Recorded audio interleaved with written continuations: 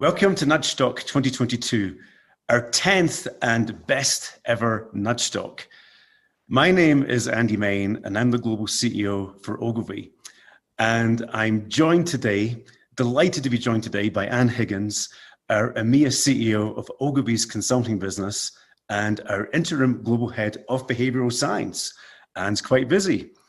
Well, we're both thrilled to welcome you to the world's biggest festival of behavioural science and creativity. At Ogilvy, we exist to inspire brands and people to impact the world. And we believe that the powerful combination of behavioural science with creativity plays a central role in achieving this.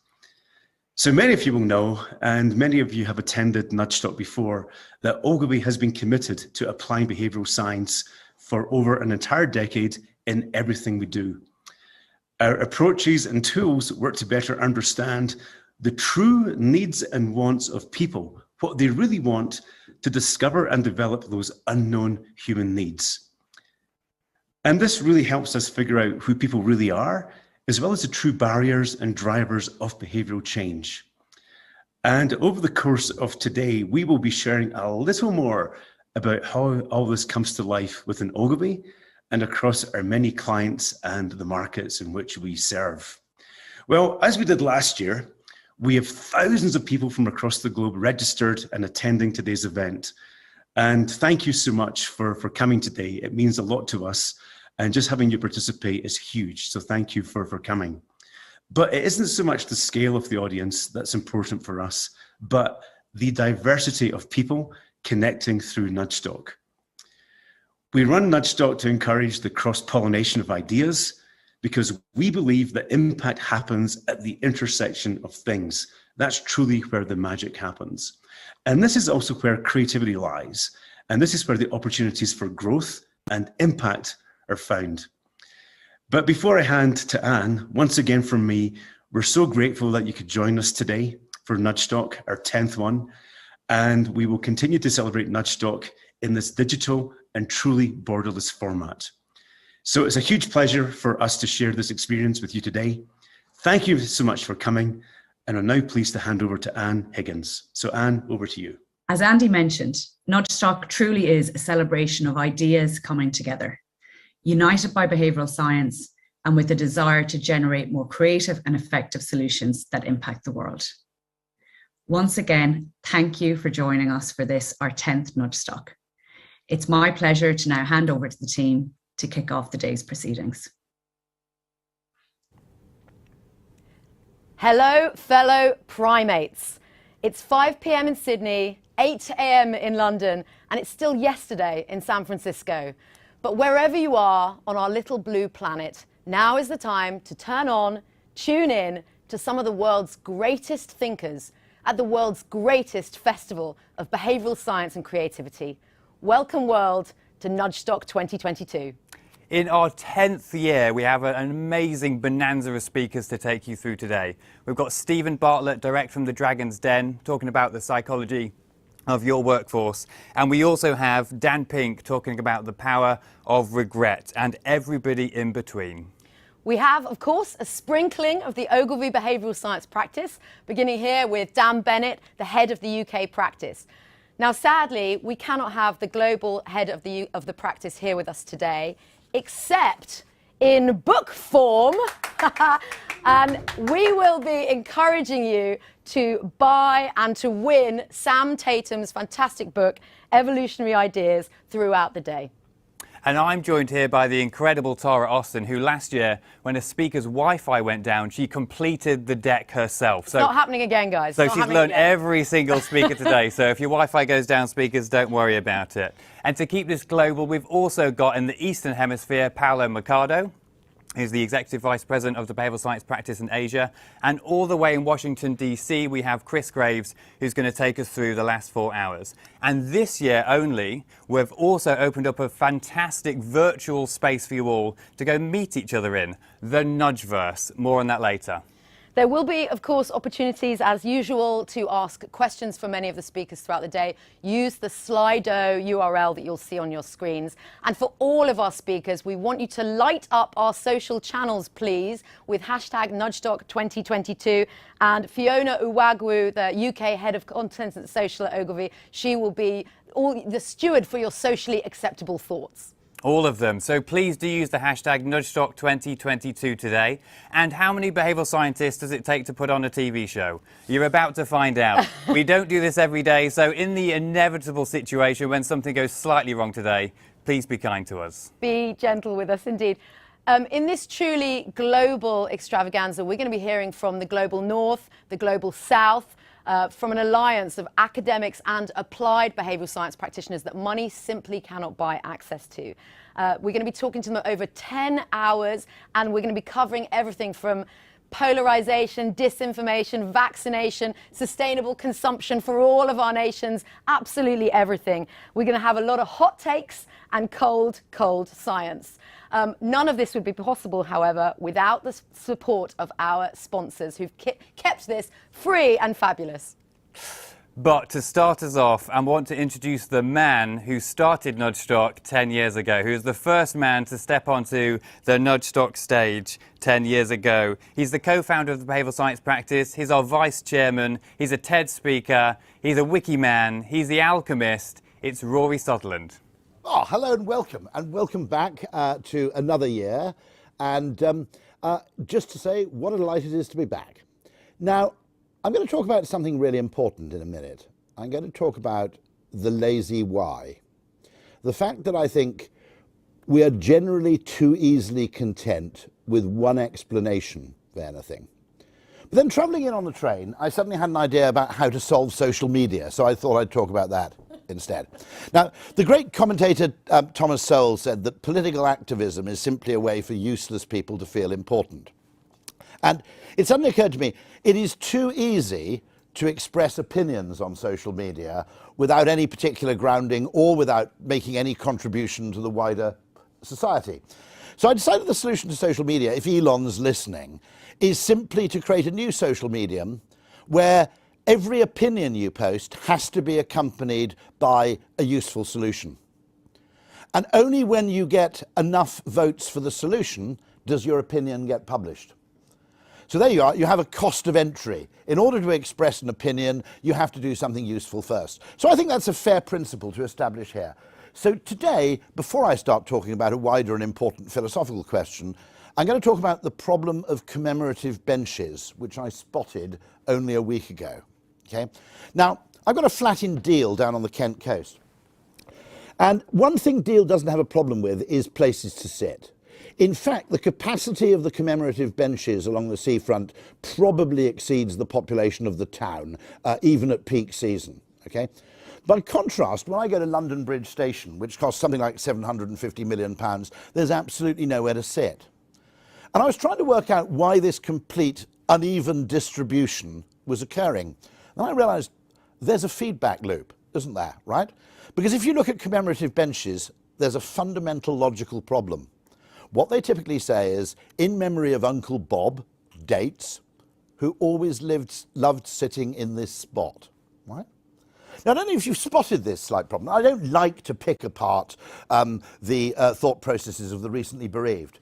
But the very fact that he loved sitting in this spot probably means that there was already a place to sit, okay? And therefore, by definition, that is not a place where you need to supply a chair. By contrast, okay, places where you don't love sitting because there's nowhere to sit are completely unfurnished. So I think what we need to do is just rewrite that line, okay? And my children have instructions that if ever I die, there's going to be a bench at platform 5 of London Bridge Station. And it says, in memory of Rory Sutherland, who could never find anywhere to fucking sit here. Now, you can solve problems, but you've got to spot them first. You've got to spot the asymmetries, the inequalities, the disproportionate attention given to one thing rather than another. And this is what brings me, I think, to billion-dollar behaviours. And it goes back to a meeting that took place in Napa Valley in about 2008. And it was a mixture of Daniel Kahneman speaking about his latest findings on behavioural science, But present, along with a lot of great behavioural scientists, like I think Richard Thaler, for example, were pretty much, you know, about a quarter of the unicorns at that time from Silicon Valley. Larry was there, Sergey was there. I'm using first names just to flatter your own recognition. I don't know them personally. Okay, Jeff Bezos was there, etc. I think Sean was there from Facebook. Sean Parker was there from Facebook. And as Daniel Kahneman presented, most of these people actually drank in what he had to say and realized that if he was right, and he probably mostly was, this had huge implications for their business. And I think they were right to think that. And shortly thereafter, you had actually Jeff Bezos talking about, you know, machine learning algorithms that could generate 70 million nudges in a day, for example. But the most interesting take, I think, in the whole evening was a behavioural scientist called John Kenny. And he was sitting in the room and he suddenly had an epiphany, which was that it was actually behavioural science, and only behavioural science, that could explain why the people sitting around him were billionaires. In other words, if we want to understand what it is that made Google successful rather than, say, ask Jeeves, okay? If we wanted to understand what it was that made these organizations disproportionately successful, the answer more commonly lay in a behavioral explanation than in a technological explanation. And I think that was a very interesting observation from John Kenny, who's a very brilliant decision scientist. And thinking about that, how often, how much time, how much effort do we spend in business looking at what succeeds and going deeper into the question of why? Now, if you want me to summarize very shortly what I think is wrong with business today, there's a bit too much Taylorism and there's not enough Druckerism. Okay? In other words, there's too much quantification of what already is, and there's too little speculation, exploration, experimentation about what could be. And it occurs to me that if you look at the extraordinary effort we put into data collection, that seems to me completely unmatched by corresponding effort looking for interesting causation. And I set out to wonder why that might be. Why is it that we make so little effort to consider what might be alternative explanations? And I think what I call this is the hyperactive what and the lazy why. That we put an enormous amount of energy into measuring things, quantifying things, assembling effectively statistics for presentation upwards within the organization, for presentation to stockholders, for the construction of narratives to stockholders. But actually, the effort that goes into the assembling of all this information isn't matched by a commensurate effort in asking what the causality might be. And then I thought of the oldest question in behavioural science, which is, why did the chicken cross the road? And I noticed that in this question, okay, there are always two assumptions. The assumptions are that there's only one chicken and there's only one reason. And what we tend to do, I think, is that once, and I think the explanation for this might come down to the work of people like Dan Sperber and the argumentation hypothesis, that actually as human beings, we haven't really inherited or evolved the brains of scientists. What we've inherited is the brains of lawyers. And what I was always taught in negotiation training is that if you have one good reason to say no, advance that one good reason, then shut up, okay? In other words, if you have a great alibi, if you have a single conclusive case for the defense, you make that case and then you stop. You don't go on adding other reasons, because if one of your supplementary reasons is weak, the opposition will then pick that apart. And I think something there, I think, explains quite a lot of human behaviour. I think, by the way, the greatest application as yet for behavioural science won't be in understanding individual consumer behaviour, which is fairly naturally where it has its beginnings, because apart from anything else, that's where it's easiest to measure. I think the really big value for behavioural science will ultimately come from understanding social behaviour, but also from understanding institutional behaviour.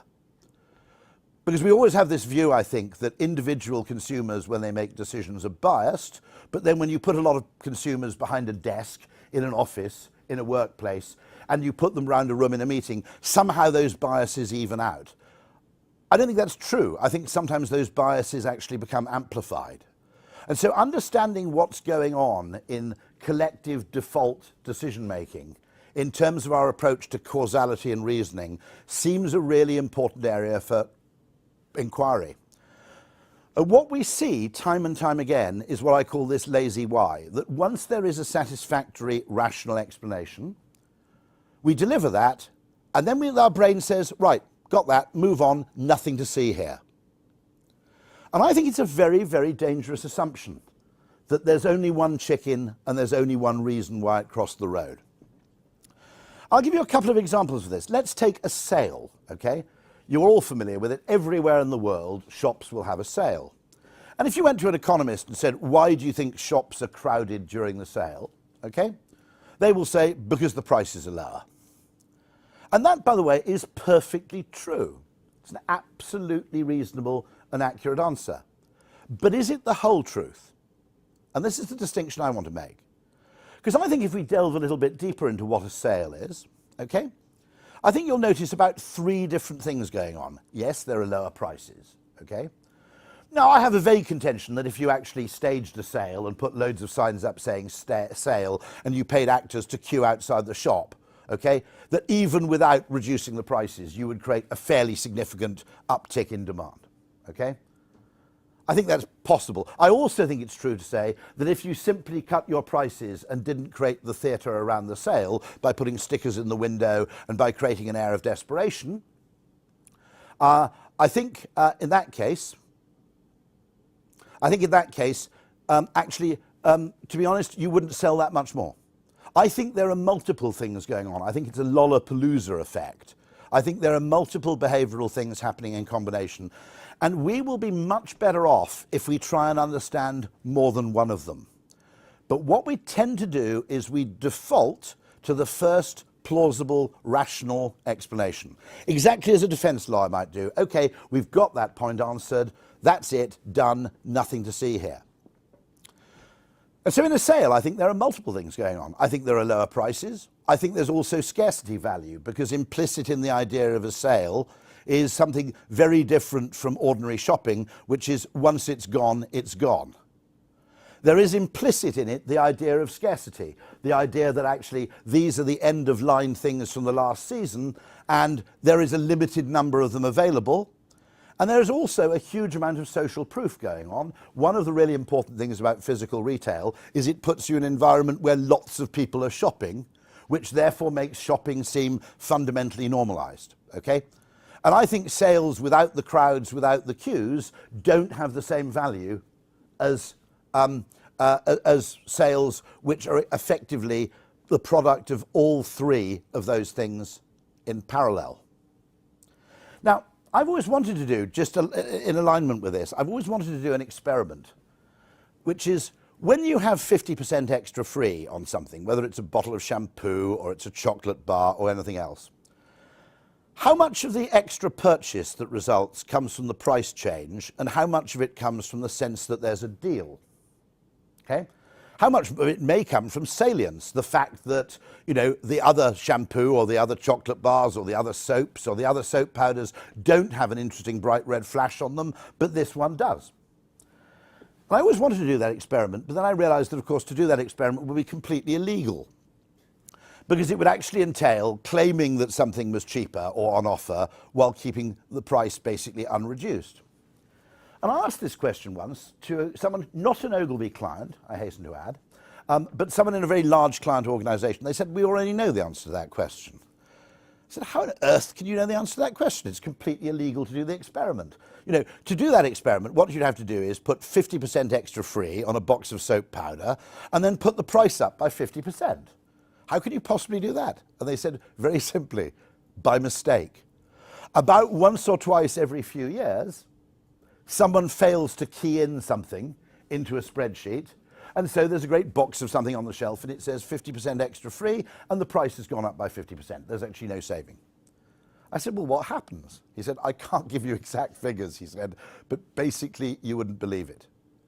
To be honest, the sales go up by almost as much as if you left the price where it was before. Now, Now that's an interesting finding because it suggests the why of what's going on in a price-value equation is rather more complicated and rather more nuanced than simply comparing utility to the sticker price of the object. It strikes me as very, very interesting because what it suggests is there is a value in feeling that you are getting, compared to some baseline measure, a better deal than you would have done last week, a better deal than you'll get next week, or a better deal than your mate is getting down the road. There's some value to that relative perception. It isn't just about a price-value equation. There's some little element of kind of game theory going on in the process as well. Now, the reason I think it's really important to do this kind of thing is because, not only because, well, two things actually. Why, unlike what, generates ideas. If you ask, you can answer lots and lots and lots of what questions, you can compile a lot of statistics, you can get a lot of factual information. Generally, there are exceptions, and brilliant statisticians can do this, but mostly it doesn't generate the kind of insights that really generate interesting and new ideas. Okay? On the other hand, if you come up with an interesting why, you're probably 75% there. It's a wonderful thing that if you can actually reframe the question, if you can ask a different question or come up with a different explanation, the likelihood that it generates a creative solution which mostly will work but certainly will be worth testing is just inordinately higher. Why is inordinately more valuable than what, and yet businesses spend 90% of their time effectively asking a what. And the reason it matters so much is because if you get the why wrong through a lazy assumption, it leads to a huge amount of misdirected effort. So I'll give you an example of this, which I think has been wonderfully corrected, but it took more or less a lifetime of work, by a man called Dr. David Metz, who is the Chief Scientific Officer for the UK Department of Transport. Every single transport measure was based on an assumption, which is, why do people want faster forms of transport? And in every case, for decade after decade, the assumption was to save time. The models that actually justified transport investment were effectively predicated on the fact that anybody in transit was economically useless, economically inert, and therefore the more time they had to do things which weren't travelling, the greater the economic and value they would enjoy.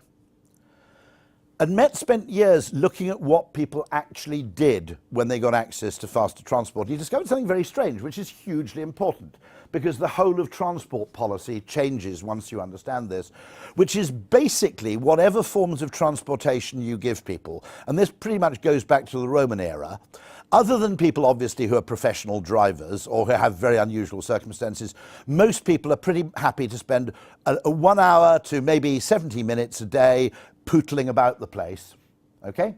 And if you give them new forms of transportation that are faster, they do not use it to save time, they use it to travel further afield. They use it to maximize opportunity, to maximize the places they can go, the places they can work, the places they can live, okay? And so this interesting kind of ceiling in what is natural human behavior, which is really something, essentially innate and evolved, okay? It lies outside the field of conventional sort of economic maximization thinking, can allow you now, with a different why, to actually invent completely new forms of transportation or transit. So one of the things Metz understands very well is people care about, in some ways, two things. They care quite a lot about comfort. They also care about the predictability of driving time, that low variance in driving time really matters.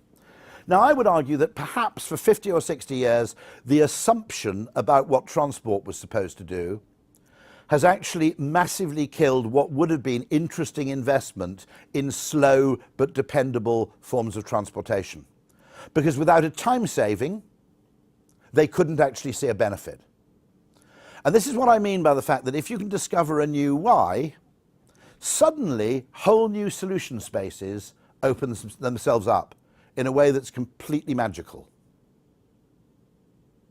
I find this fantastic.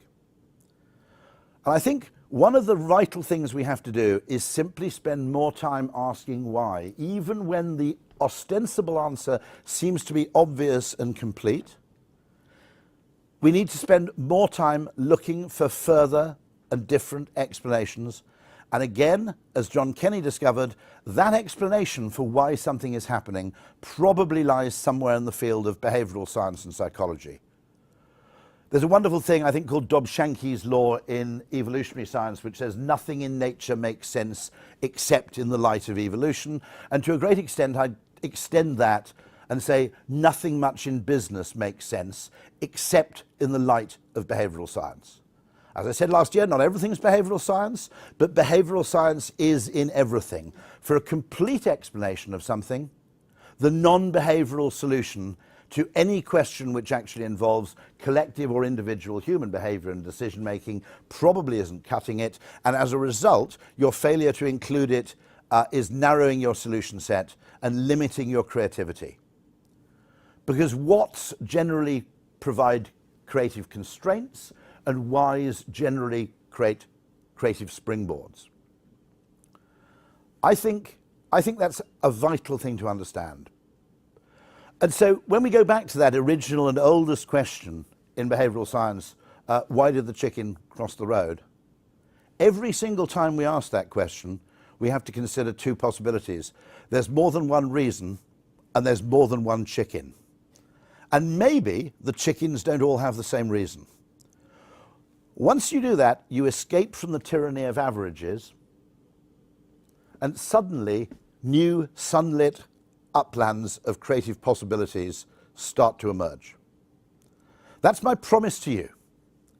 It's a promise, it's a claim, but since I solved the bench problem, okay, at the beginning, I think it's what you like to say is an opinion that I've now paid my dues to share. Enjoy the rest of the day. It's going to be wonderful. What I have in store for you is magical. And thank you very much. Before I pass over shortly to someone who I discovered is a former colleague. But first, a short break. But instead of a break, we're going to come right back to me. Thank you so much, Rory. We haven't inherited the brains of scientists. We've inherited the brains of lawyers. We never know what he's going to say on stage, but we always know that there are going to be trains involved somewhere. He's the reason we're all here. Thank you so much, Rory Sutherland. The other reason that we're all here is, of course, our glorious sponsors. 42 courses, Attuned, Bear, Cloud Army, Instapanel, the LinkedIn B2B Institute, Relative Insight, Trinity McQueen, and of course, WebHelp. Thank you for sponsoring us here today. If it weren't for you, we wouldn't be here. This would not be free for you and your belief in this influential audience. Thank you for that. Nudgestockers, last year we actually crashed the 42 courses website when we gave out the discount code for their new behavioural science and communications course. Well, we've got another course and we've got another discount code. I hear that they have beefed up their tech, so please stay tuned for that. Let's crash it again, Tara. Let's crash it again. So behavioural science can unlock many unseen opportunities to grow businesses and to improve lives. And our next speaker is doing just that. Amal Haouet is Magenta's regional manager for Africa and Latin America, and she uses her expertise in behavioural science to save lives from landmines. Prepare to be amazed. She has supported governments and organisations with a particular focus on economic development, governance and public service. And for this talk, you, the Nudgestock audience, can ask Amal a question by going to Slido and using the code #Nudgestock2022, and Rory will get round to asking some of the top questions in his Q&A. But for now, please welcome Amal to Nudgestock 2022.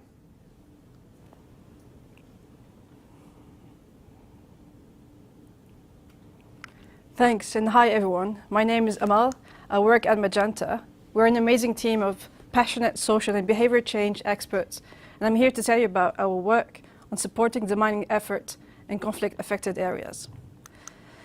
So let me tell you first what I'm talking about here. I think most of us here have watched war movies and seen pictures of bombs, missiles, and heard stories about unexploded warfare. These could be bombs, shells, grenades, and other munitions that did not explode when they were employed and still pose a risk of detonation, sometimes many decades after they were used or discarded.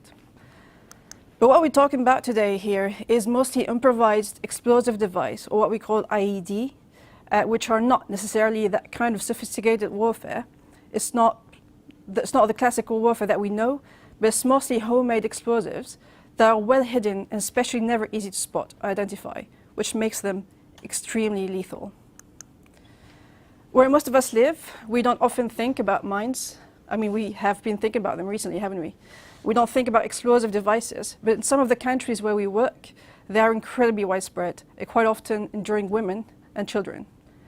In 2020 only, the number of victims of explosive mines rose to 7,000 casualties.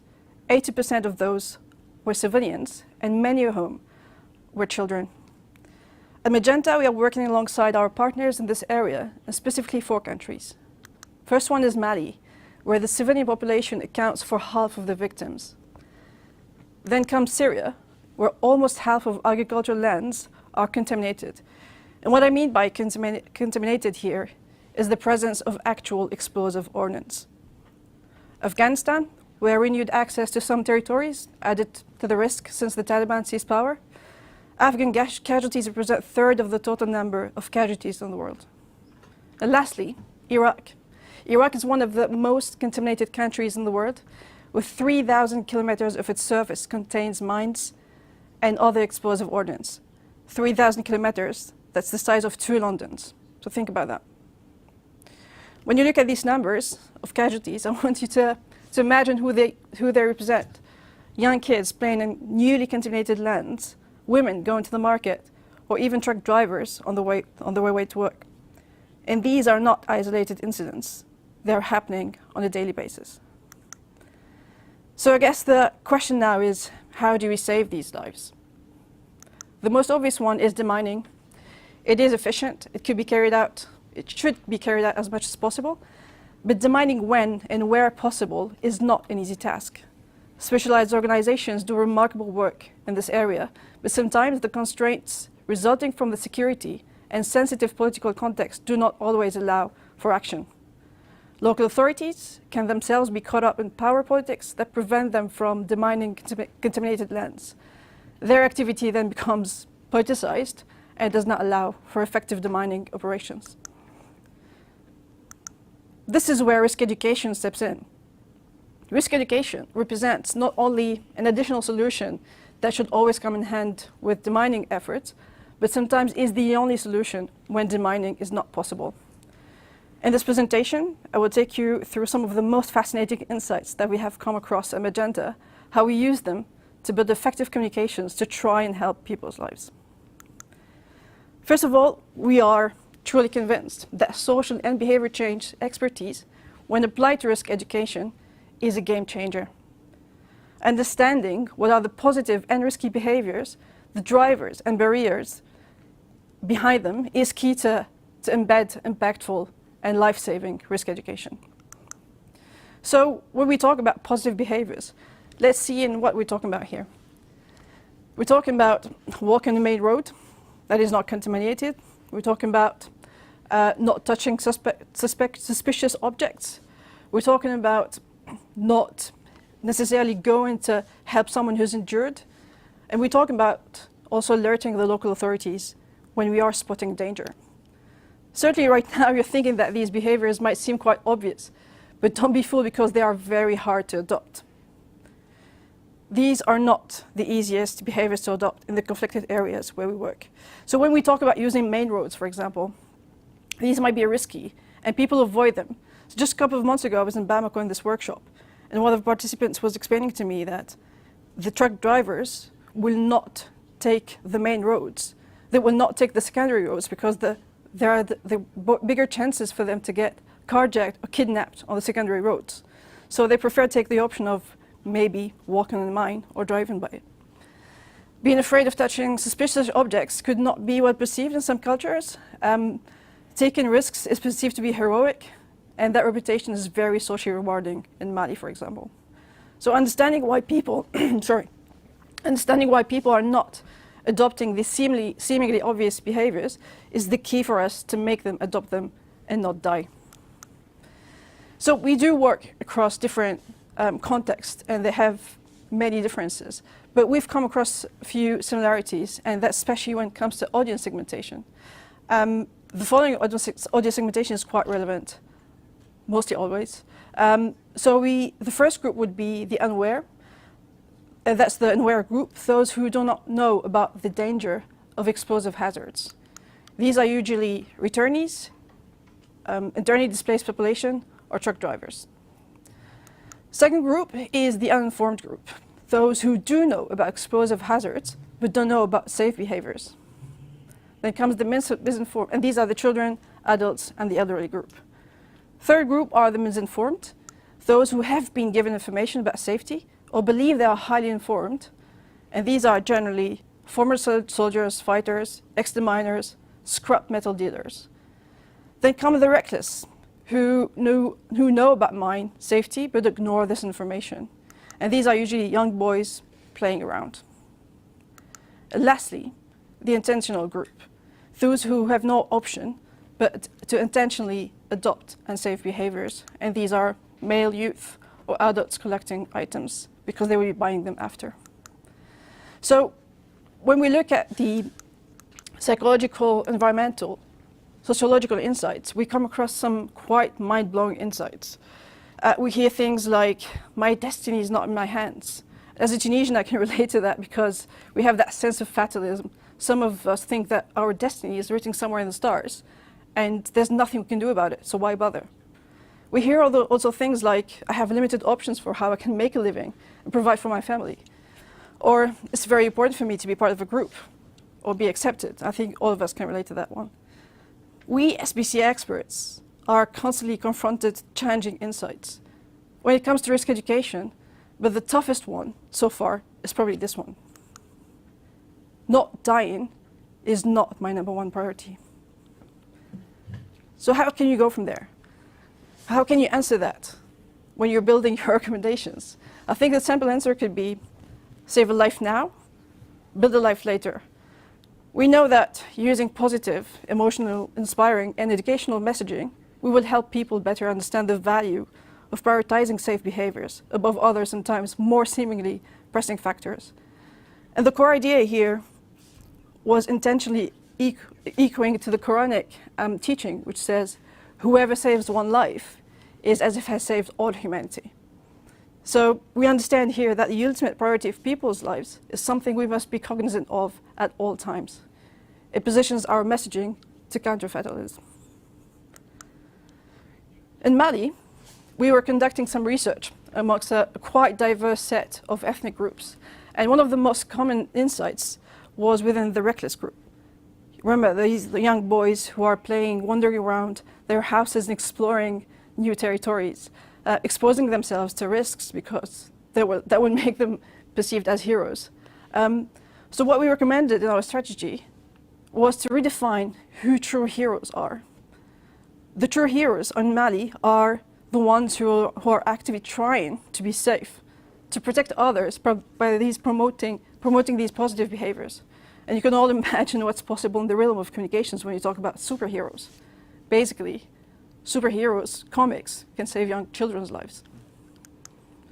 In Afghanistan, we developed this entertainment radio ad using engaging storytelling. And we partnered with very local Afghan radios that help us develop the dialects, the scripts in the local dialects. The ads delivered messages around traveling safely, safe behaviors after recent attacks and conflicts, and encouraging parents to protect their children from explosive hazards. A large audience exposed to explosive ordnance education engaged with the messages on a regular basis, and therefore had an increased capability and motivation to practice safe behaviors around explosive hazards. These are kind of the messages that we have conveyed through the radio ads. You can see that 74% of our messages were about do not touch foreign objects. That's as easy as it is, but you need to say it and repeat it and to tell it to everyone. In Syria, we developed a gamified application inspired by the children's favorite book, Choose Your Own Adventure. The process has facilitated a user-generated experience by allowing the audience to pick their own path. For instance, the user was able to select their gender, age, and the content that was showed to them was considering their profile. So the approach has allowed for a targeted and interactive experience for the user, keep them better engaged in the learning process. Also, this app was the first risk education application that was in Arabic, and since most of those are in English, obviously, that was a game changer as well. We all know that edutainment can be a powerful lever for risk education. In Iraq, we created a TV series that puts women in a position traditionally occupied by men. So this gender approach was not only a way to fight traditional gender stereotypes, but also a way to approach the issue of risk education through entertainment. This approach that has proven its worth, and which above all makes it possible to cover the whole range of population concerned by risks, is in the sense that women are also exposed and potential victims of explosive ordnance. So now, when we talk about impact, as I've started the presentation about saving lives, and you're expecting me maybe to give you a number of how many lives we've saved, that is not an easy question. And while some casualties are still being killed by explosive ordnance, we cannot talk about success. It's not great. So it remains to track how many lives have been saved through our risk education interventions, but we know that our content has reached millions and millions of citizens across these 4 countries.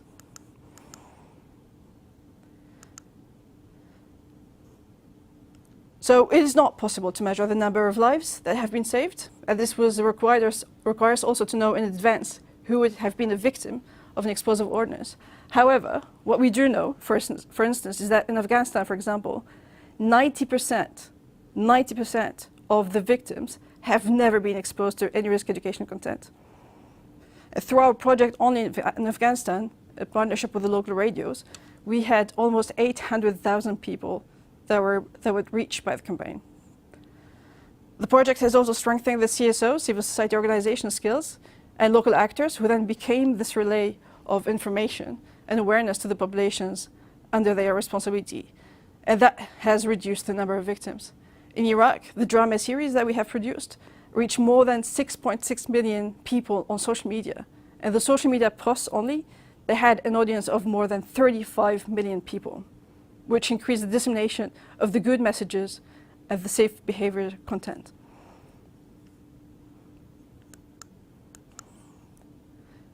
Lastly, you can help. If you're interested in helping, you can donate to UNMAS. UNMAS is the United Nations Mining Action Service. They depend on donations, so yes, you can help donate and increase the activities of risk education. If you want to get in touch, that's me, that's our website. Thank you. Thank you very much indeed. I discovered that you actually worked for 5 years in Ogilvy in Tunisia, which as a quick plug, is actually one of our most magnificent offices. It's always been an absolutely fantastic creative beacon there. So it's really good to welcome an alumnus on board as well. And I'll just have just a few questions. Is this actually on? Because it needs to be unlocked. That's the only problem. If you can unlock that for me and bring it back. But I'll ask you, I mean, one of the really important points here, by the way, is that there are really, really important activities of this kind which you'll never be able to measure the effect of. Sure. And one of the things that slightly worries me about the cult of quantification is that I worked in direct marketing for many years, and the great thing about direct marketing is you could measure. The downside is you were never allowed to do anything that you couldn't precisely measure. And I think it's perfectly well possible. However, your point that actually 90% of the victims had never been exposed to the message, if that is then disproportionately high, it's impossible to correct for all the variables. But nonetheless, that's indicative, and I think it's highly indicative. Exactly. The other thing I think that's really important is the role of the of edutainment. Yes. So, you know, the role that soap operas can play, the role that narratives in, for example, telenovelas can play, can be an extraordinary form of persuasion simply by example and storytelling without actually ostensibly being a piece of persuasion at all. Are you planning to do more of those, as far as you can, more media partnerships? Yes, actually at Magenta we do not only work on risk education, but we work on education, health, gender issues, and we saw that edutainment is always the most impactful type of content. People project themselves in those characters, they start relating to them, and that start changing their own behaviors. It's the best way to challenge social norms as well. There's a really interesting story from Latin America, which is they tracked the spread of telenovelas across certain parts of Latin America, and it absolutely coincided with the reduction in family size. And the irony of this was that the wealthier families portrayed in the telenovelas tended to have fewer children, which just set a social norm of having smaller children, possibly associated with wealth. It turned out this was not intentional at all. It was simply that the people who made these programs found it a pain in the arse recruiting child actors. So they got the script writers to write in smaller families simply for the convenience of making the thing. It had no social purpose when it was actually done. But I think that's really potent. The app is interesting also because it's a very clever way of getting people to self-target. It's gamification, isn't it? Gamification. It is gamification, yeah. Gamification actually makes personalisation rather easy because it's actually done by the participant. Exactly. What are your future plans? What do you see as the next big priorities? I think for us the next big priorities are really, I'm working on Africa and Latin America, is really supporting more countries and more partners across both continents. But our teams across the world, they are really supporting these very important matters. And I think our priority is always to stick to the truth and be the voice of the actual insights and build actual efficient communications and interventions and provide that authentic research and just link the people to the truth. Because you mentioned there's a great question here from the fabulous Louise Ward, which is, one of the things you spotted is the absolute problem that young male bravado causes in so many settings. And I think that's a persistent thing. But Louise asks, how important is it using a cultural lens to come up with behavioural solutions? You cannot do it without a cultural lens, and that means sitting with communities and consulting them and co-design solutions with them. We do not design things and solutions for people, we design them with people. So yes, having that cultural lens, being there on the ground actually, and having the local staff as well, that would give you the nuances. You and me were talking about foreign languages yesterday. Yes. And I was telling you, I think the importance of speaking a foreign language is not actually the jargon, it's the silences, it's the unspoken words. And you need that to understand what's not being said. You need to be able to read it between the lines. So yes, Louise, having that cultural lens is absolutely crucial. And then the other problem someone's asked here, actually anonymously, no reason for them to be anonymous, obviously one of the problems is these are not people who are generally the target audience for large numbers of advertisers. So as a result, the number of media supported to reach those people is correspondingly low. How do you overcome that problem that they're in many cases not just an under-advertised group, or they're almost very hard to reach by definition? You get creative, isn't that the sense of the very creativity? It's not depending on channels, but finding the right channels. So because again, we sit a lot with communities, and there was an interesting insight in Mali, for example, where the level of literacy is quite high. We saw that the insights when we were studying the media landscape, that the number of use of WhatsApp was high. And we're like, that does not make sense. And one of the focus groups, or the key informant interviews, respondents was telling us that's because they send vocal notes. Of course. And that insight is a game changer, isn't it? Of course. So we started recommending building content that is sent. So audio content sent through WhatsApp. People do not read, but they can record themselves and send those messages on WhatsApp. Fantastic. That's amazing, isn't it? Yeah. Yeah. Yeah, I do that occasionally, but that's out of laziness, I might add. But a very interesting question here. Someone's asked, have you ever attempted to communicate with the opposing military? Or is that considered, in other words, is there a solution? The question would be why people doing it in the first place? Because that means that, because you're considering that they are ready for dialogue. Yeah. I think when people have arrived to the point of violence, they're not interested in dialogue, are they? No. So it's really about saving people's lives and actually focusing on the potential victims. That's absolutely fantastic. And it's not our job either, it's the job of other organizations, but yeah. And what's probably the favourite, wonderful last story, what's the favourite thing you've done? Recently? Yeah, the thing I'm most fond of. Is it the voice notes? I think it was the voice notes. I think being able to action such wonderful insight and see it happening, it's amazing. Because in our job, we see the impact. Yeah. And that's really great. Well, Mal, I don't want to keep you from your work any longer, okay? Because I think there are more important things you can be doing. But we're just going to lead to a commercial break here. Thank you very much indeed. It's absolutely tremendous. Thank you very much indeed. Thanks all.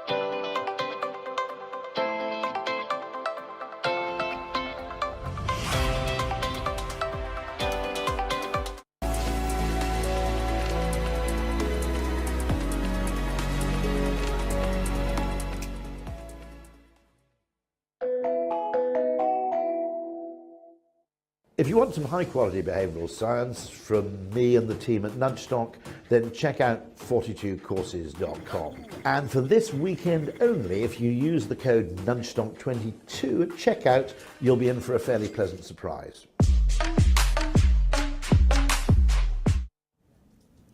Welcome back, Nudgestockers. Hasn't the first hour, not even the first hour of this, been absolutely amazing? We've had Rory Sutherland talking about more chickens and more eggs. You're going to want to go watch that one back. And also we've had Amal Haouet. I mean, wasn't that incredible? Saving lives with landmines. I mean, just an incredible situation. Now, it isn't all about here in London hosted today. We're going to bring in our global host today right now. So someone else who's using behavioural science for a force for good is our man in Manila, Paolo Mercado, all the way from the Philippines. He's our Vice President of Behavioural Science out of Asia. Come in, Paolo Mercado. How are you today? Thank you, Dan. I am well, and hello from Asia. So I'm here to introduce our next guest, who is a very good friend of mine and a big inspiration for me on how behavioral science can be used to decode shopping behavior through the power of observation. This is Paco Underhill. Paco Underhill is the best-selling author of the landmark book, Why We Buy: The Science of Shopping. His most recent book is How We Eat, where he explores the brave new world of food and drink. Paco Underhill is known as the world's leading retail anthropologist, and he is the founder of the shopper research company called Behavioural. Paco uses the principles of environmental psychology to understand and also to structure retail environments to nudge shoppers and also uplift sales as a result. Paco joins us today to share his views on the future of retail in a post-pandemic world. So let's hear it from Paco. She left the web, she left the loom. She made 3 paces through the room. She saw the water lily bloom. She saw the helmet and the plume. Anyone remember that? That's the BBC warm-up from the 1930s that contains every sound in the English language. Is it Nudgestock or is it Nudgestock? I am so happy to be here. Thank you for listening to me, and thank you for the opportunity to talk to you. I often introduce myself as a refugee from the world of the university. That some 35 years ago, I used to teach in a doctoral program in environmental psychology, or the effect that space has on people's behavior. I taught fieldwork, and I came up with a way of using a motion picture camera to measure how people move in interior spaces. I coupled it with a practice of observation and started knocking on doors. I thought I could work on retail and banking. I'd never taken a retail course in my life, never taken a business course, never taken a marketing course, but I knew a lot about understanding how people move. My first job was working for Citibank, looking at the first installation of ATMs, and that was in 1977. Part of what was interesting back then is recognizing that as I stepped off into the world of commercial research, there were 2 systems that people used. First was borrowing the tools of media research and asking people questions. You can do it quantitatively, you can do it qualitatively, you can do it in a focus group, you can do it in person, you can do it online. But one of the things that I know is that what people say they do and what people actually do are often different. The other tool that people used is sales research. I called it the myopic view of the functionality of the space, whether real or cyber, from the vantage point of the cash register. It's a way of understanding where you're winning. But all of us in the broader world of retail and of marketing and of advertising recognize that while it's important to understand where you're winning, some of the easiest and most important victories you can win is understanding where you're losing. What is the difference, whether it's in a real space or a cyberspace versus one of your familiar customers' behavior versus somebody who's coming in for the first time? Before long, we expanded.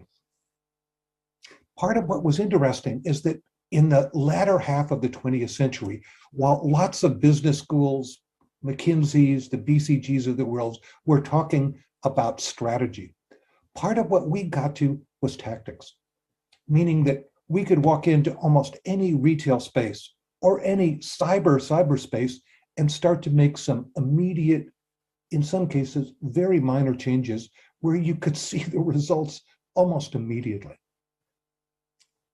Part of what is interesting in our broader world of retail and of consumption is that while there are a set of biological constants, those biological constants may be 90% of us are right-handed. Our eyes adjust to changing light based on our age. The way I see color at my age and the way someone sees color at 20 are predictably different. There's some gender issues. There are some generational issues. But part of what is interesting also about retail and consumption is that they are a reflection of the changes in us. But if I look at what made a good store in 2000 and what makes a good store in 2022, there are some radical differences there, and they are a reflection of the evolution of us. We tested prototype stores in 50 countries across the world. If you think of the Fortune 100 list, we worked for more than a third of them. And that work took us everywhere. And part of what was interesting is understanding a series of consumer trends across the globe. Part of what we know is in our post-pandemic world, there are 5 things that were happening before the pandemic hit. And in our post-pan world, those things have either accelerated or morphed. First is the evolution of our relationship to screens. The connection between our eyes and our brains is affected by our exposure to our phones, our exposure to our laptops, our exposure to digital screens in the context of whatever space that we're in. And that part of the irony of our world is that if I go to the design studios, whether they're at Ogilvy in London, or they're in New York, or they're in Tokyo, or they're in Beijing, the person sitting at the CAD CAM screen doing the design work is generally under age 30. And if you're Abercrombie and Fitch, that's fine.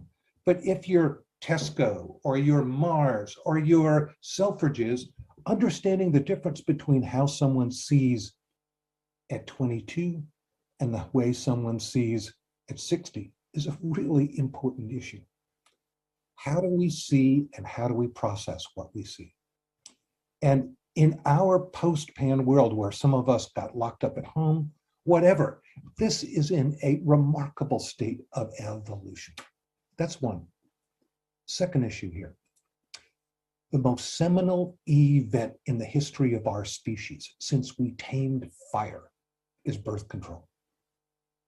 Part of what that has done is change the relationship between procreation and sex.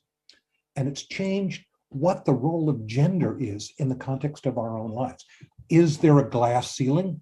The answer is yes.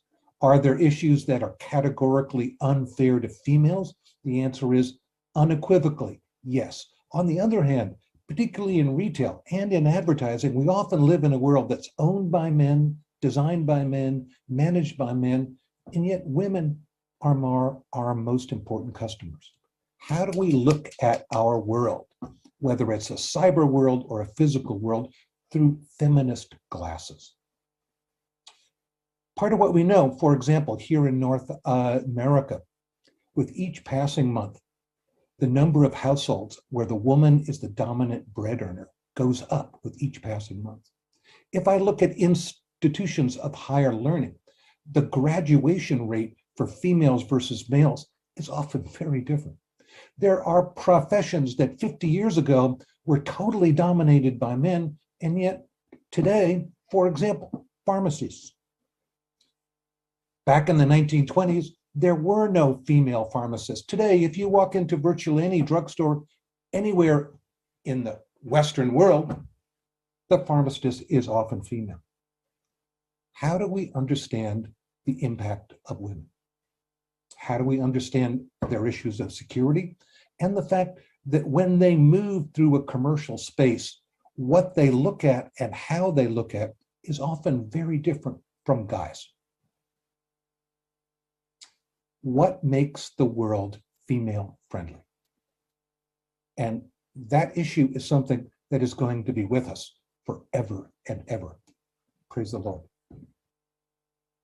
Third issue is the role of time. Almost all of us are struggling with multitasking issues, particularly in a post-pan world.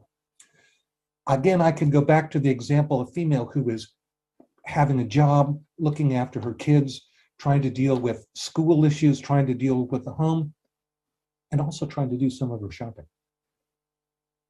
How do we understand that? And you know, I can stand at a doorway of a Tesco or an Asda and watch somebody walking in the door, and I can almost imagine how loud that clock is ticking inside their heads. For every time that you walk into a store ready to spend some time browsing and buying, there's another time you walk in desperate to get in and out. And that's true not only of physical spaces, but of cyberspaces too. How do we understand the role of time in our selection process? And in our post-pan world, time is morphing. That clock ticking inside our heads ticks at a relative degree of loudness. Fourth issue is what is global and what is local.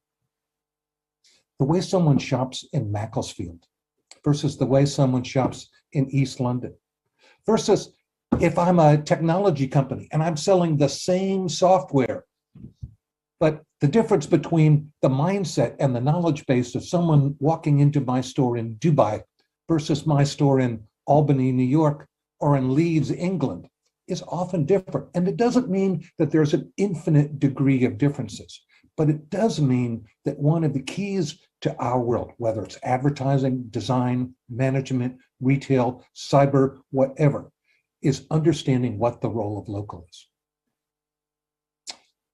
We know that historically retail is about birth, life, death, and compost. And we're at a point where there's a certain degree of compost. There is change in the mix. That if the 20th century was about letting us get bigger, think about the global food giants that Ogilvy works for. The interesting issue is that in the 21st century, technology is also letting us get smaller, and it's letting us get more local. Do you know, for example, in the 1950s, the family farm was dead. The family farm was dead. Today, thanks to solar power, greenhouses, and the ability to go direct to a customer and not through a wholesaler, the small family farm in parts of the world is doing just fine. In fact, I was interviewing farmers in the Hudson Valley, not that far from where I live, who are throwing off six-figure incomes off of a 10-acre plot. And that was because they found ways to go direct and because they found ways to lightly process it.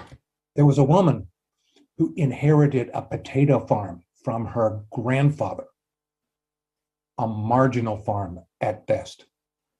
She looked at the potatoes. She looked into her screens and go, what could I do with this? So what did she do? She got a distilling license. And she's now making artisanal vodka out of her potatoes and selling them at the farmer's market for significant amounts of money. Is she doing just fine? The answer is she is. I think for those of us, whether it's in the commercial world, the advertising world, is understanding that role of what is global and what is local. I can remember going to Japanese supermarkets where in the produce section, they had pictures of the farmer in the field that those tomatoes or potatoes or kumquats were born in. That global versus local is something that is going to be with us. And it is in a way a very positive change because we need to find ways to engineer cost out of our supply chain and to get things to us that are healthier and fresher. The final issue here is one that I've worked on, again, all over the world, but we as a species passed over a very magic moment in the late 1990s, where up until that point, the overwhelming majority of global wealth was in the hands of an aristocracy. If you think about Selfridges and Harrods, the roots of those companies were based on selling to people who were royalty, dukes, sirs, whatever. Today, if I look at the 20 wealthiest people across the globe, 19 out of those 20 earn their money in the course of their own lifetimes. If I go to the cosmetics counter at Selfridges, peaches and cream doesn't rule anymore. There is a wide array of skin tones. But part of what is interesting and challenging for our world, particularly those of you at Ogilvy, is that one of the challenges that we face is that often in order to sell, we have to first educate. Why does this t-shirt sold at Primark cost €3 and this t-shirt sold at Harrods cost €20? Some of it is the quality of the cotton, some of it is the feel, some of it is the construction. But part of what that process of educating is one that makes our challenge at a Nudgestock and moving into the advertising future both poignant but also interesting. It is a very interesting time for us as a species. I have three things that I believe in with messianic fervor. The first is that amenability and profitability walk hand in hand. We can feel good about what we do if we recognize that we are looking out after the best in our customers. Second is that giving good store or giving good web is looking at the interrelationship between what we sell and how we sell it and the operating culture. And for those of us in the broader world of commerce and those of you at Ogilvy, understanding that there is a relationship between marketing and operations, store design, visual merchandising, and all of those things need to be strung together. And finally, I believe in rubber-soled shoes. Rubber-soled shoes? What are you talking about, Paco? Part of what my message is here is that all of us have gotten much too comfortable staring at our screens and thinking sitting down. I am reminded, having served on the board of multiple Israeli technology companies, that one of the lines that they've used often is that wars are won when generals get to the front. You know, one of the ironies of our retail and advertising culture is if I walked into the Ogilvy office in London and I found the desk farthest away from the front door, that's probably where the person in charge sat. I think it is very important for us to get to the front lines.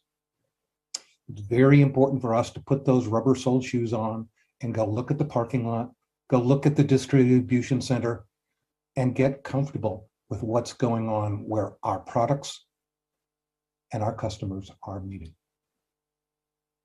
Thank you for listening to me. I think I've run through my 18 minutes. He's run through his 18 minutes, but wasn't it fabulous? Are your minds blown yet, Nudgestockers? Did you manage to catch Rory's billion-dollar behaviours? He answered, by the way, the big question of why did the chicken cross the road? So if you've missed that, you'll have to go back and catch up. As well, we've been speaking to Amal about the behavioural science of bomb disposal, and we just heard from Paco there about the webs of retail in the post-Pan world. There's so much more to come, but whatever you've seen, if you've joined us already, please do get tweeting out there with hashtag Nudgestock 2022. We want to get that puppy trending, and if you've got a puppy or a baby or someone who's watching along at home with you, why not show us? We want to share as much as we can on social and bring some more people to the party. We've still got about 9 hours of content. So if you invite your friends down now on social, even on your WhatsApps and your MySpaces or wherever you're DMing people, then you might well even run into them later on in the Nudgeverse. But talking of social, Our next speaker is all about the Twitter storm. We knew when we were putting together the lineup for Nudgestock 2022 that we would need to speak to a world that is conflicted. And that we would need a speaker who could really help us illuminate the underlying psychological mechanisms involved in so much of the nasty political polarization that we see today. Just such a speaker is Alex Chesterfield. Now, Alex has, she really brings together the applied and academic worlds, but she's held leading behavioural economics teams at Which, at the Financial Conduct Authority, and she is currently leads behavioural risk for one of the UK's largest financial institutions. She's a speaker, author and behavioural practitioner, co-host of Changed My Mind with Open Democracy, the podcast, and of course the co-author of Poles Apart, on why we divide and how to bring people back together. She recently produced an online course with Cambridge and edX on workplace division. Absolutely no need for any of that around here. But please get your questions to Alex in on the Slido that you'll see on your screen, Nudgestock 2020. But for now, let's come together with Alex Chesterfield. Hi, good morning, everyone. Thank you. I'm so excited to be here to be talking about polarization.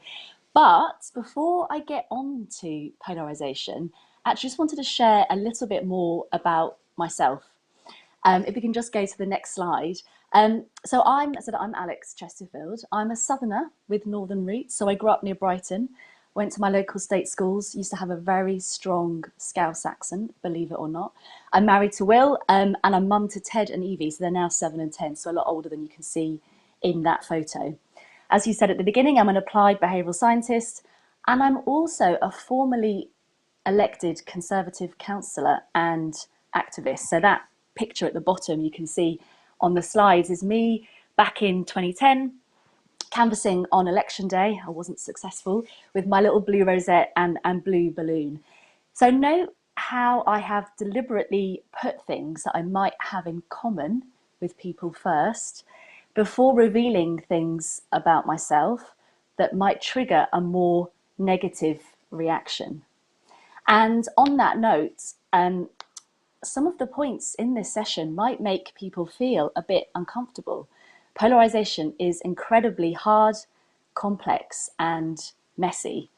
And the polarization that we talk about in the book is not at the extremes. So we're not dealing with the extremes here. It's polarization in the relative mainstream. And when people typically think about polarization, they think about scenes like this. So they think about Trump, they think about America. But polarization involves these really natural processes that are happening much closer to home. So America isn't unusual. In fact, it's not even the place that has the worst levels of polarization currently. And it's often a problem in Europe too. So think about the Green Party in Germany, think about Orban in Hungary, think about Le Pen in France, think about Brexit in the UK. In pre-pandemic, a survey was done and just over half of the UK population said they thought the UK was more divided than at any point in their lifetime. So the key message is that although most of the research that's been done on polarization is from the US, we have reason to be concerned much more widely.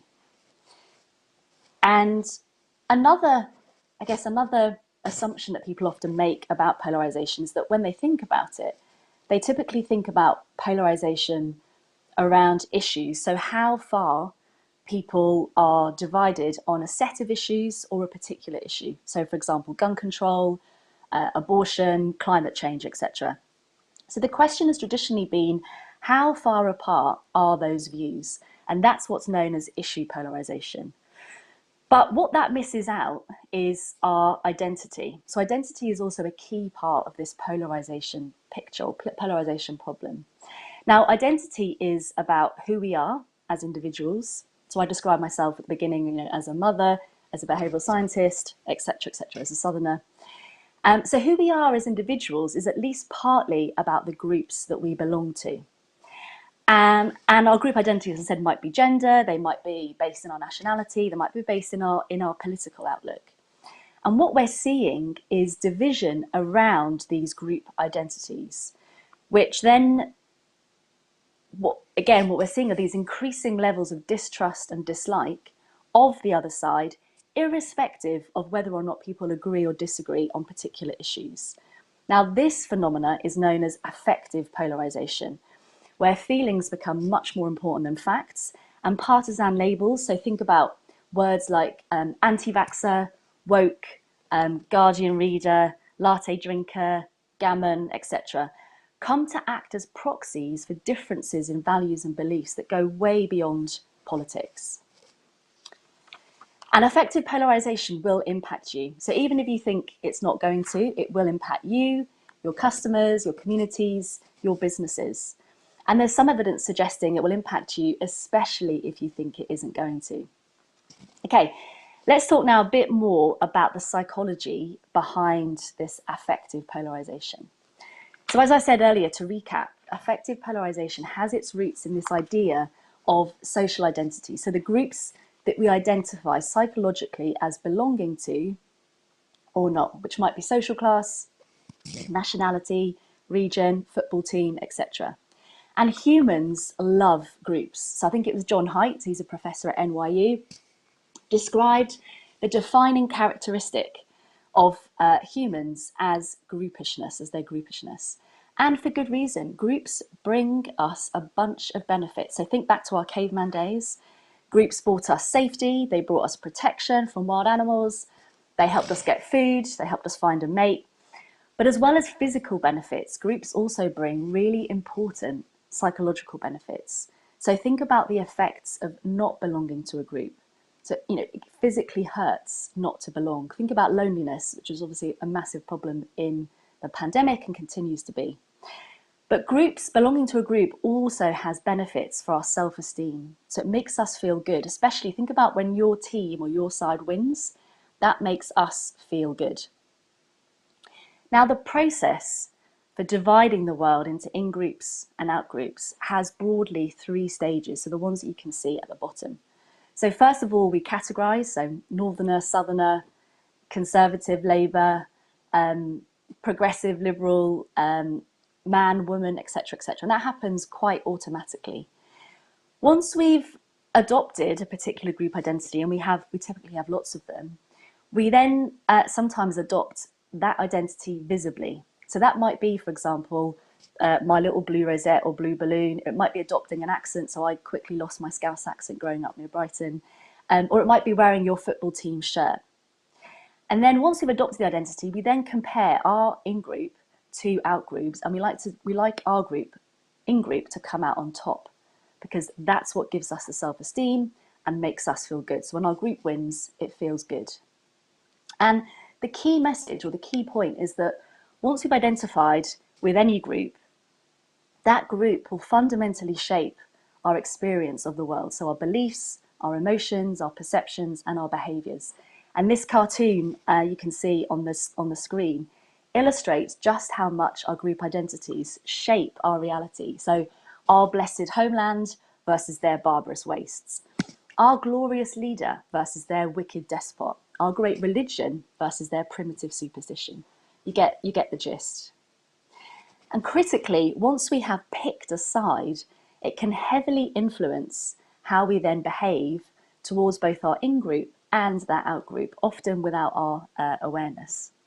And there's a great experiment from a professor called Mark Levine. So he was at University of Lancaster and he did this experiment that illustrates this point beautifully. So he did an experiment with Manchester United fans. He got them into the lab. And the first part of the experiment, these Manchester United fans had to fill in a questionnaire that was designed to strengthen their team allegiance. Once they filled it in, they were then told that the second part of the experiment involved them walking to another university block. So off they trotted. And en route to the second university block, they saw a runner fall down in pain, so trip over and fall down in pain. Now that runner was actually a Confederate, so he was in on the experiment. And the question that Mark Levine and his team wanted to know or ask was, will people stop and help this runner crying out in pain on the floor? And the answer depended on what football shirt the runner was wearing. So when the runner was wearing a Manchester United shirt, which was obviously a fellow in-group member, 92% of participants stopped to help him. When, however, the poor guy on the floor was wearing a Liverpool shirt, so a rival football team or the out-group, or a neutral football shirt, only 30% of participants stopped to help him. So, key message, we like to put people in in-group and out-groups, and that then alters how we behave towards them. Okay, now what we're seeing more and more are these spillover effects.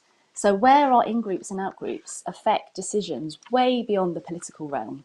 So for example, investment decisions. So there's evidence showing that fund managers are more likely to invest in companies managed by co-partisans, that consumers are twice as likely to engage in transactions when their partisanship matches that of the seller. There's evidence that it impacts treatment advice for politicised health issues like abortion or vaccines, not apolitical health issues like I've got a corn on my toe, but the more political health issues. And the list goes on. So it affects who we hire, who we marry, who we date, who we live with. Now, these spillover effects are only beginning to be studied outside the US, but they may be affecting many different areas of our lives. And I'm going to channel a bit of Michael Caine. The odds are that things are going to get worse before they get better. And the reason we make this argument in the book is that there's various factors, macro factors, let's call them, that have been identified that are associated with polarization. So they're likely to exacerbate this innate tendency we have for tribalism. So these factors include things like uncertainty, rising inequality, so the gap between rich and poor, rising unemployment, and more information. Now, all these factors are likely to go up in a post-pandemic world. And staying on the theme of macro factors, we often like to hold up social media as the poster boy for why different countries are currently so polarized. We're experiencing high levels of polarization. But we make the argument in the book, it's far too simple to hold up social media as that poster boy. Now, what the research suggests is that social media typically mutes moderates and amplifies more polarizing positions. So this both distorts and reinforces perceptions. We also know that social media business models are designed to monetize negative and more emotional content. So for example, they're the tweets that typically get more shared, they get more likes, they get retweeted. So it pays to polarize. So on that note, social media companies undoubtedly bear some responsibility, but they are certainly not responsible for all polarization, as if that was the case, we never would have been polarized before, which is definitely not the case. So being polarized kind of goes up and down. It's a state that there's always some level of polarization throughout history. So this is nothing new. And in 2016, the group that was most polarized in the US was actually the group that was offline. So just blaming social media underestimates the influence of more traditional news channels. So for example, think about Fox News in the US, think about radio here in the UK or local news. They also have a lot of influence on this polarization problem. Right, let's end on a more optimistic note. So what can we do about this? Now, the last third of the book talks about what we can do, so potential solutions. So what we can do as individuals, what we can do at a group level, and then what we can do at an institutional level. Given time now, I'm going to focus on two areas that you can start doing straight after you have watched all of Nudgestock. So the first one is to activate elements of your shared identity. So when you're in conversation with someone, say, for example, describe yourself as I'm a Londoner, not I'm a Remainer or I'm a Leaver.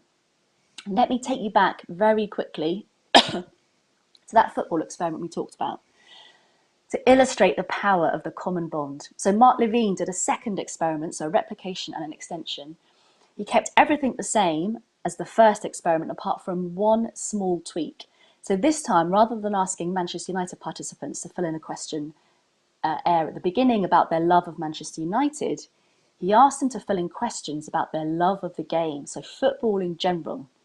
And there was a huge effect of that tiny tweak. So what he saw when that poor runner was on the floor, this time around the same proportion of Manchester United fans stopped to help their Manchester United fellow fan on the floor. But this time they also stopped to help around 70% of Liverpool fans, so the out group, or when someone was wearing a neutral football shirt. So key message, find common ground first, and that our identities are flexible, so they're not fixed, and we can leverage that inherent flexibility to build bridges. Okay, last one is use a trusted messenger to engage with other groups and frame the messages in a way that appeals to the other side. And in the book, we tell the story of Lewis Lang, who was a lifelong Republican who had followed his party line and not signed up for the Affordable Care Act, or more colloquially known as the Obamacare. And he jeopardised his health when diagnosed with a partially detached retina. So his partisan decision not to sign up for Obamacare literally risked blinding him. Anyway, academics at Berkeley wondered, was Lewis Lang an isolated case, or was polarisation affecting the uptake of Obamacare, and would reframing it lead to wider adoption? The short answer was yes. So when they reframed Obamacare as signing up or enrolling into a health insurance website, not a government website, Republicans were more likely to enroll by 20 percentage points. So find the right messenger and frame your messages in a way that appeals to the other side. Okay, that's me. Thank you. Last two key messages really from the book. One is that polarisation can be deeply corrosive, from those kitchen table conversations right up to trying to solve global problems like climate change. Second, on a more optimistic note, is because we are all part of the problem, we are therefore also part of the solution. Great. Thank you. Alex, that's absolutely fantastic. Thank you very much indeed. Thank you. And I can highly recommend the book. Just be careful when you're ordering it, because when I first ordered Poles Apart on Amazon, I ended up with a children's book about an unlikely friendship between a polar bear and a penguin, which seemed both improbable on geographical and biological grounds, to be absolutely honest. But Poles Apart, absolutely fantastic. I've got one question here is interesting. Can you think of societies, if people are perceiving the UK to be very, very polarised, can you think of any nations or societies which are remarkable for their lack of polarisation? Yeah, great question. So the literature suggests actually Japan as one place that historically has seen very low levels of polarisation. Now, this is on talking about issue polarisation. So right back to that first slide on this, generally two types of polarisation. There's affective, which is more around the kind of groups we belong to, and issue polarisation, which is more around divides around issues. So if we think about polarisation more in that issue-led way, yeah, Japan is one country, and some of the hypotheses around why Japan has seen lower levels of polarisation include, for example, a more it's a cultural phenomena. The fact that they think about others first, and they're much more community-based, so they're much more all of us together, as a collective, rather than us and them. It's very interesting because someone else has asked a question, which is interesting. Do you think that there's a focus too much on rights and too little on obligations in terms of political discourse? And so Gillian has raised a question about motorists versus cyclists, which is an ironic kind of polarisation, because in many cases people are both. And yet where they sit on that particular divide seems to have driven. It never occurred to me to see a bicycle-car divide, in my early youth, for example. And yet that's something that has become a real hot-button divisive issue. What's going on there, do you think? Yes, an interesting question. So I think, most of us, I think, don't think at that level. Is it a right or is it an obligation? I think it's more around, we think first of who we are. So are we a motorist versus are we a cyclist? And depending on what those norms are within each of those groups, that will then affect how we behave. So I think one of the things we point out in the book is that often I think we we think that, you know, facts might work, for example, or more information might work to change the other side's mind. So actually, if we inform people about actually motorists have this right, or actually, you know, you have this particular obligation, it's unlikely to work. What we've actually maybe should be thinking about is actually what have those two groups got in common, and how can we start from there? There's a good question here as well. Again, this one from Treya Gvenda, which is when polarization is based on unchangeable aspects of identity like race, do you think these solutions can still apply? In other words, what you might call the football shirt experiment, can that actually work similarly even if your identity is to some extent not a matter of choice? Yeah, really good question. So actually, Cass Sunstein describes, and this is obviously, again, is in the context of the States, but describes affective polarization as partyism, so a bit like racism or sexism.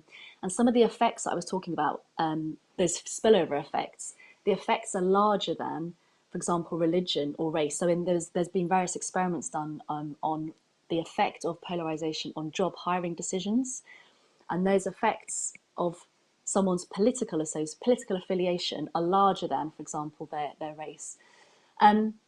So I think we can. I think some of the potential solutions or ways to reframe can apply.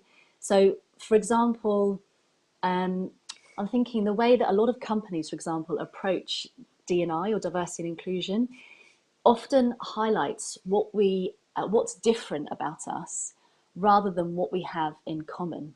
Now, that's not to say that those differences are absolutely important, they are, but it's just psychologically, by drawing attention to what we have what's different between us rather than what's in common, that can exacerbate the divides. I'll tell you a good example. I went to university, my undergrad was in Cardiff. So I said I grew up in Brighton, never thought of a divide between English and Welsh, and Rory, I know you're Welsh. Never thought of a divide between us. And when I got there, my first week in university halls was described as khaki size, which means English, I won't swear, but S-H-I-T. I was like, whoa, never realised there was this kind of divide before. And it made me quickly realise, wow, this is a divide. But it created that division where there was one, at least for me, that never existed before. So coming back to the question of race, I think something like race clearly needs, at that institutional level, you know, protection in regulation to guard against or safeguard against biased decisions. But I think the way that a lot of companies and organisations approach the issue could benefit from some of the psychology, because the underlying psychology, going back to the Cass Sunstein point, between effective polarisation and prejudice against, for example, based on ethnicity, gender, is exactly the same. So yes, some of the same solutions can certainly be used. Quite well-intentioned things could backfire. There's the famous scene in Derry Girls, apologise to overseas listeners who may not have seen it, where Catholics and Protestants are brought together and they end up just compiling lists of differences to the extent that Protestants keep their toasters in a cupboard and so on. And actually, my friend Dave Snowden did an interesting experiment across the sectarian divide. He took mixed groups of Catholics and Protestants to Latin America, at which point they all absolutely identified as Irish, and the divisions more or less disappeared. So I think there is there's a huge comparative frame question here, and in some of our well-intentioned activities, we may be absolutely emphasising difference rather than similarity, which is a really, really interesting. Well, stay on the line because you've got Rob Henderson coming up later with Luxury Beliefs. So I'll give a little pre-plug for that. And next, thank you enormously, Alex, and over to another commercial break. A few words from our sponsor. Thank you very much indeed. Bye.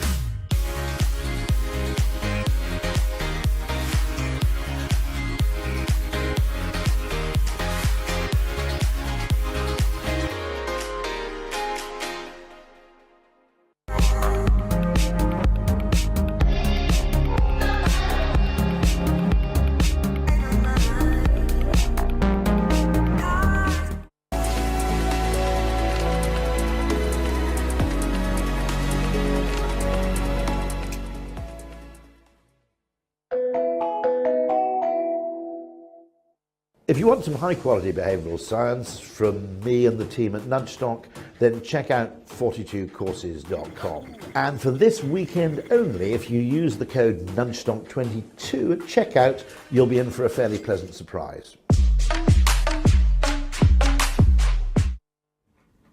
Oh, Tara, we're only an hour and a half in. I already don't want it to end, but luckily we've got a lot more. But so far we've already heard about how to overcome polarisation. We need a common identity. Perhaps we think that we're all Nudgestockers. Well, there might be slight differences between us all, but together we're all Nudgestockers. That will overcome polarisation. We've heard about the behavioural science of bomb disposal, and we've even heard about our post-pandemic shopping behaviours. But Dan, there is still so much more to come. Another goodness knows how many hours and hours, including Channing Jang from the Basara Centre. We've heard a little bit from the Global South already, but Channing is going to speak to us about doing behavioural science in non-weird countries. And if you don't know already, WEIRD stands for Western, Educated, Industrialised, Rich and Democratic. So we're going to be talking about doing behavioural science in non-weird countries, a critical issue. And you're going to be hearing a lot today about the global and local dynamics within our field.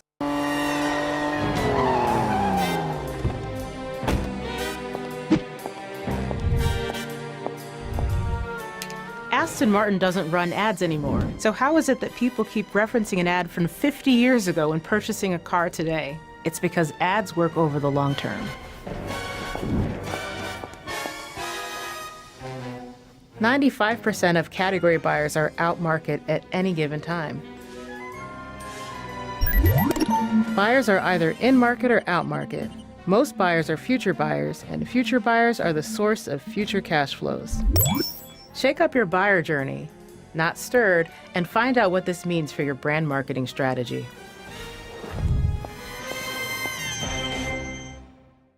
And Tara, is one day of Nudgestock enough for you?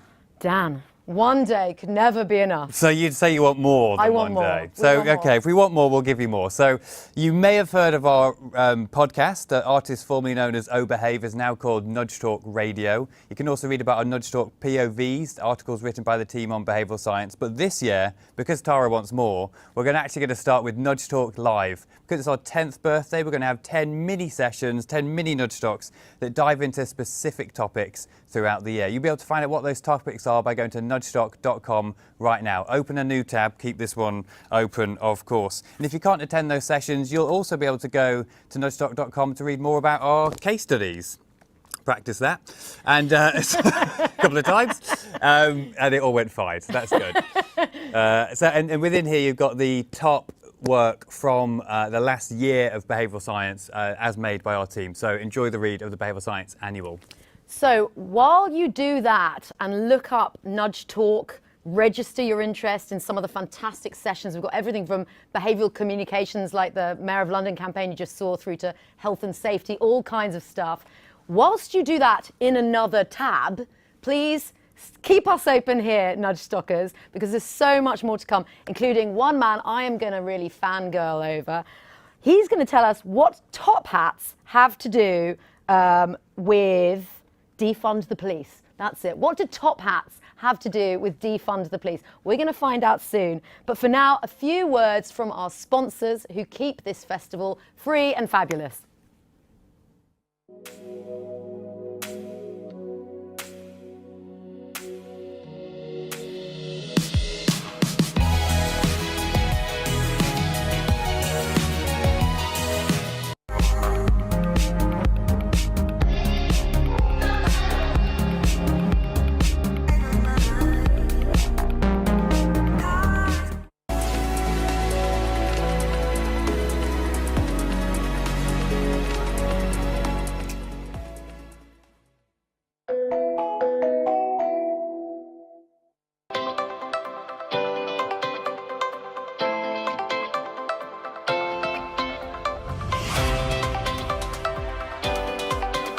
If you want some high-quality behavioural science from me and the team at Nudgestock, then check out 42courses.com. And for this weekend only, if you use the code Nudgestock22 at checkout, you'll be in for a fairly pleasant surprise.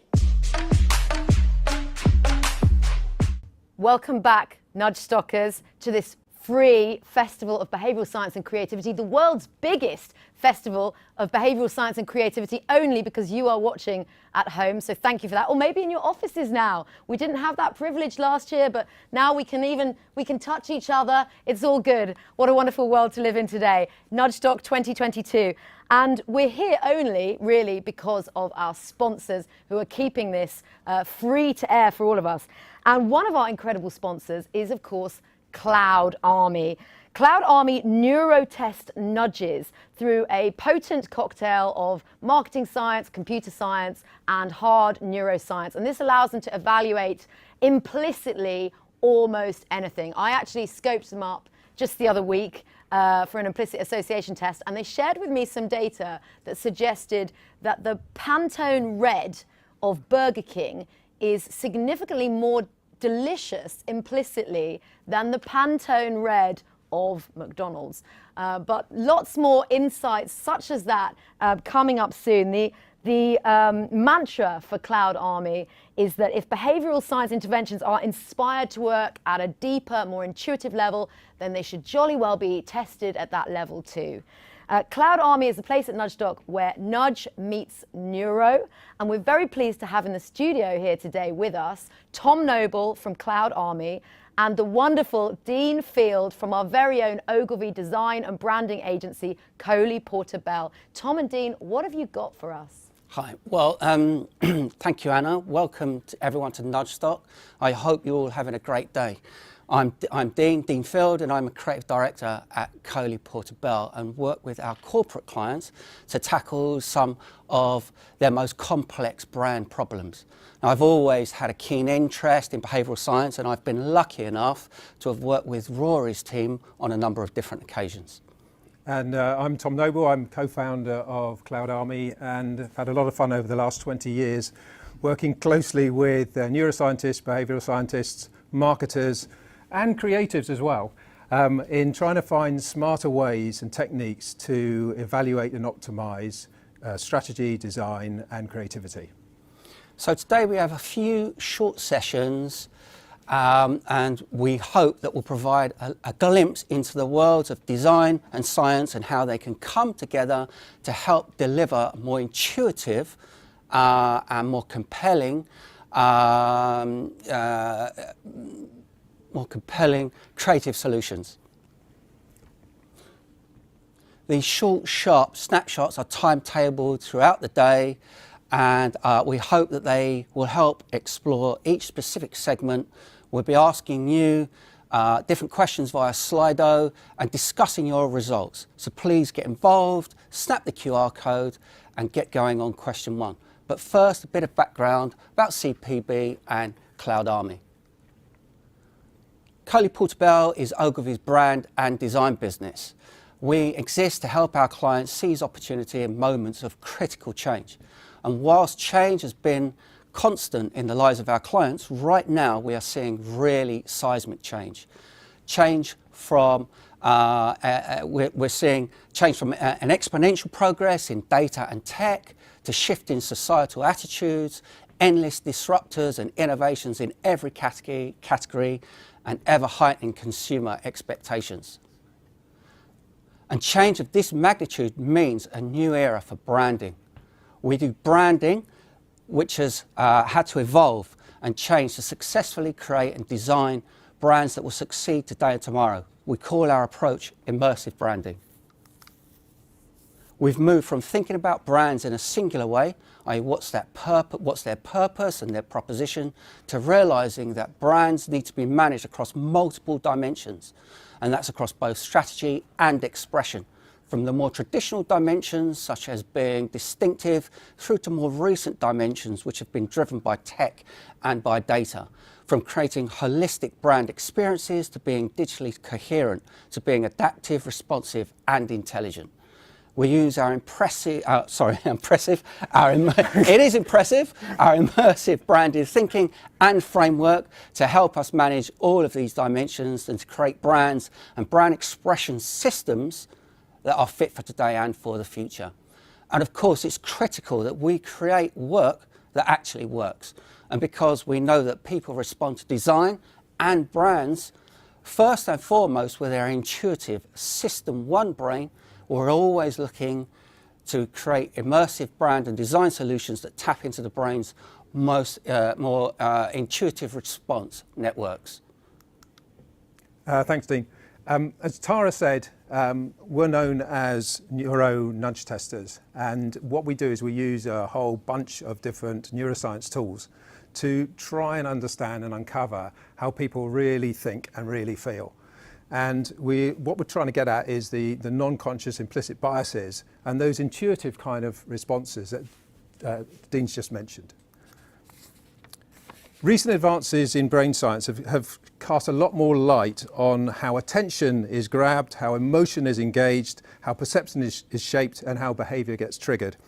And these kind of powerful guiding forces all tend to operate at the non-conscious level, i.e. below our radar. And typically, we're not even aware of them. So in parallel, it's now been pretty well established that traditional surveys and qual methods can only go so far because they simply cannot access this intuitive System 1 level, cannot isolate it. We tend to partner, originally it was brand owners, but increasingly now creative agencies such as Ogilvy and management consultancies, government agencies are getting drawn into using these kind of techniques to creatively optimize all kinds of strategic and creative explorations and activations. And we earnestly believe that if creatives are designing solutions that are inspired to work at the kind of intuitive System 1 level, they really do need to be measured at that level. So, how have we come to be sharing the stage? Well, put simply, if you're trying to improve performance across immersive dimensions, you need a way to measure progress. And because a lot of branding effects happen at a subconscious level, you can't ask respondents as you may normally do. So implicit association is a great way to understand the effects a piece of design might have. And of course, if we can pick the brains of some of our experts in neuroscience, to best practice, so much the better. So brands, experiences and relationships can be considered to be stored in like a sort of neuro web or a constellation of associations, triggered, stored and accessible in memory. And typically many of these associations are implicit, i.e. they're sort of unknown to us. And frequently they're more emotional than they are rational. And all kinds of implicit associations and biases and heuristics will influence our perceptions and attitudes and how we make decisions and how we behave. Next slide, please. So how can we uncover these kind of deeper level associations? Well, there is a fundamental neuroscience tenet that the stronger an association is held in mind, the faster it gets triggered. And on the next slide, you'll see you can then, and again, by triggering these associations, we can capture the speed of response. So we have a whole suite of tools, an ever-growing repertoire of tools that allow us to measure these strengths of associations in time response and map the consumer patterns of associations and the impact on nudges, designs and activations. And talking about patterns, decades of testing in doing these kinds of work in labs and now increasingly online have built up a whole sort of series of best practice principles, which dovetail very nicely with heuristics and cognitive biases, which behavioural scientists talk about a lot. And the tendencies that in many contexts, these things tend to guide and explain perception and behaviour. One of the overarching ones is processing fluency, and that relates to order versus chaos. Essentially, the brain is looking to take the easiest path in processing information, and the cruise control of System 1 works so much better than the heavy slog of System 2. Therefore, designers who intuitively design ideas to work at that level are helping the kind of processing of those ideas and the full decoding of those designs. Thank you. So, Dean and I will be talking a bit about processing fluency in the sessions that follow on from this one. You remember last year we were at here with on the Nalasadid workshop, working with Dan and the team, looking at all kinds of different concepts and ideas and colours. Remember, we tested 6 or 7 different colourways and claims, and these kind of interventions can work and the tests can work all the way through the development process. So this year, Dean, we're going to be doing something that's a little bit different. This year we've decided to do something a little bit different. Firstly, we've conducted a series of these implicit level tests where we discover how our audience really felt about a number of different design features and their implicit responses to potential enhancements. And as I mentioned earlier, we've made things a little more interesting and have created a short interactive pub quiz of sorts of our very own for you all today to test how design intuitive you are. So please download the quiz and the questions by pointing your phone's camera at the QR code, and let's get on with our first question. We'll be back later with some answers. Our first question aims to help us understand how we can use visual appeal to motivate a decision or a purchase. So question number one, quite simply, which of these designs is more appealing? Pack A or Pack B? We'll be back in about 15 minutes time to share our findings and see what you all think.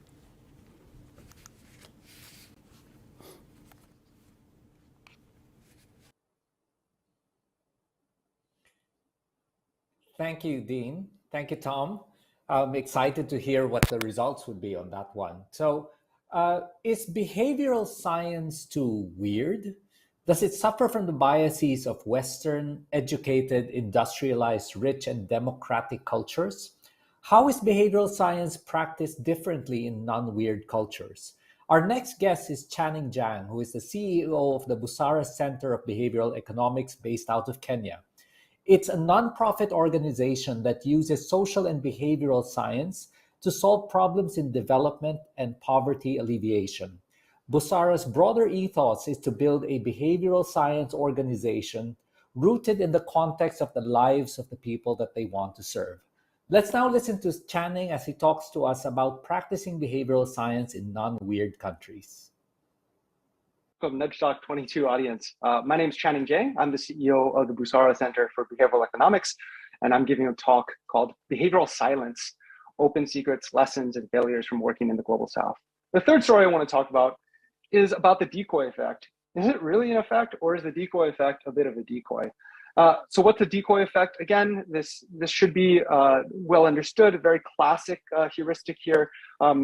With The Economist, we have an Economist online subscription for $59. We have the print and web subscription for $1,200. People don't want the print and web until you throw in the decoy of the print only for $1,200. All of a sudden, people gravitate towards the print and web. That decoy that is strictly dominated makes the more expensive option look more attractive. So again, we're able to replicate this in Princeton with other researchers from Princeton University. But we didn't replicate, and it also replicated in a high income area in Kenya at a local private university, at a rich private university. But it didn't work at all either in Trenton, a low income area of New Jersey, and it didn't work in Kibera, in the low income area of Nairobi. And one of the things that we thought was, well, of course it's not going to work. Do Kenyans even read The Economist? So we actually contextualized this version out to talk about something that they would understand, like airtime and data bundles. But even then, it actually got even worse. And I think since then we've learned that some of these phenomenons when it comes to costs don't really translate, don't replicate across different contexts. Now they might replicate across culture. So if you remember, it did replicate across rich US and rich Kenya, but it didn't replicate across context, low income and high income context. So you have to think really carefully that it's not always just culture that we think about for behavioral biases, but it's about low income and high income context. The next set of stories I want to talk to you is about failure to see. What are we really not seeing when we're designing our interventions? So this is a really quick story about a cute baby. We were working with the Center for Social Behavior Change out of India to create interventions that increase the uptake of iron folic acid in pregnant and lactating mothers. And one of the interventions that we developed was a calendar. Think of it like an advent calendar. The idea is that lots of families in the area that we were working had calendars up on their wall. We thought it would be a really fun thing for them to kind of remember to take an IFA pill, remove a little sticker, and then they would get feedback, and they would see some image or some reminder about their growing baby and the importance of taking iron folic acid. So we took this to the field. This was really well received in the area that in the region and with the women that we wanted to work with. You can see the prototypes here on the left and some of the images of us prototyping on the right.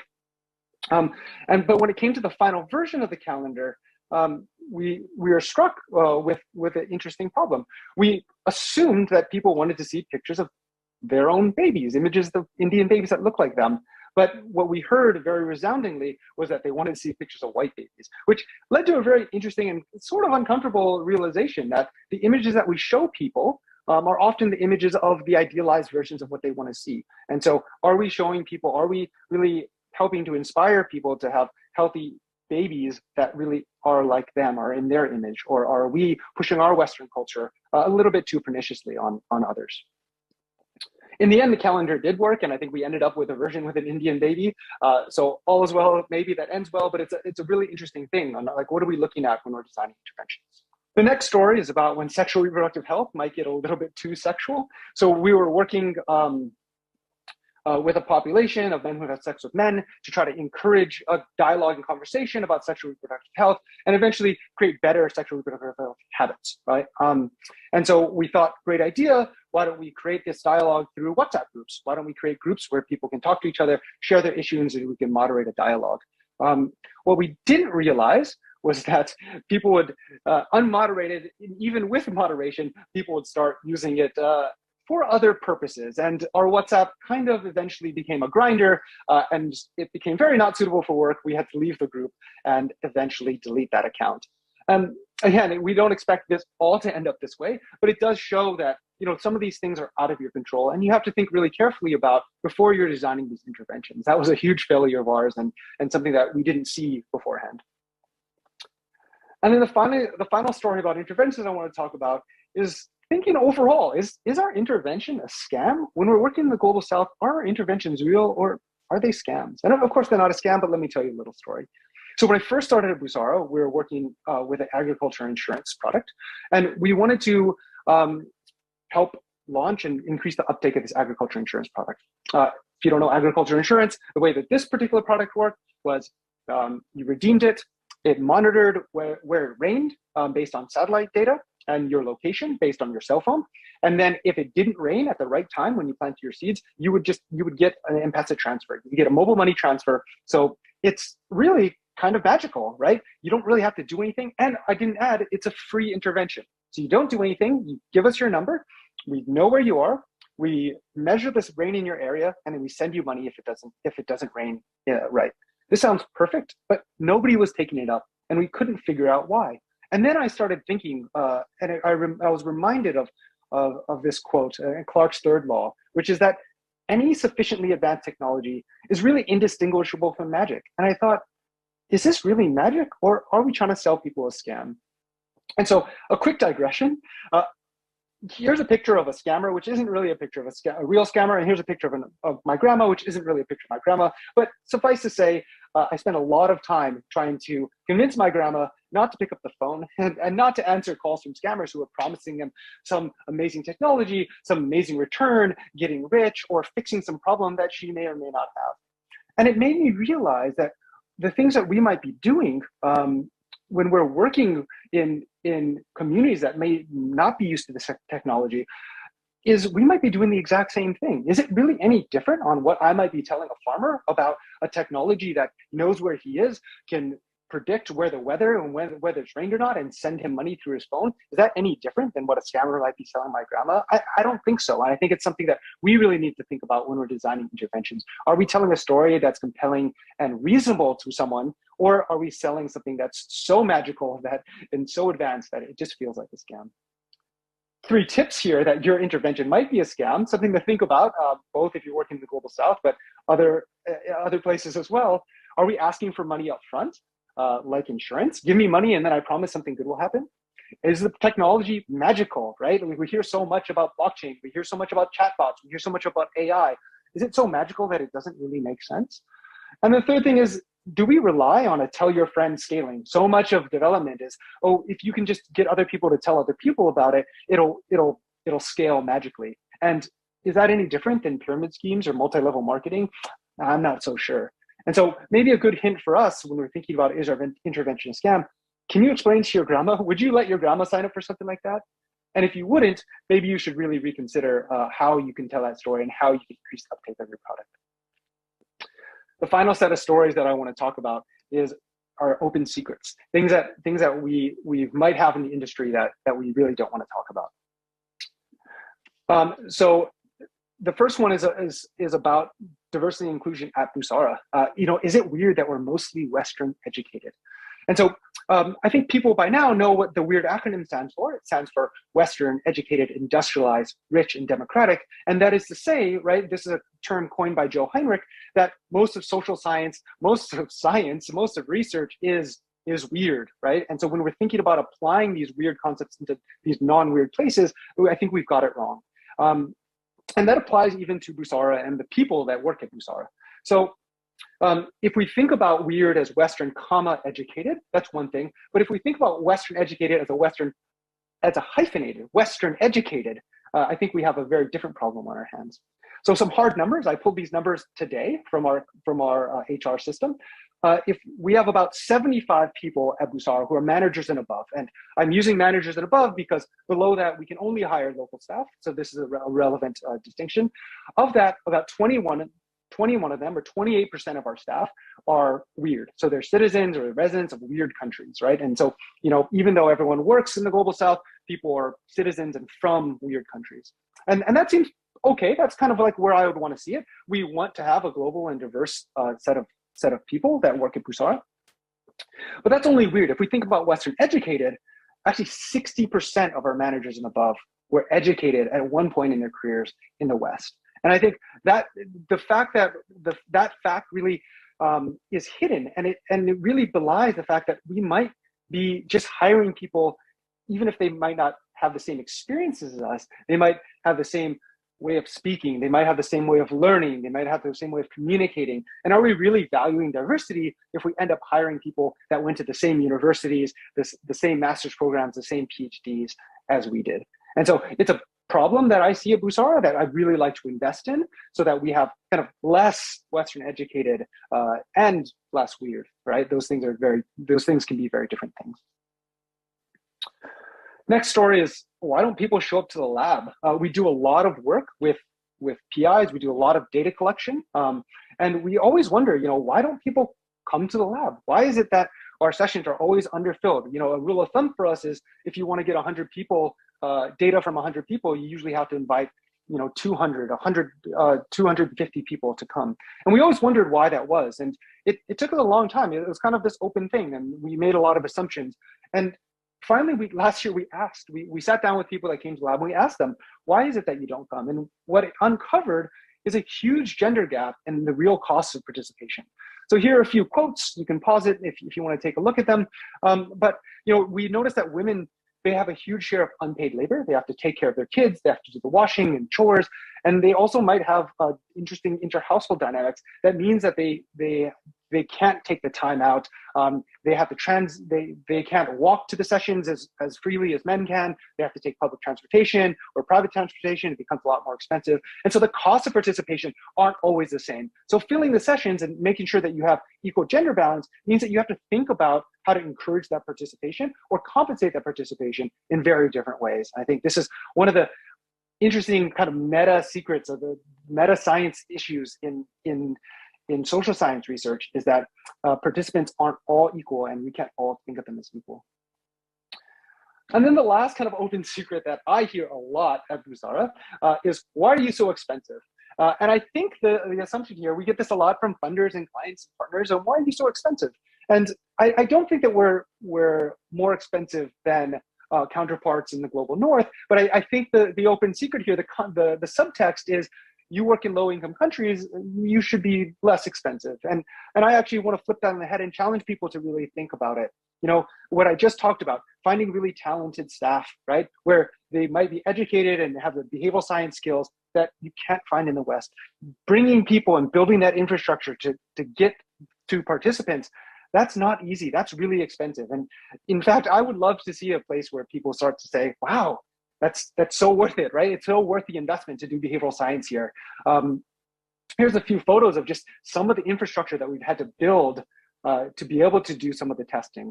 It's not the same as it is in maybe the US or Europe, where you can do a lot of testing, maybe over email or sending letters or on an app.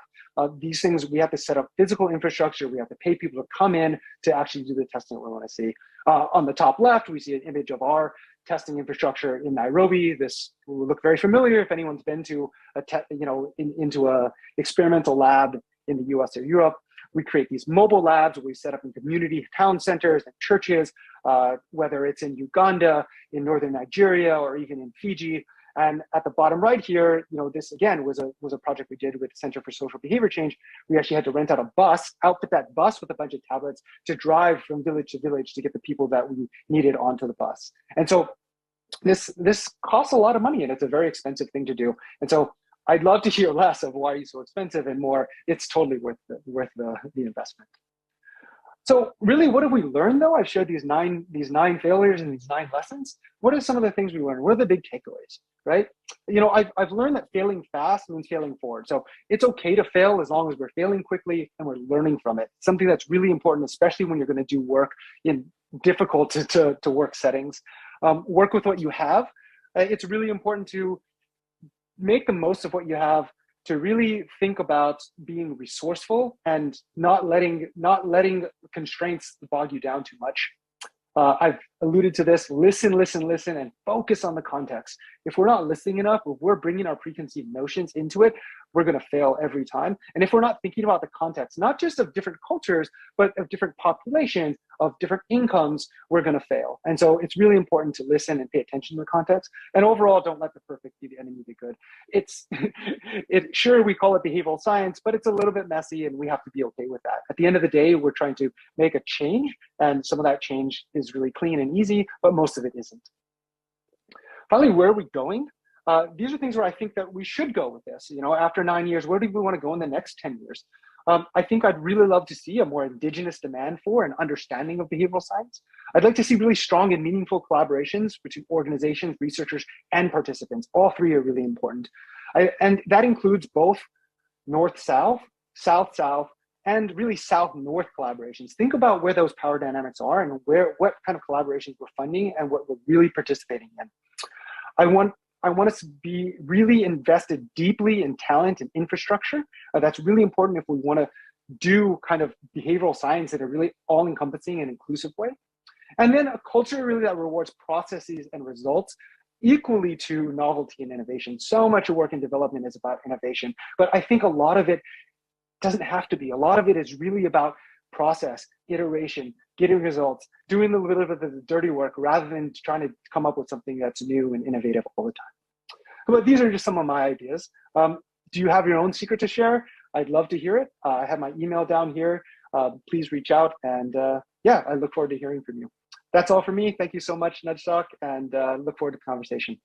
Channing, thank you so much for that wonderful talk. It was so brave and courageous of you to share so many, so many things that hadn't gone quite right.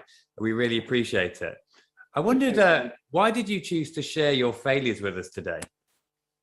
Yeah, I mean, for me, I really think that behavioral science is, maybe it's not at its absolute peak, but it's really reaching its peak. And I think if we're, when I started, behavioral science wasn't even a thing. People didn't even know what it was. And now I'm meeting undergrads who learned about economics through behavioral economics.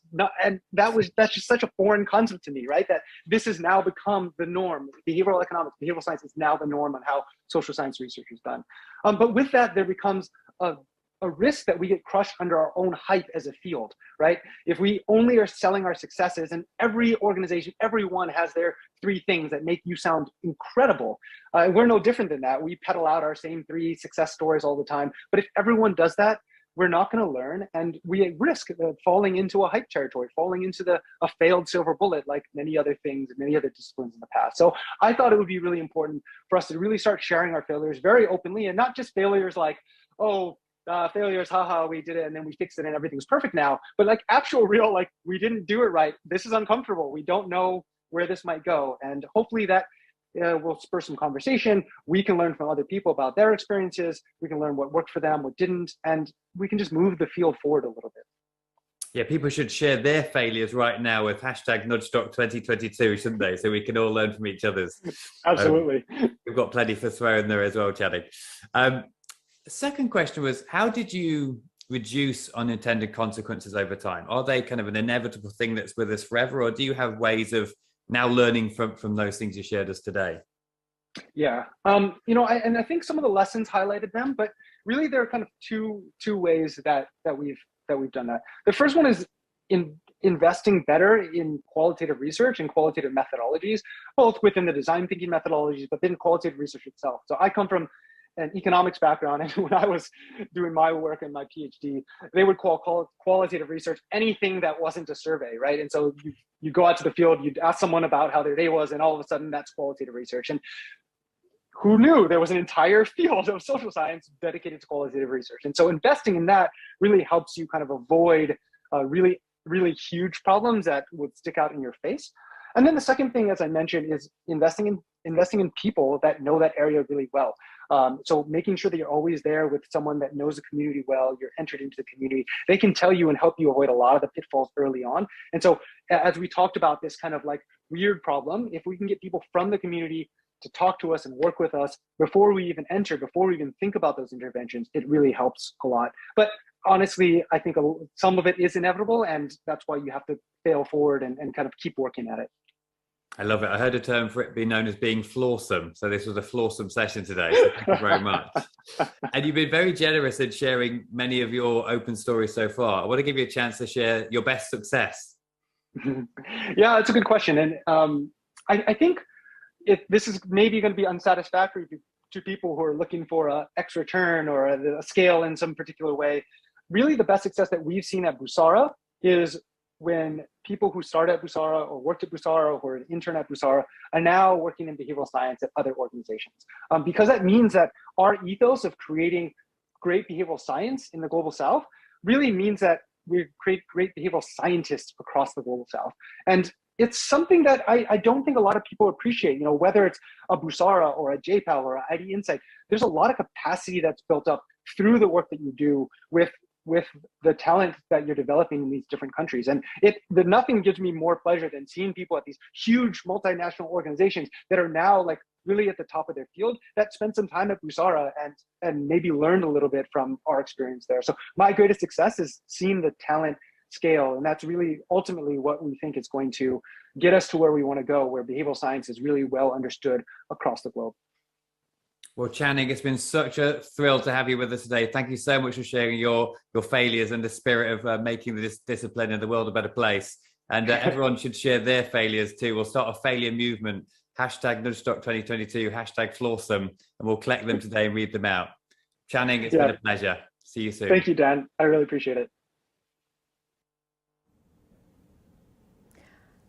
What an incredible man. Channing Jang from the Busara Center in Kenya. Incredible. And we're hearing some really good stuff today from doing behavioral science in the Global South and the challenges of that, context. But Channing was also talking there about being messy in behavioral science, being flawsome. And the eagle-eyed amongst you might have noticed that Channing's presentation actually cut in to point 3. We missed point 1 and 2 somehow. This is the challenge, the messy behavioral science of running a television channel for just one day a year. But the full presentation will be made online, so you'll be able to see what Channing had to say in points 1 and 2 a little bit later. But now, I hear, are trending, Nudgestockers. We are trending. And in the UK, we're trending above the Chancellor of the Exchequer, Rishi Sunak. Quite right. But sadly, we are trending underneath knitting songs. So I think we can do better than this, Nudgestockers. Hashtag Nudgestock 2022. We've been talking about weird, Western, educated, industrialized, rich and democratic countries. Well, I'm a bit weird, but I'm a bit weird generally. I think it's a good question to ask yourself, how weird are you? How weird are you generally, Nudgestockers? Wherever you are, in the global north or south, you've probably got a little bit of weirdness inside you. We'd like to see it because this is all about the community here. How are you watching? Where are you watching? Who are you watching with? And what are you wearing? This is festival. What's your festival outfit? Are you in your pajamas? Are you in the classic Nudgestock Hawaiian shirt? Maybe a little bit of glitter? Rory's not a fan of glitter, apparently. No. But what are you wearing? Show us. Let's get trending above the Chancellor of the Exchequer, please. And if you've got a great, fantastic photo, then a copy of Sam Tatum's book, Evolutionary Ideas, could be winging its way to you. But now, let's head over to, I don't know if you've noticed some subconscious priming that's been going on right here. Let's head over to Cloud Army, to Tom and Dean from Coley Portobello to give us the answer, because Rory told us earlier, or he asked, why did the chicken cross the road? Well, these guys know, what chicken do you want to eat? A or B? Well, thank you. So welcome back, everyone. So we asked you, which of these designs is more appealing, A or B? Actually, the only thing that differs between them is the arrangement or layout of the elements. Pack A leads with a description on the left, an image on the right, and Pack B vice versa. I promise we'll come to your results in a sec, but first we asked 200 consumers what they thought. In short, layout B with the image left, text right is the one that tends to appeal more. And as you can see from the consumer results, option B shows much stronger scores for attractive design, taste appeal and purchase intent. Tom, what's going on? Yeah. Right, well, over maybe 20 years of testing thousands of these kind of questions about pack layout, or image layout in terms of posters or point of sale material, we see a very consistent pattern emerging. Sometimes the effect is very marginal, but it's definitely there. And it's always about B. It's B tends to score better than A, i.e. the image on the left and the text on the right is a more favourable decoding, if you like. Why is this? Well, I don't want to get too complicated here, but essentially the asymmetry of the brain means that the wiring and the way that we kind of decode things means that we have a very slight preference for decoding images on the left and text on the right. And this is something that is a subtle effect, but it can make quite a difference. We'll come to have another chat about that in a second. So if you've got complex cues that are embedded into images and you've got some really sort of important info that's embedded into the text, that layout is a preferable way to do it in terms of getting faster decoding. And this is another example. We talked about processing fluency in that intro session about 20 minutes ago. This is the classic example, another example of processing fluency. Actually, we asked consumers an extra question and created a new option, option C. We increased the space available to the image, which drives taste appeal and appetite. Placing the white box across the two panels creates this sort of layering effect, which brings the information to the front and makes it easier to process. And we place the upper left corner of the box deliberately over a dark area of the image, which creates high contrast, which focuses the eye and grabs attention. So we asked consumers what they thought, and this is what they thought. Option C was a clear favourite on the would buy attribute, which clearly trumps option B.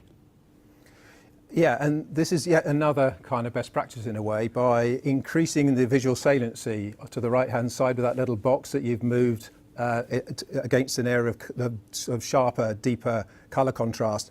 You've sort of encouraged the eye to flow from the left of the pack, looking at the image, across to the right-hand side. And this kind of thing allows for a fuller decoding. But you know, that's C option, but you didn't have the option on Slido for C. You had A or B. So the science says B, and the consumers tested at a more non-conscious level said B. What did your Slido results suggest? If we look at the Slido results, that looks to me about 60-40 in terms of B versus A. So you're in amongst you. There are some fairly intuitive ones out there. 60% of you are intuitive on this particular test and in these particular conditions, this particular context. So sometimes these effects are very subtle, and people ask, does it really matter? Well, in the world of clutter and confusion, anything that helps to speed up the ease of processing fluency provides an advantage, and a competitive advantage in many cases, and can make the difference between success or failure. Every millisecond of processing counts. Anything that triggers confusion is to be avoided. these principles tend to be quite universal and cross-cultural, and they seem to hold whatever the media, whatever the category, and whatever the business vertical. So as a best practice, it generally works, but you can always point to examples where it might not. So that wraps up our 3-minute segment on layout. Let's turn now to the next intuitive questions. Dean, would you like to introduce those for us, please? Sure. So our next question really, which is about font and typefaces. Quite simply, which brands are these? Get everyone to the Slido. Thank you. Get everyone to the Slido. Click away. Hope you got the QR code there. And so it turns out you have to put the highly visual, gorgeous-looking hook on the left, and then the information transfer bit on the right. So Tara, I feel like we're sat the wrong way around here. I feel like we need to change places to be more intuitive.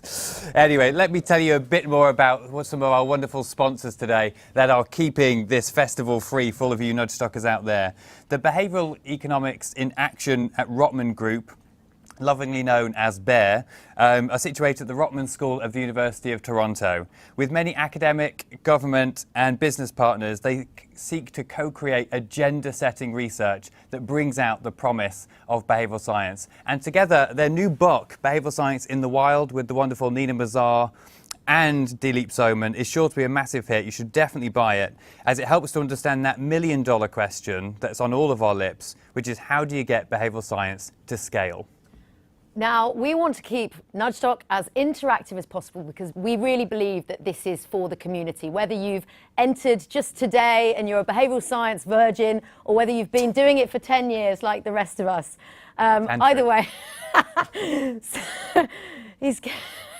send in your tweets. Let's get tweeting and trending over Rishi Sunak, over knitting, please, and keep them coming. But for now, we've actually got a little update because Ogilvy UK's head of social and content, Fiona Uwagwu, is going to share with us what's going on in social. What's happening, Fiona? Back again for another year, Tara. So we've got our team working downstairs as furiously as they always do, and our Nudgestockers never disappoint. So we've got tweets coming in from all over the place, and what we're seeing is inattention from our pets. Yeah, we've got Kevin Chesters and his dog's waiting for Pete Dyson. So you might want to wake him up later on because we'll have some giveaways for featuring Pete. But otherwise, he'll have to hop onto YouTube just to see Pete from last year. And then we've also got Bree Williams, who you can see there on our left. Bree's been tweeting how much she's loving it. However, her Labrador Retriever isn't loving it as much. Yeah, the dog didn't quite make it through Rory's billion-dollar behaviour speech. So, you know, Rory, one to take note of. Yeah, but on the positive side, there's always a positive side. On the positive side, we've got fans out there doing everything necessary to ensure they're giving this day that undivided attention. And we've got Jake Courage's little one. She's opted to skip nursery to make sure she doesn't miss a minute of today. And then we've also got Dave Thackeray up there. And Dave has a special request for you, Rory.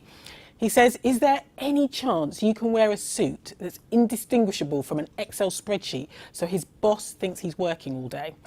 Next year. Something a little like this, perhaps, Rory? Something like this, you think? Oh, wow. Might work? But that's it. That's it for us, for our tweets. What I'll say now is just keep them coming, everyone. As Tara says, we want to make sure we get over Rishi Sunak on that list. And in the meantime, it's back to Dan. Yeah. Thank you, Fiona. How wonderful to see those pets coming in. We've got Rory as an emoji later, but we've now got him as an Excel spreadsheet as well.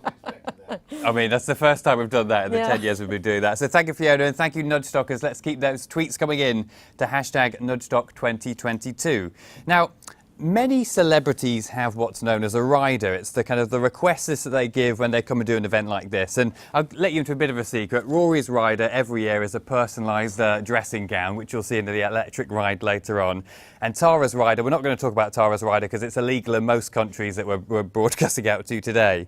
But you may have heard the story about Van Halen, which when Van Halen, the man and the band, insisted on having no brown M&Ms inside of his dressing room, of their dressing room. And you might ask why. Is it because Van Halen, the man of the band, are a load of divas? Well, perhaps. But actually, it turns out to be another behavioural science reason. So the reason why they asked for the brown M&Ms to be taken out was to check that the event organisers were actually reading the specifications they were giving.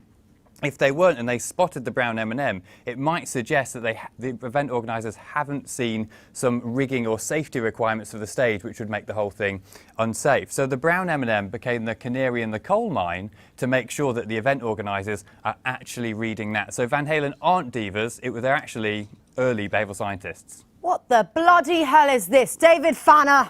God. Oh. Well, that story and many, many more in Sam Tatum's brilliant book, Evolutionary Ideas, which is pure behavioural science and well worth a read. But next up, talking about great authors, we have yet another treat for you here today. Perhaps you've heard people talking about the left and the right brain, and you might have thought, well, I don't know anything about that, I've just got one brain. Or you might have thought, left and right brain, that's a bit 1980s pop psychology, that's been debunked, they don't know what they're talking about. Well, wherever you are on that spectrum, prepare to get the update from the world's leading expert on the left and the right hemispheres of the brain. Dr. Ian McGilchrist is not only a clinical psychologist and director of psychiatry, but he's also a fellow of Oxford, Johns Hopkins, the Institute of Advanced Studies at Stellenbosch, all for his studies in hard neuroscience. Dr. McGilchrist has written many, many books, but perhaps his most famous is The Master and the Emissary, The Divided Brain and the Making of the Western World. And last year he produced a new 2-volume book, The Matter with Things, Our Brains, Our Delusions and the Unmaking of the World.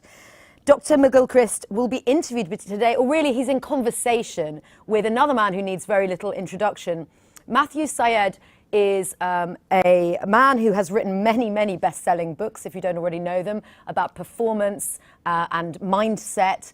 He's also a commentator, often featured on the radio and the television, and an award-winning journalist for the Times and the Sunday Times. So Matthew is going to be speaking to Dr. McGilchrist about the left and the right brain. He's going to be pulling apart the hemispheres, sharing with us those intricacies and putting it in the context of creativity, because this is a festival, after all, not just of behavioural science, but behavioural science and creativity, and why the diverse brain and the left and the right brain are so important to that. So here with you today, we're delighted to speak with Dr. Ian McGilchrist and Matthew Syed. What a great honour to be at Nudgestock this year, a festival of ideas that I've followed with interest and admiration for a very long time. My name is Matthew Syed. I'm an author, columnist for the Times and the Sunday Times. I'm going to talk a little bit about my book, Rebel Ideas, and with me, joint host for this 25-minute session is one of the great thinkers in the Western world, Ian McGilchrist. I think the plan is I will set out some of my thoughts about creativity and innovation for 5 minutes or so. Ian, you very kindly agreed to give your elevator pitch on some of your ideas and thinking, perhaps across 2 of your great works. And then we'll have a conversation and probe what this means. Does that sound like a plan, Ian? Sounds like a good one. Thanks. Okay, great. Well, look, I'll perhaps start and I'll yes, address my remarks to you. So I've written a book called Rebel Ideas, which is about the power of diverse thinking. And towards the beginning of the book, I draw a distinction between 2 types of diversity. So in the modern world today, I think you'll agree, we tend to think about diversity, which is a buzz topic at the moment, in demographic terms. Differences in race and gender and social class. Exactly. I try and focus on cognitive diversity, differences in insight and perspective and information, and the heuristics that we deploy, consciously or otherwise, to filter information and to reason through problems. I'll perhaps say at the outset, Ian, that I think in many contexts there's an intimate link between demographic and cognitive diversity, if I may put it that way, because our different demographic backgrounds shape the way we reason, shape the way we think through problems. So to use a slightly simplistic example, and quite an appropriate example given where we are, if you imagine putting together an advertising team to come up with a creative campaign to connect with a broad demographic of consumers, if everybody in the creative team came from exactly the same demographic background, they would probably lack the tacit knowledge to connect that campaign with those consumers whose lives are very different from their own. You know, if they were all white, middle-aged, middle-class, private school educated Oxbridge graduates, of course there's nothing wrong with that nothing wrong with that background, but if 100%, yes, they're just going to be too narrow in coming up with really great creative ideas that can make that campaign work. And you would expect that different constituencies would think differently, because we are not atomistic, we grow out of a culture. Precisely. We have a context. Exactly. Although I wonder if you'd agree with this sort of secondary claim. I think it's fair to say that there are some contexts where the link between demographic diversity and true cognitive diversity are less significant. Mm-hmm. So to give one, again, slightly simplistic example, designing an aircraft engine. Right. You clearly, it's a multi-dimensional complex problem, and I would suggest that you need cognitive diversity, perhaps people with backgrounds in materials and in aerodynamics and related disciplines. But my sense is that doesn't map quite so obviously onto demographic differences. You know, the fact that I happen to be mixed race, I don't know if you know that I'm half Pakistani, half Welsh. It's quite an unusual combination. But the fact that I had a distinctive set of experiences as a mixed race boy might give me tremendous insights into intelligence or to various other human-facing activities, but I'm not sure it's given me any germane insights into how tweaking the design of the engine might improve its aerodynamism. It's just not a clear correlation. It may have longer-term implications. People from my background thriving in the domain of engineering sends a signal to the next generation that they can do the same, and I want to acknowledge that, but it's not really helping the short-term engineering problem. And the reason I say that, Ian, is my own sense in the corporate world is it is a profound strategic mistake to reduce diversity to a box-ticking exercise based on demography alone. Absolutely. I think that there is a lot more subtlety and power in this thing. And what I'll do in my last minute and a half before perhaps throwing over to you, Ian, is just give one example of what I think optimizing cognitive diversity is all about. Do you have any interest, and don't worry if you don't, in football? Not a lot, I have to admit, Matthew. Well, not a lot. But the England men's football team, Gareth Southgate, the manager, the waistcoat wearer. Right. I sit on a group that advises him on performance, but it's quite an eclectic group, because also on the group is a guy called Dave Brailsford, who's not a football coach, he's a cycling coach. Right. And Manoj Badali, who's an AI person. Lucy Giles, who runs the Sandhurst Military Training Academy. Michael Barber, who's an educationalist. What fascinated me is when it leaked the identity of this advisory group is Football Insiders were horrified. Football Insiders were horrified. Forgive me. Football Insiders. You know, how dare these people come in from outside the game and tell us what we should be doing? You know, why isn't Southgate advised, like all previous England football managers, by good old-fashioned English football men? Yes.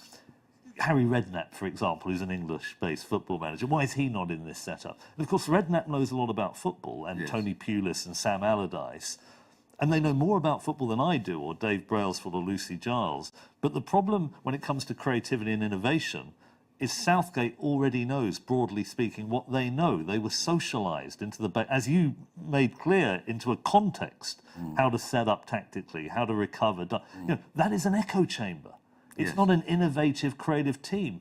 They're agreeing all the time. It's probably comfortable, rather clubbable, but they're way too narrow, I would suggest, on the assumption. And what's fascinated me about the group that I sit on is when somebody offers an idea not known by the others in the group. Like, you know, Brailsford might talk about how big data sets in cycling enable you to tailor a diet for the specific metabolism, gut microbiome of an athlete, rather than using standardized dietary guidelines, like when I was playing table tennis, complex carbohydrates. And that improves cardiovascular endurance, recovery from injury. that's divergent thinking, the cross-pollination of ideas. And I'll just finish with this. I think that cognitive diversity is a mission-critical attribute in the post-pandemic age, which is changing fast and is highly complex. My sense is it is under-optimized in many organizations, and I think getting that right not only has great social and moral implications by bringing a wider array of talent into great institutions, but also provides a performance cutting edge, particularly on creativity and innovation, that is so important. Yes, while you were talking about designing an aircraft, I was thinking of the extraordinary insight that somebody had. You'd think designing a plane, one of the first things is it must be stable. But the designers of the Eurofighter created a plane that's deliberately unstable, because only a plane that has that degree of recoverable instability is capable to maneuver at speed in the way that they wanted it to as a fighter plane. Somebody in there had an extraordinary moment of insight. Yes. So, that's brilliant. Yes, I mean, what you were saying, of course, is quite relevant to my work. I've been for 30 years engaged in researching differences between the two brain hemispheres. If any of you in the audience think that you know about this topic, please forget everything you've been told, because it will all be wrong. This was a subject that is said to be debunked and rubbished a long time ago. But in fact, if you look at it calmly and scientifically, there's a massive wave of information and differences between the two hemispheres, and you can't just say we're going to ignore it. So I've done that unpopular thing and published 2 books about 10 years ago, The Master and His Emissary, and about 6 months ago, The Matter with Things.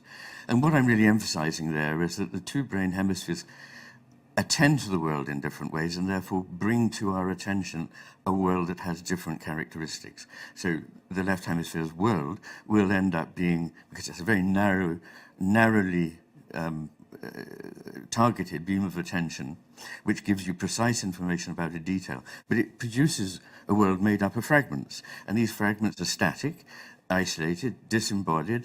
They have no unique qualities, they just live in categories, and they are basically inanimate. And you've got to recognize that at the same time, the right hemisphere is delivering a world which is quite the opposite of this. It's extensive, it's fluid, it's interconnected, it's animate, its context changes everything. It can understand implicit meaning. The left hemisphere understands really explicit meaning. So the whole richness that we prize in the arts, in drama and poetry and music and all these things, is left out from an explicit account of what one's thinking. So what I've suggested in these books is, in the first book I suggested that this was something that had come upon us rather recently in terms of the overall history, i.e. about the last couple of 100 years. And that we have become focused on the way the left hemisphere sees the world at the expense of what the right hemisphere tells us. Part of the reason for that is that when you live you're not living life headlong, but you're stopping and considering and being philosophical. You find that when you have what are called paradoxes, things that seem to be true at the same time but are apparently opposed, we think that can't be right, one of them must be got rid of. And that's how the left hemisphere creates a very simple, serial, analytic model, which is fine, it does some work. But unless that is taken back into the much greater cognizance of the right hemisphere, which can see the whole picture, we get stuck. And in the later book, I explore the philosophical consequences for that, of how we think about one another, what we are as human beings, what the world is, and how the two relate.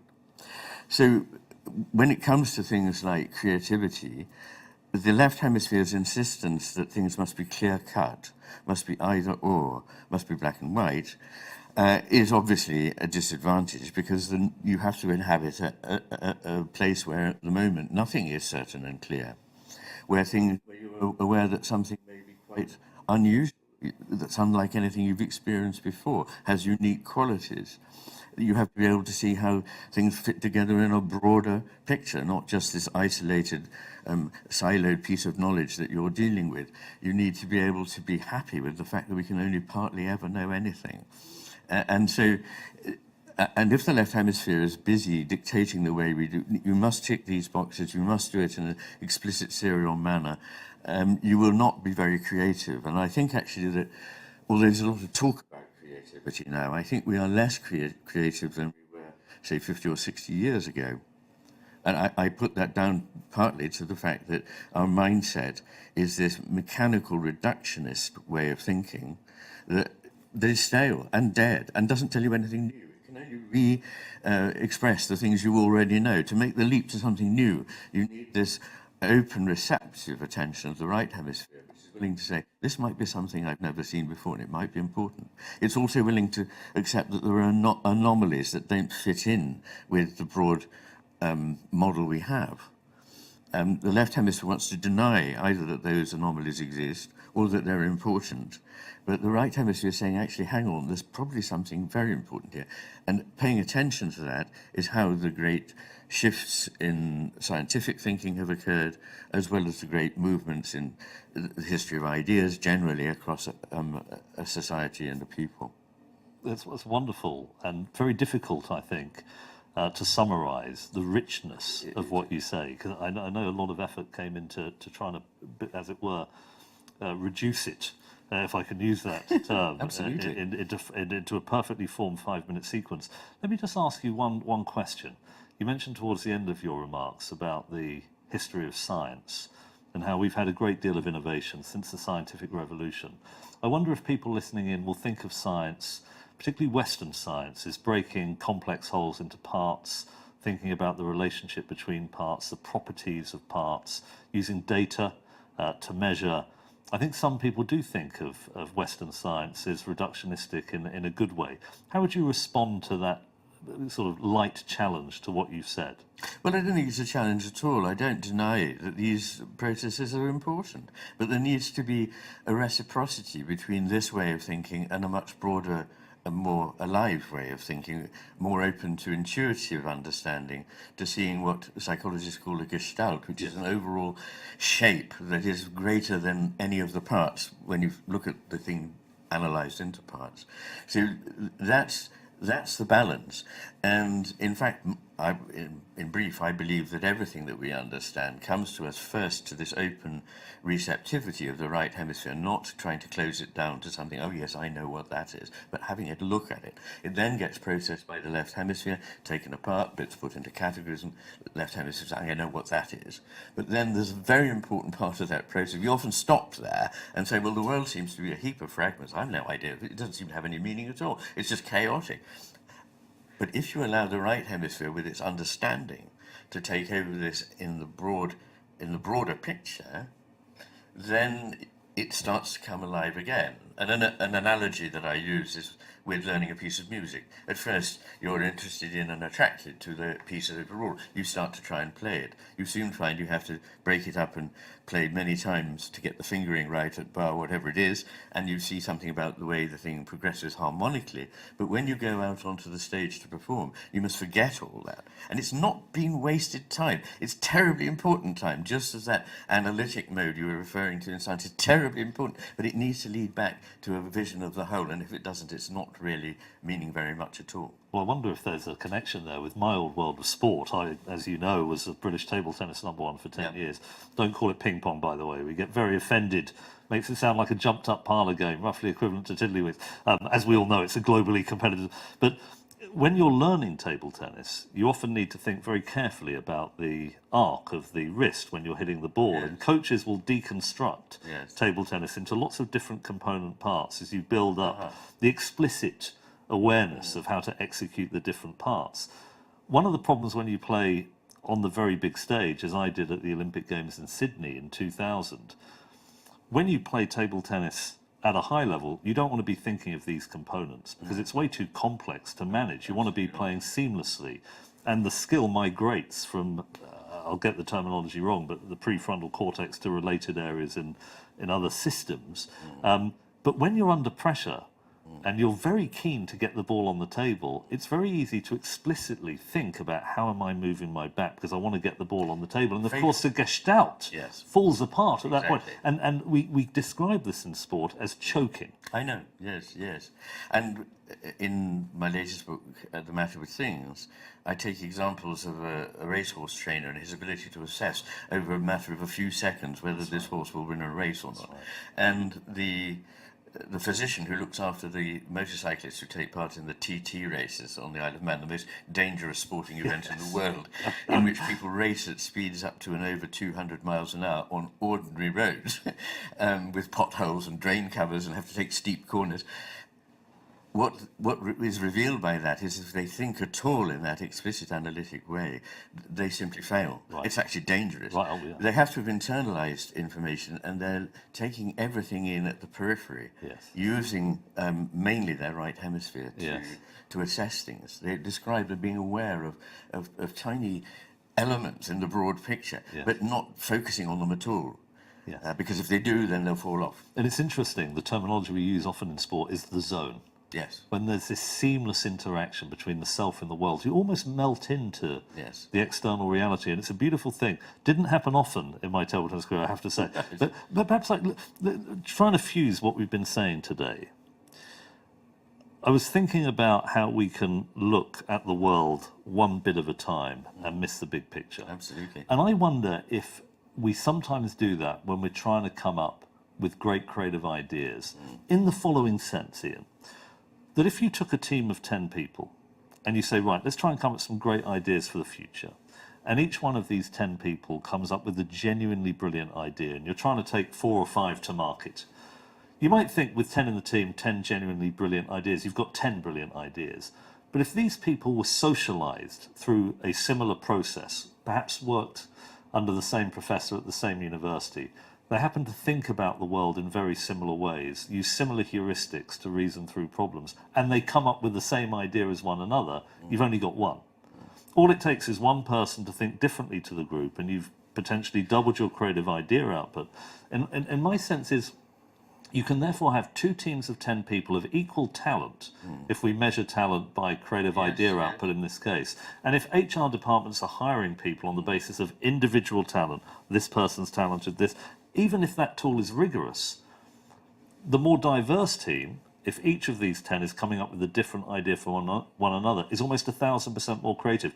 That is not attributable to any one person in the diverse group. It is an emergent phenomenon that emerges at the Gestalt. Yes. So it seems to me that there are lessons both in your work for individuals about getting a better balance between left and right, both of which are important, but also perhaps for corporations looking to innovate. Well, I'm drawing attention to the fact that people do sometimes largely prioritize a way of looking at things, either in a very reductionist, narrow-focused, analytic way, which is a valuable piece of work, or are able to make distant connections, see how things fit together, and come to an intuitively rich insight.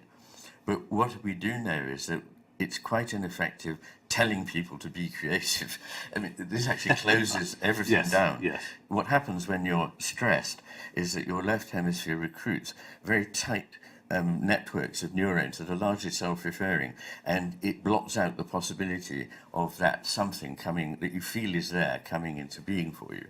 So anything that takes that kind of pressure off people is what's required. The difficulty is nowadays is that we cannot see that by not monitoring and not over-controlling, we may indeed have some pieces of work that go nowhere, but we will get the really creative ones that we want. Whereas if you over-control, micromanage and put pressure on, you will not get any good results. In other words, nothing is risk-free in life. Yes. And it's not accepting risk that is so, dangerous.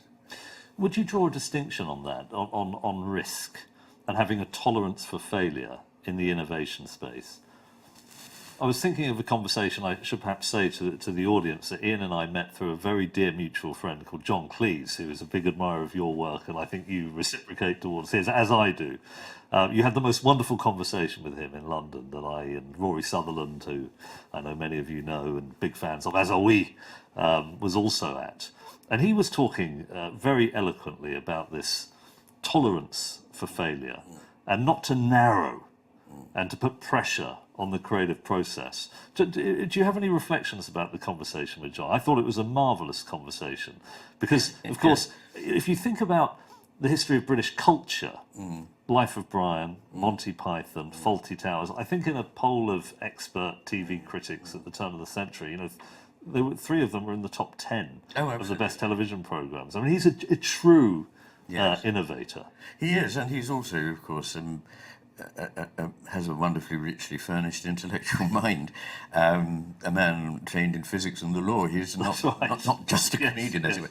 So we always have a great time when we get together, even if it's over Zoom, but so much better when one can sit next to a person you're talking to.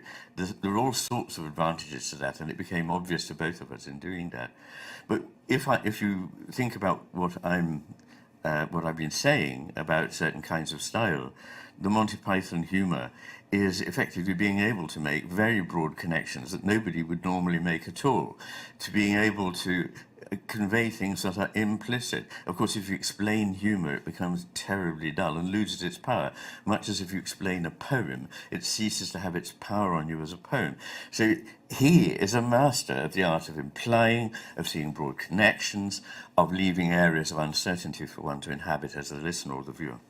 Let me just throw this into the mix. I think there is a certain type of innovation which is more incremental. If you imagine, there's a concept called marginal gains that is very familiar in sport, where you break down the problem of winning a bike race into all of its component parts and then try and improve each by a very small amount, and you get a big cumulative effect, like the bike design and using antibacterial hand gel, taking pillows from stage to stage to improve sleep quality.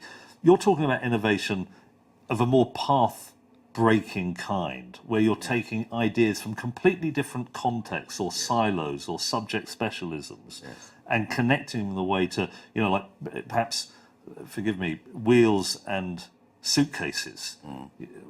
It took a long time to bring wheels onto luggage, and this was a problem that seemed to be out there waiting to be solved, but it took people from two different disciplines to come together. As the steam engine would be another great example of that. Would it be fair to draw a distinction between these two kinds of innovation?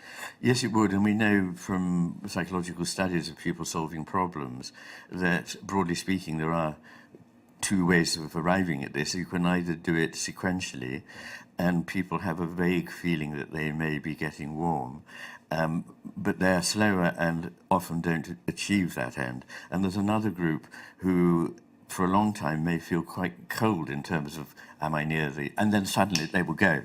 And they are the ones that produce the really important results. So, and I've spent a lot of time looking at the ways in which the great mathematicians and great scientists reach their discoveries, and they almost never reach them through what's called the scientific model, the scientific method. Of course, some of that had to go on at some stage, but there are periods of time when early in the creative process when you need to do some explicit conscious thinking. That's like preparing the bed for a plant. Then there is the period of incubation, which is when you don't keep pulling the plant up to see how it's doing, because it will never have a plant. So you leave it alone, having prepared the ground. And finally, there's illumination when the flowers come out. And that's totally unconscious, that moment. It's wonderful. And I can't quite believe that our 25 minutes is already up. I've got my timer on the table, and time is That's really sad. Yeah, I am. I could have gone on for, but that's a good way to finish, is with Karl Popper, a wonderful philosopher of science, John Cleese, one of his intellectual heroes, who talked about science as a bold, imaginative discipline. Exactly. And I think that really captures a lot of what we've been saying today. It's been a huge honour and pleasure, Ian, to chat and to share with you, and thank you very much. And for me, Matthew, thank you. That was a very thought-provoking, insightful discussion on diversity, cognitive diversity, cultural diversity, the creative brain, and even Monty Python. If you like, or if you're inspired by that talk, please share with us your thoughts using hashtag Nudgestock2022. Now get ready, because we're about to take you into another dimension, because we're going to take all of you out of your current universe and supplant you into the Metaverse, the Nudgeverse, a space where you can learn about the latest in applied behavioural science and meet your fellow Nudgestockers. And who wouldn't want to meet those dancing fellow Nudgestockers in there from the behavioural science team? But Dan, do I need a headset in order to do this thing? No, absolutely not. You can use your Google Chrome browser. You can use a headset if you would like, but if you don't have a headset, you can use your Google Chrome browser, log in and experience the Nudgeverse that way. It's free of charge, and it only takes you a couple of minutes to make your avatar, and in the Nudgeverse, you can be whoever you want to be, Tara. whoever you want to be. Get ready to make that avatar. But first, have you ever played the game as a child where you whisper into someone's ear and they whisper something to someone else and it goes down the chain until the message at the end is nothing like the message at the beginning? Well, imagine doing that with thousands of people. Our next speaker is going to share with us some insights on miscommunication in large organizations. Casey Wahl is the CEO and founder of Attuned. And Attuned, as well as being one of our sponsors today, and thank you for that, are a digital platform, AI empowered and powered by psychology and AI that allows managers to really understand what's going on in their workforce. The platform allows the visualization of and the measurement of the things that really matter to people, their values, their intrinsic motivations. And this means that managers can very quickly get to know their team on a very deep level. They can look for blind spots and they can try and optimize their communications around what really matters to those individuals. Casey is going to share with us, as I said, how miscommunication happens and how it increases exponentially as businesses scale up, and how that can have really adverse effects on productivity, on innovation, and of course on morale. So we are delighted to have live, linked from Japan, Casey Wahl from Attuned.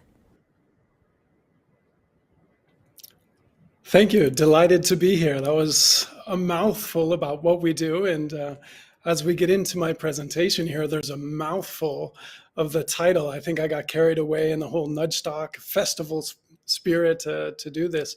But it's really about good management is what I want to talk about today. And in order for us to grow our organizations, whatever organization that is, we have to have good management. That management has to be so good. It really has to be leadership. Now, why is bad management so pervasive? And why is management so hard?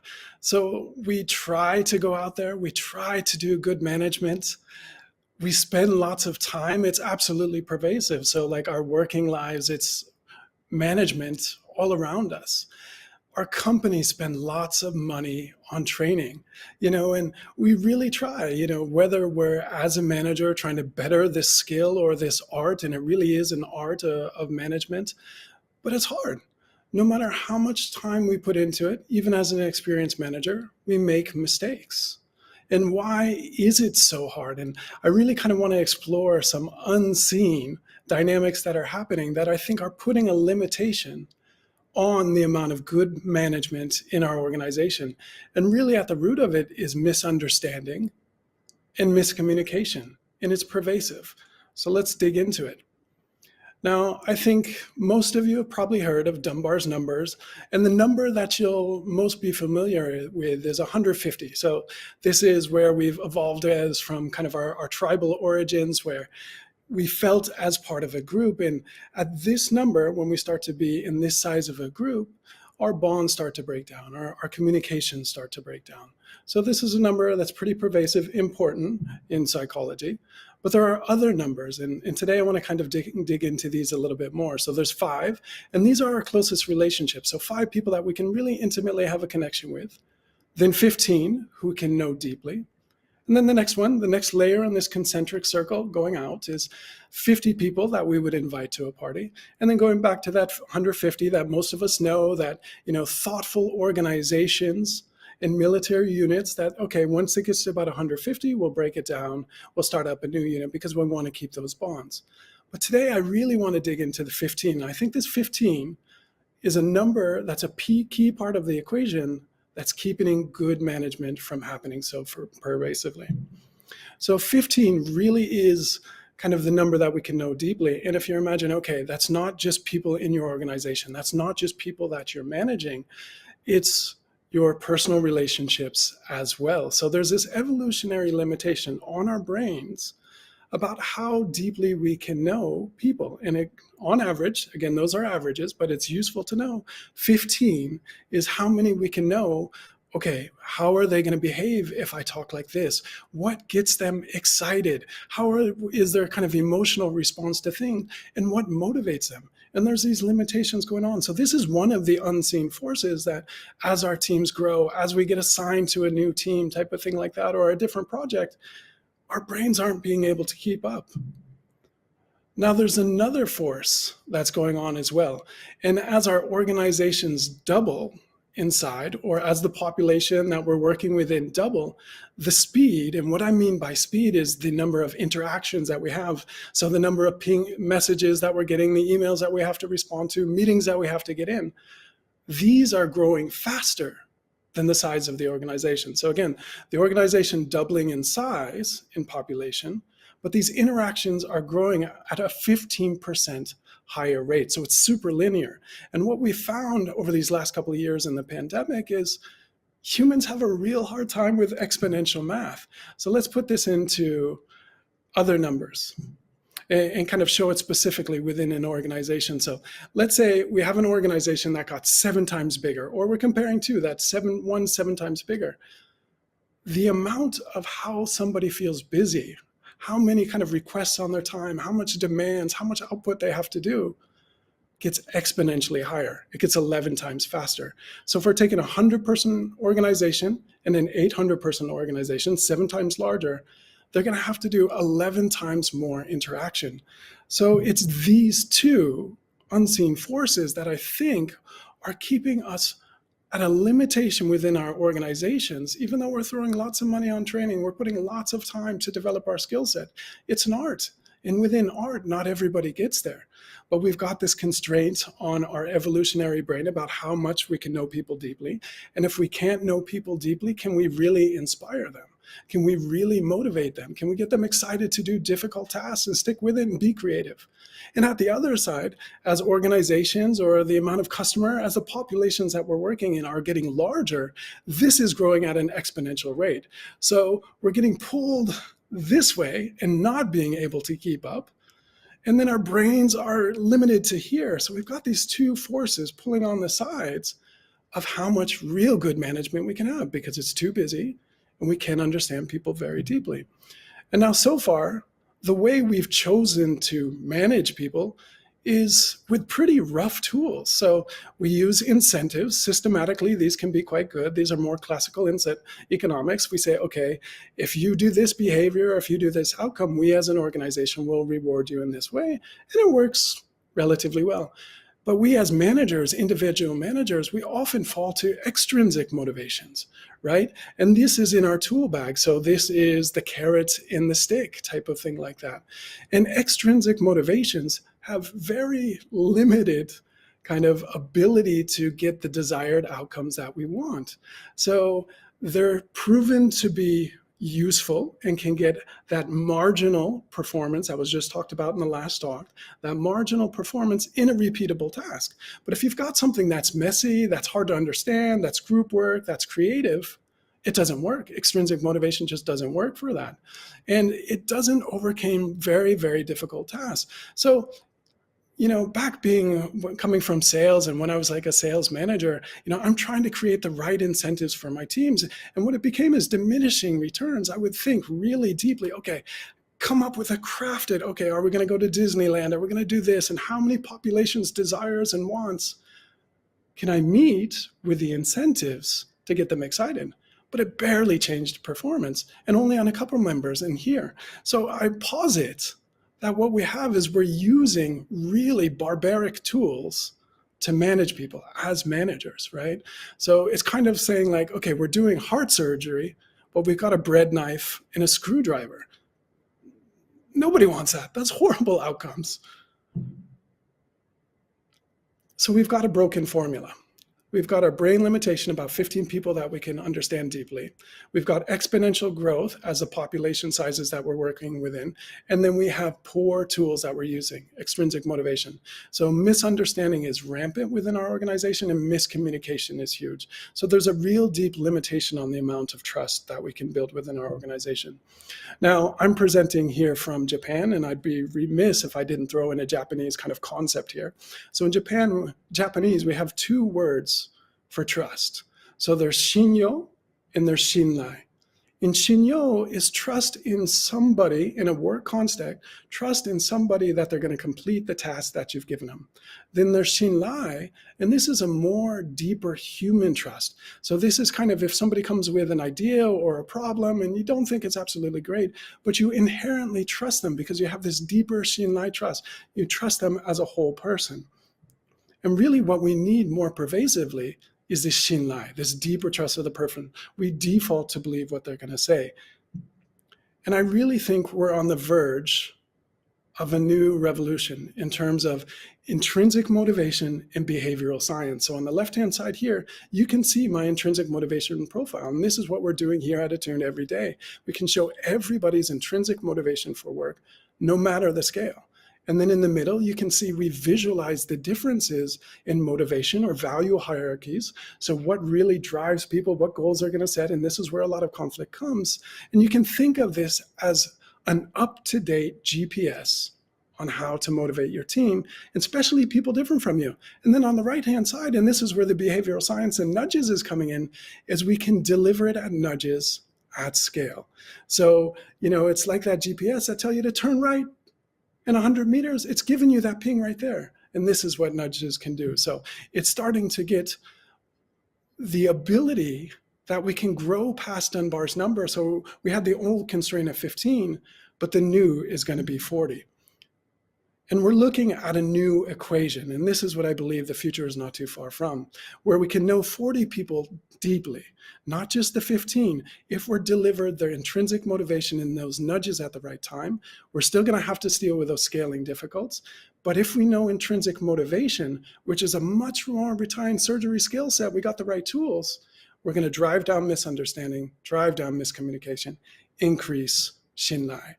And ultimately, we're going to create the organizations of the future with more trust, stronger psychological safety, and places where people are just going to go and be happier, where there's going to be more meaningful work, more personal growth because of intrinsic motivation, using technology and psychology to grow beyond our current limitations in these unseen forces. I've been Casey Wahl. Thank you.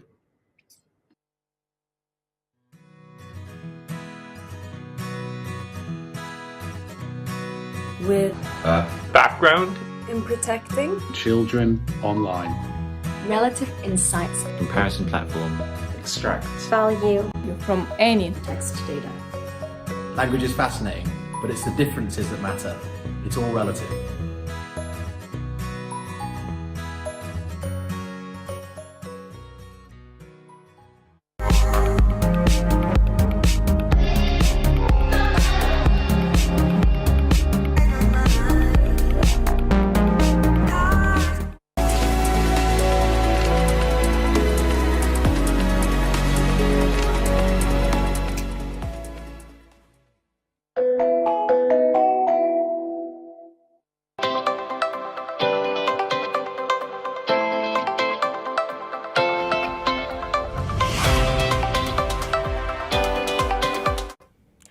Wow, Nudgestockers, you're still with us, and we've got so much more to come. Hopefully you've got to grips with the left and the right brain, and now you can correct everyone in classic black and white left brain style when they get it wrong. But we've got so much more. You will regret not hearing Dan Pink speak about the power of regret and how you can harness it in your own life later on. We would really think you ought to choose to listen to Eric Johnson and his presentation about choice, and you maybe make a habit of listening to habit legend Katy Milkman later on. And who are you gonna hang out with in the Nudgeverse later? Which of your speakers is the favourite so far? Could it be Rory's Electric Gang?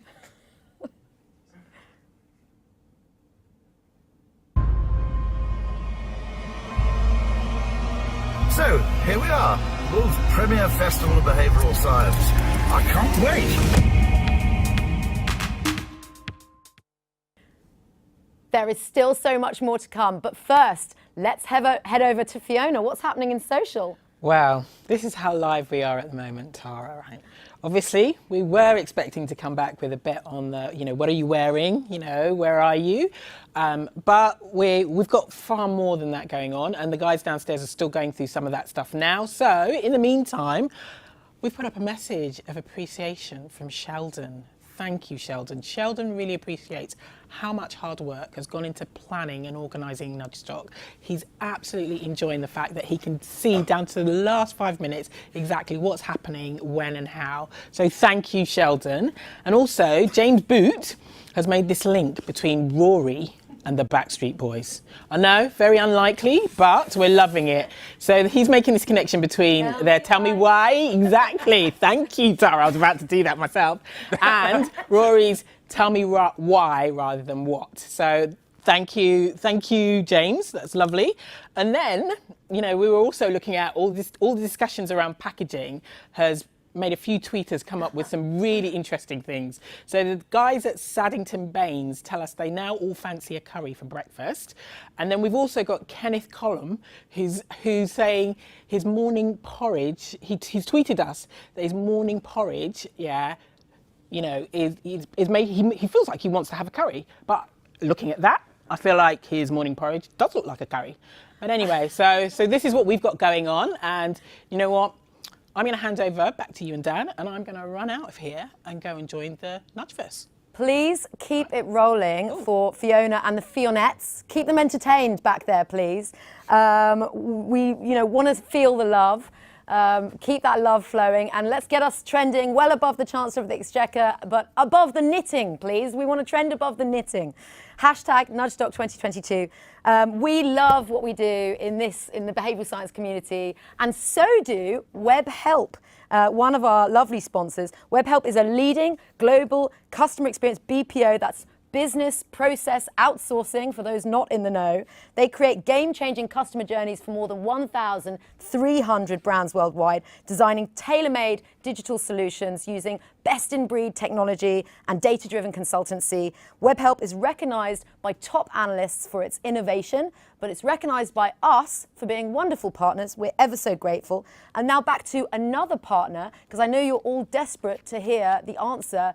What's going on? What brands are they? We've got Cloud Army's Tom Noble and our lovely Coley Porter-Bell, Dean Field. What's happening there, guys? How do people vote? Hey, well, thanks, Tara. Welcome back, everyone.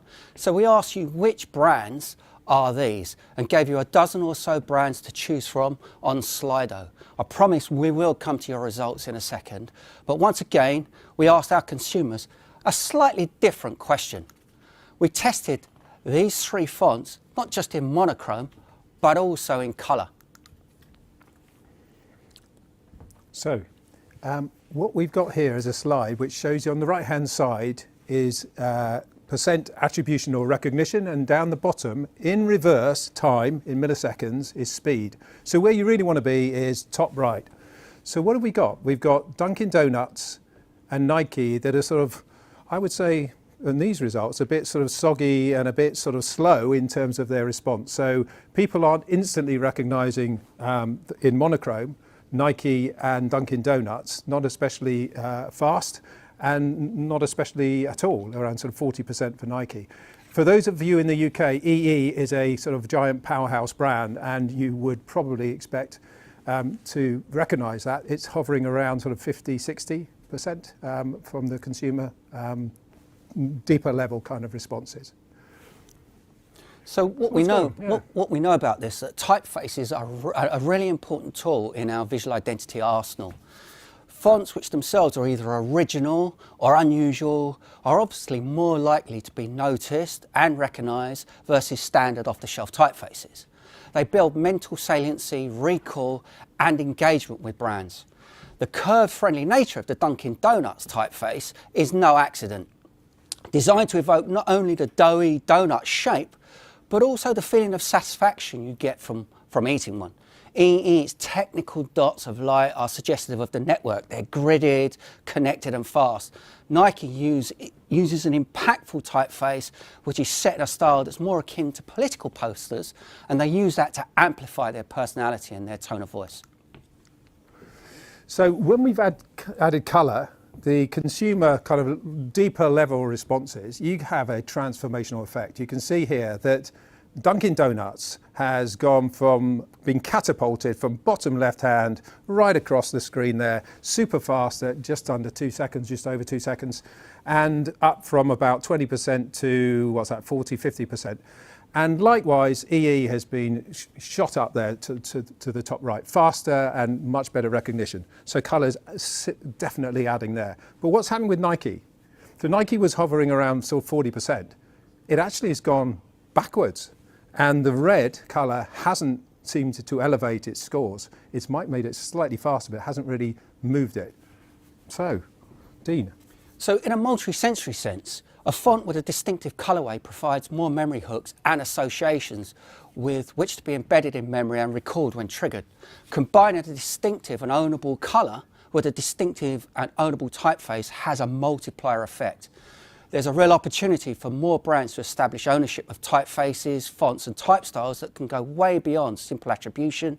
They add brand personality and engagement in terms of feel and tone to suit specific or general context. Let's see what you thought. So let's have a look at the Slido results. Duncan, you would expect, wouldn't you, that the Nudgestock audience would be slightly more brand literate than a bunch of random NatRep consumers. Well, what it looks like is there is indeed, in black and white, remember these results, you've got Dunkin' Donuts at 74% versus around 20% for the consumers. You've got Burger King, we've got Nike. The Nike results were coming in about 80 or 90% when we looked on Slido earlier on. So that's way above, like nearly double what the consumers were showing. And EE, which is, as I said, is more of a local brand, was around 60% with consumers. And I think the results are around about the same for the Nudgestock audience. So I think this says you are more brand literate out there. You'd expect to be, and congratulations. Thank you. So this is a great example from UK broadcaster Channel 4. They've created an elegant, really distinctive typeface which is full of personality, is really flexible, and more importantly, really usable. There's a delicate balance here to be struck between ownability, recognition, recall, and real-world practical use. So on to our third question. Why do we see so many curves in tech? Now you'll see here the QR code is in the corner, the question's gone live on Slido and on Twitter, so please remember to snap that QR code so that we can gather your results. Thank you. See you later. Fantastic, thank you very much. So the power of colour, let's see how we go, and are there any curves in tech? Now, before 2020, virtual reality was an emerging technology which was fun, it was cool, but it wasn't really making a massive difference to our daily lives. Since then, we've all had a forced system into this world through work, through socialisation, finding love and even grieving in the virtual world as the pandemic prevented many of our face-to-face interactions. In the virtual reality world, our next speaker is absolute royalty. Dr. Sylvia Pan is a senior lecturer at Goldsmiths University in London. She's interested in using virtual reality for a range of social interactions, from training to therapy and much more. Don't forget, Nudgestockers, that for this session you can indeed ask Dr. Sylvia Pan a question by going to Slido. And Rory will get round to those when he does his Q&A at the end. So with that, it's my absolute pleasure to welcome Dr. Sylvia Pan in the real verse, right here with us today. Dr. Sylvia Pan. Thank you. Hello, everyone. So I will be talking about the psychology of the metaverse. And just to make it perfectly clear that it's not about NFTs. So no apes or frogs will be featured in this talk. Sorry about the disappointment.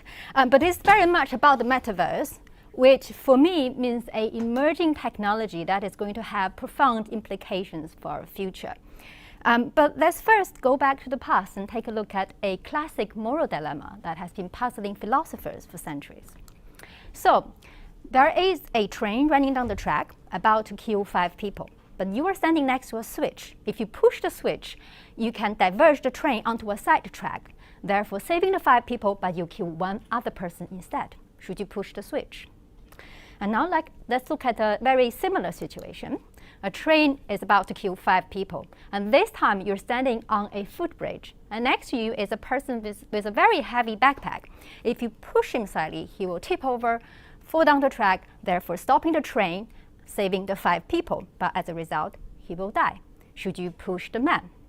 This kind of questions, moral psychologists have been trying to study them over and over again. Surprisingly, our reaction to them is very robust.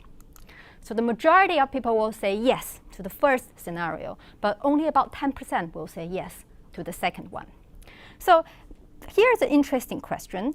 The outcome of these two situations are exactly the same. If you choose yes, you're choosing to sacrifice 1 person in order to save 5. But why do we react so differently to these two scenarios?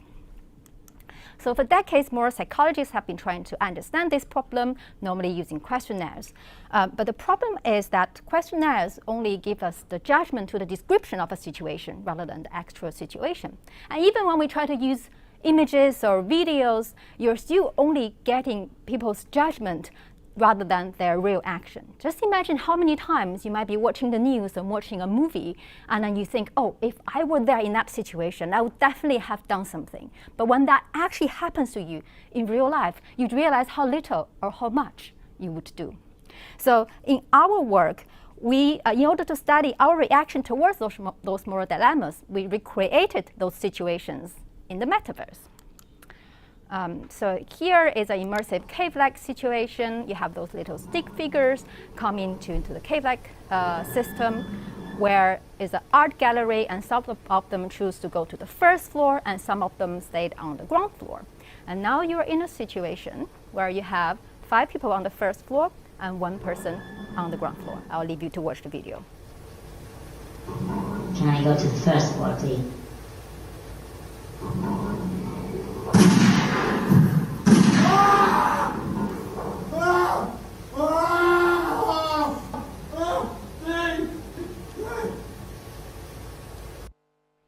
We have also conducted this experiment in both an immersive VR system and a desktop system. The two systems are exactly the same with the same interface. The only difference is the level of immersion. And here's our result. So basically, in the cave-like situation, about 1/3 of participants immediately brought the lift down, choosing to sacrifice 1 person in order to save 5. But what we noticed is a lot of them quickly shift the person to position C, but then they quickly took some other action and brought the person down back to position A. So we also looked at the final position, which is where they left the lift for more than 5 seconds. And in this case, the majority of the people in the cave-like system actually chose to bring the person downstairs, sacrificing 1 to save 5.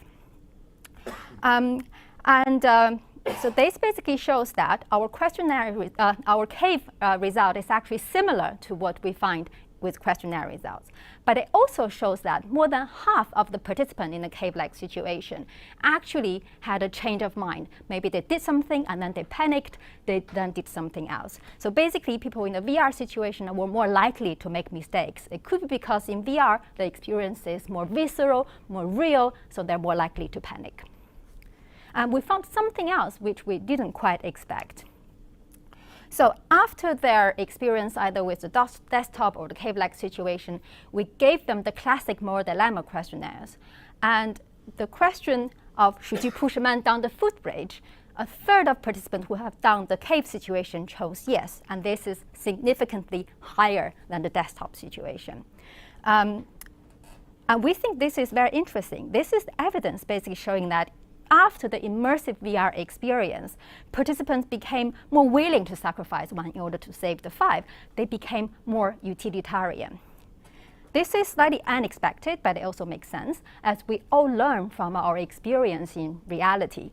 And in the immersive VR technology, it is capable to deliver an experience that is so real that it actually shifted participants' perceptions. So how does virtual reality work? Before jumping into the topic of VR, I have another question for you. Which one is longer?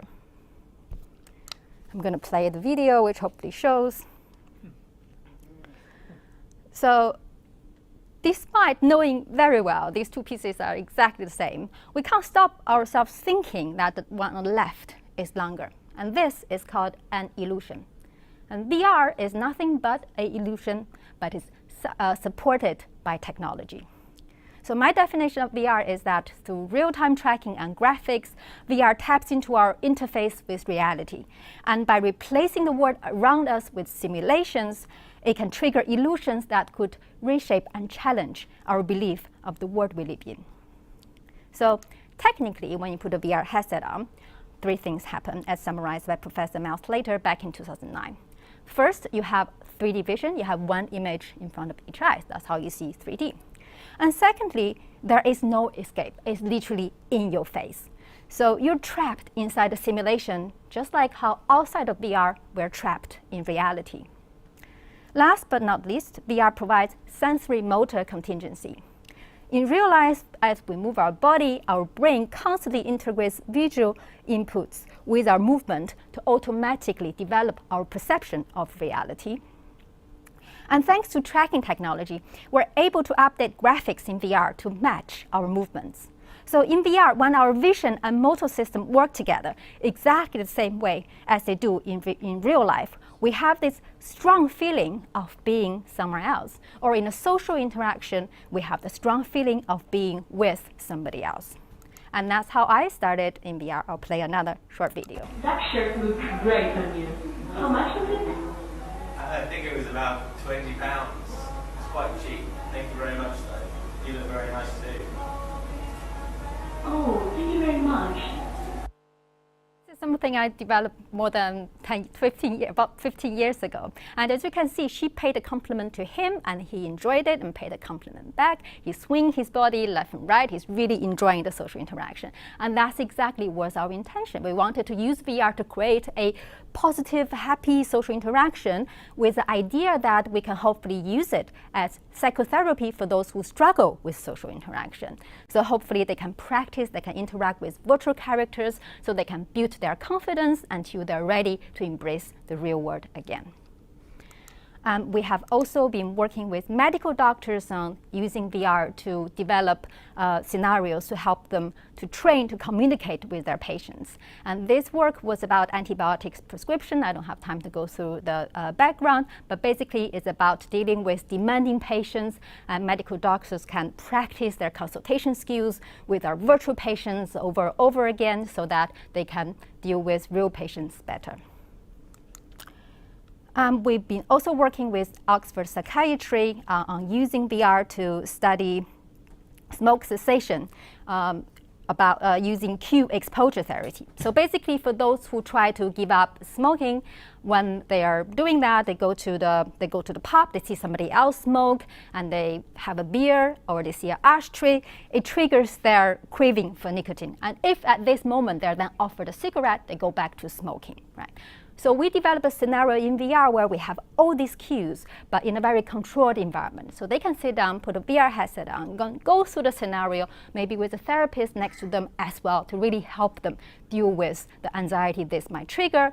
And if they do it over and over again, they will be desensitized to these cues, and it will break the association between seeing the cues and having access to a cigarette. So I just want to emphasize that VR is not only just an immersive display. Most VR headsets now come with the capacity to also track our hands, so we can drive the body language of our avatars. And this is very important. And I have spent the majority of my lockdown inside the Metaverse quite a lot. We had our student welcome week in Outspace. I attended international conference social sessions in Mozilla Hubs. We had project meetings with partners over the world in Engage. And we had our lab social in Rec Room, where we were playing paintballs and shooting at each other, which was really fun. And we were just like using our body as we do in real life, which was really important, in particular during a time when everybody was deprived of social interaction during the lockdown. And it is just a matter of time before we can also have facial expression inside VR as well. So the new headset now comes with the capacity of eye tracking and lip trackers, so we can drive our virtual character's face with our facial movements as well in real time. So I just want to emphasize that our ability to drive our body movement in VR is extremely important. And this is an example from many years ago where the participant is hooked up with a full body mocap suit so she can drive her avatar, which she can see in the mirror. And in this case, the avatar is of a similar gender and race and appearance as the participant, but you can easily use the same setup to put the participant into the body of someone very different from her. So VR can transform not only where you are, but who you are. And neuroscientists actually have been trying to study this for many years as well, mainly through visual tactile synchrony. And this is because there's evidence that the illusion of owning a different body could really change our perception. And in VR, we can do it much easily. And actually, there's a study which has been done over and over again, always the same result, showing that putting a Caucasian participant in the skin of a dark-skinned avatar would reduce their implicit racial bias. So, come to the kind of concluding slides. When we talk about the metaverse, I don't think everyone wants a digital twin of reality, because reality sometimes is boring or even painful for someone. And some may choose to be in a different gender or race, or even choose a completely different body, like a chili pepper or a mushroom, right?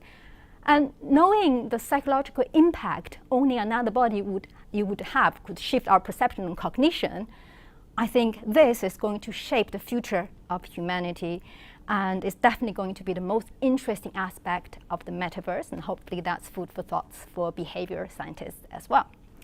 And we have a team of brilliant VR researchers in our lab who are more than happy to help you design the metaverse you want for your research. And we do enjoy meeting with each other in real life as well. Thank you. Oh, wow. That was amazing. That's amazing. Sylvia, thank you very much indeed. I mean, absolutely superb. I've got to ask a question first before I take the Slido questions. That fact that your judgment in the trolley car problem is disproportionately affected by a VR experience. And it could be consistency bias, but it carries over in a way that it doesn't from two dimensions, if I'm right. I mean, that's both, I suppose, something we can be very optimistic about, because for things like training, I've seen promise, for example, people who are frightened of flying, experiencing flying in VR overcomes their fear in a way that watching hundreds of YouTube videos of takeoffs wouldn't. Exactly. Is there also a dark side to that? Yes. In that, oh, good, okay. Very much. I guess you spotted that. Yeah. In that, there are huge debates about, say, pornography and violent video games, but the general consensus is that people are pretty good at separating the one from the other, okay? Yeah. Or to some degree. Is there a danger then that actually habits, behaviours, actual behaviours that are literally embodied in physical behaviour in VR effectively then carry over to the real world? Yes, definitely. I mean, it's a double-edged sword. If it has so much positive impact, it's going to have the power to do exactly the opposite if it's not used wisely. And actually, in one of the studies I showed were about reducing implicit racial bias by putting someone in a dark-skinned avatar. And if you actually put someone in a dark-skinned avatar but let them experience something really negative, it actually increases their racial bias.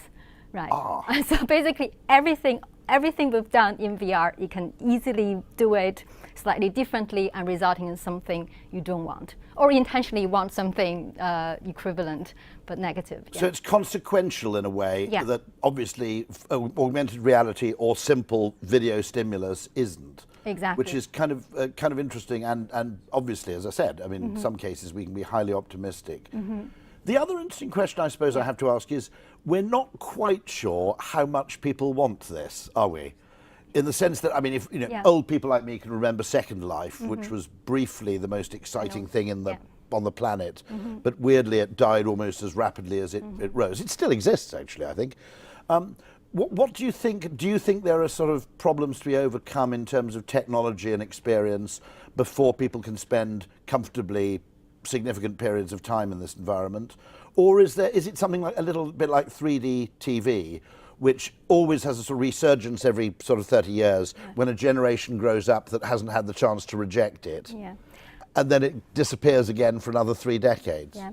Well, I've been kind of, in the VR drive. When I started, it was actually dying off in the sort of mid-2000s, right? And nobody talked about VR for a while. I was doing my PhD in VR from 2005, and people were saying, "Oh, you're not doing a real PhD," you know. But you know, I've really seen sort of a couple of cycles going on in this area.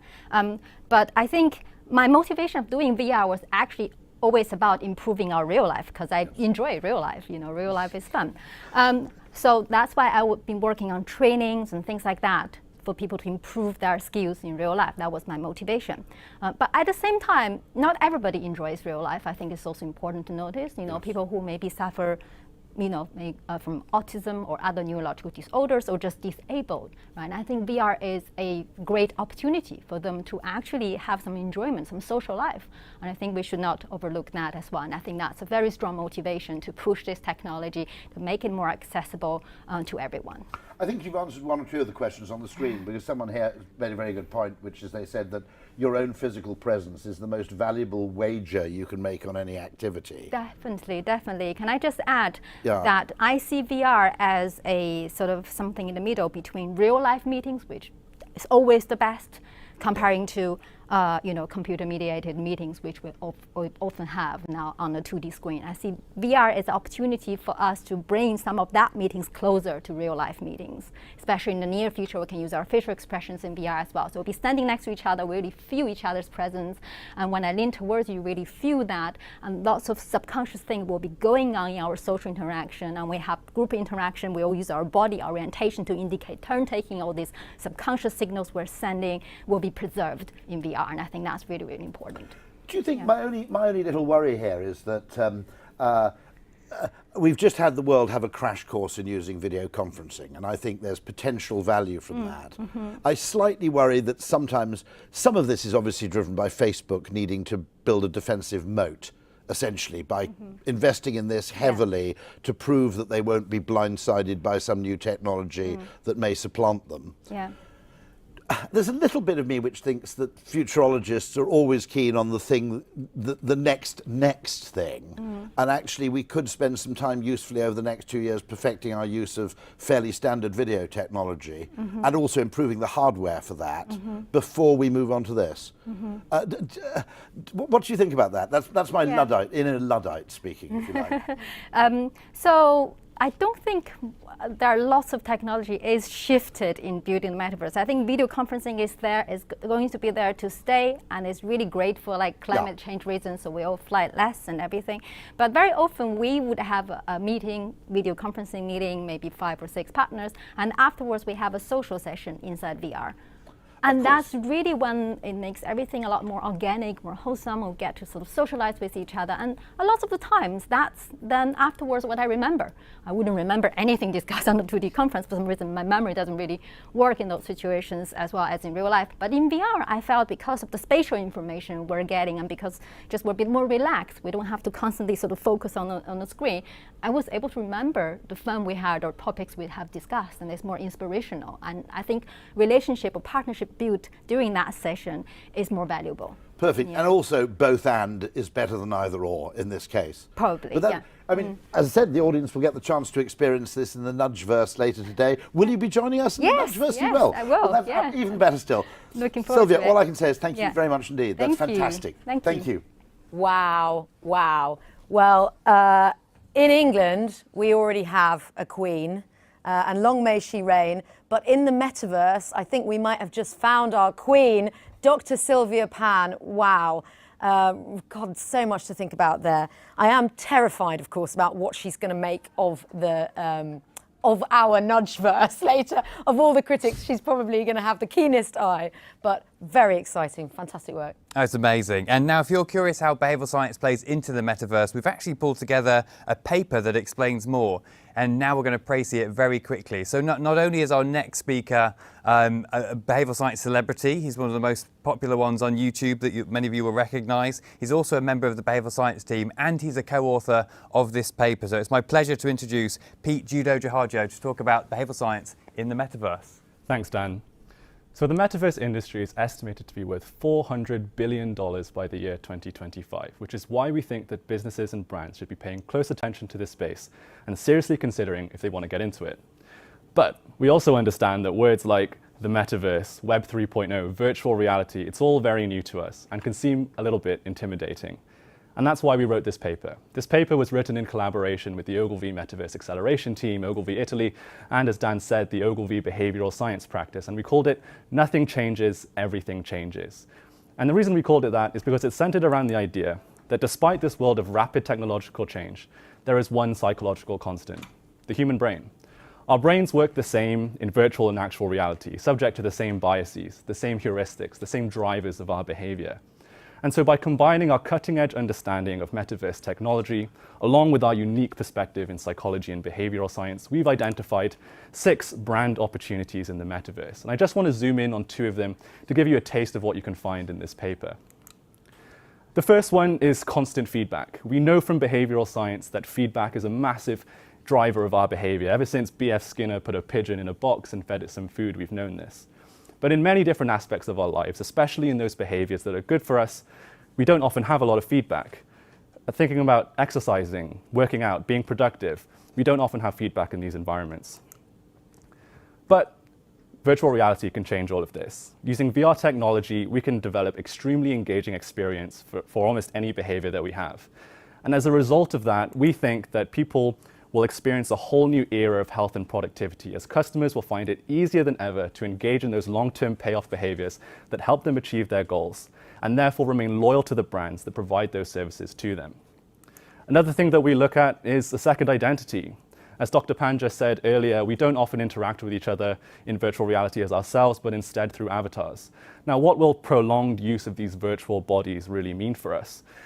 Well, we think that effectively in the future, brands will be marketing to alter egos. As we spend more time in these virtual selves, we begin to identify more with them. People will value their alter ego in the same way that they value their ego today, which, if you know behavioral science, you know ego is a huge driver of our behavior as well. And that's why in the future, we think that brands should pioneer the market for digital status symbols. We see Balenciaga already doing this in early versions of the metaverse in Fortnite, but as VR technology becomes more mainstream, we think that this opportunity will only grow along with it. So that's just a flavor of the kind of insights that you can find in this document. If you want to read the full version, you can go to nudgestock.com/nudgetalk very soon, or if you want to read it right now, then you should head over to the Nudgeverse. Back to you, Dan. Thank you, Pete. And we're so nearly ready to go into the Nudgeverse, and what an amazing presentation to tell us more about the behavioural science of it. So we've had 4 hours, a little bit over. Whoops, apologies, everybody. Rory, what's been your favourite of the morning? Obviously, I mean, Ian McGilchrist and Matthew, what they both talk about, both cognitive diversity and the importance of it, and also this whole idea of the divided brain and the idea of a slightly disturbing change in the last few hundred years, where essentially, I suppose our 2 hemispheres have become imbalanced in the influence they have over decision-making and perception. So that has to fascinate me. But actually, I'd combine it a little bit with Casey Wall's insights into essentially how you manage and how you get teams to perform. Because I think, generally, I think labour economics is literally sort of 300 years behind psychology. And these dangerous assumptions, like productivity being proportionate to hours worked, I think, and the idea that there are necessarily economies of scale in the size of a team that don't break down with scale, those seem to be incredibly important for a knowledge economy. That's fascinating. And Tara, you've had 4 hours of watching this as well? Oh, God, my mouth was open with Dr. Sylvia Pan just then. I think there's so much more for us to learn and explore. I was going to say Ian McGilchrist, though, because as you know, I am a bit of an advocate of psychedelic medicines, and I tend to think that psychedelic medicines have the opportunity to bring more of that systemic thinking, right brain online for people and for the world in the future. But wow, Dr. Sylvia Pan, incredible. Dr. Sylvia Pan, and 4 hours in, and Tara hadn't mentioned psychedelics at this point. We did better than last year, I think, at least with that one. We're microdosing it this year. We are microdosing. Yeah, very occasional references. Yeah, we're going into some other verse in a couple of hours. So we are nearly ready to take you all out of this dimension and into the Nudgeverse to meet all of our behavioural science dancing gang there that you can see. It's a space where you can find out about the latest of our behavioural science work and also meet the Nudgestock audience. You're no longer going to be anonymous beings separate to each other. You're going to get the chance to meet in virtual reality and do all the wonderful things that Sylvia talked about. Please don't shoot anyone, though. That video was quite terrifying, wasn't it? But Dan, Do I need a headset? No, as I told you a couple of hours ago, Tara, you don't need a headset. You can log on through your Google Chrome browser and have your first experience in the metaverse that way. It's free, totally free, and it only takes a couple of minutes to create your avatar. And as I said earlier, you can be whoever you want to be in the metaverse. So head over to nudgestock.com/Nudgeverse, and we will see you in there virtual. So we've heard about billion-dollar behaviours and asked the question of why did the chicken cross the road. We've heard Paco Underhill talk about post-pandemic retail, Amal talk about the bomb disposal, behavioural science of bomb disposal, and Channing talk about how weird we are. There is so much more to come. For all the sleepy guys down under who are still tuning in, well done and thank you for being here. Let's push you a little bit further. Please get into the Nudgeverse with us. But for everyone else, we're going to be coming back to live content in just under 2 hours' time at 2 p.m. British Standard Time.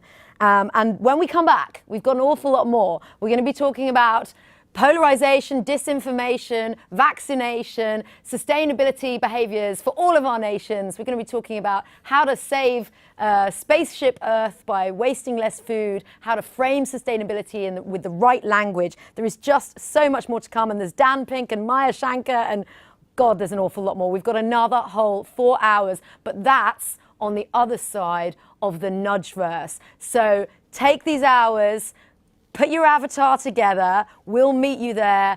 A little bit of networking, learning, lunching, dancing, dating, who knows what you're going to do in there, but we'll see you in the Nudgeverse now.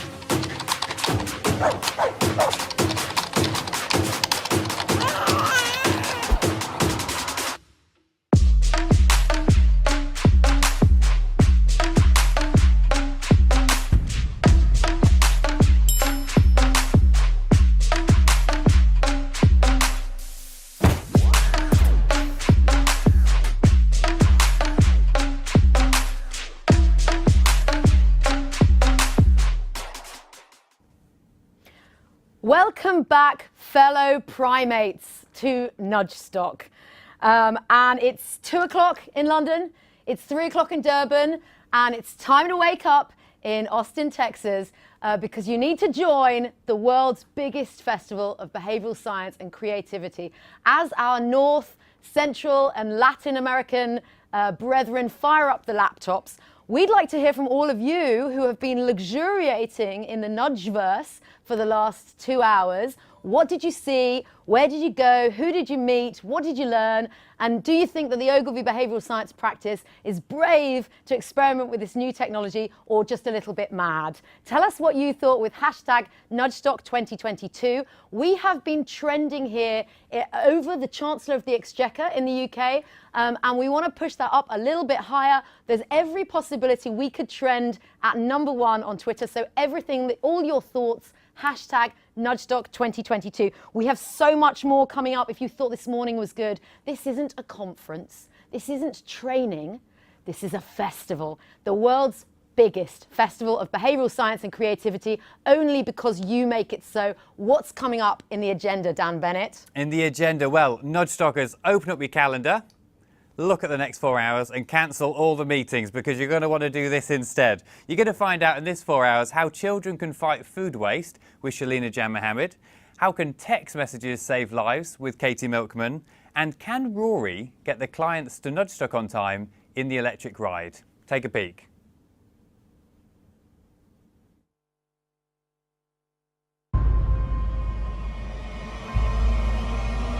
So, here we are, world's premier festival of behavioural science. I can't wait.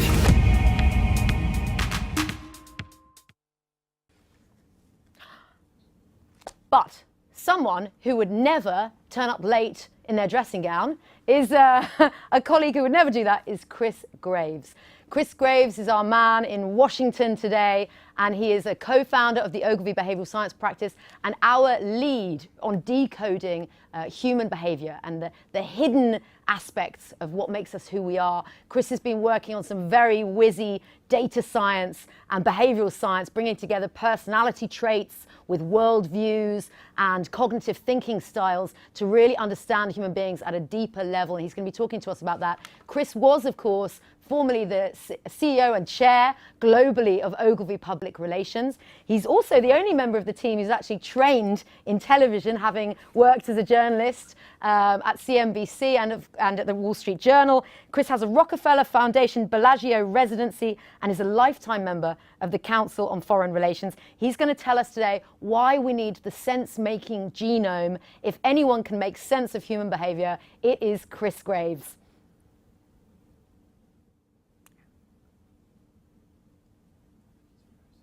Tara, thank you so much. And I have to tell you, you and Dan are living east.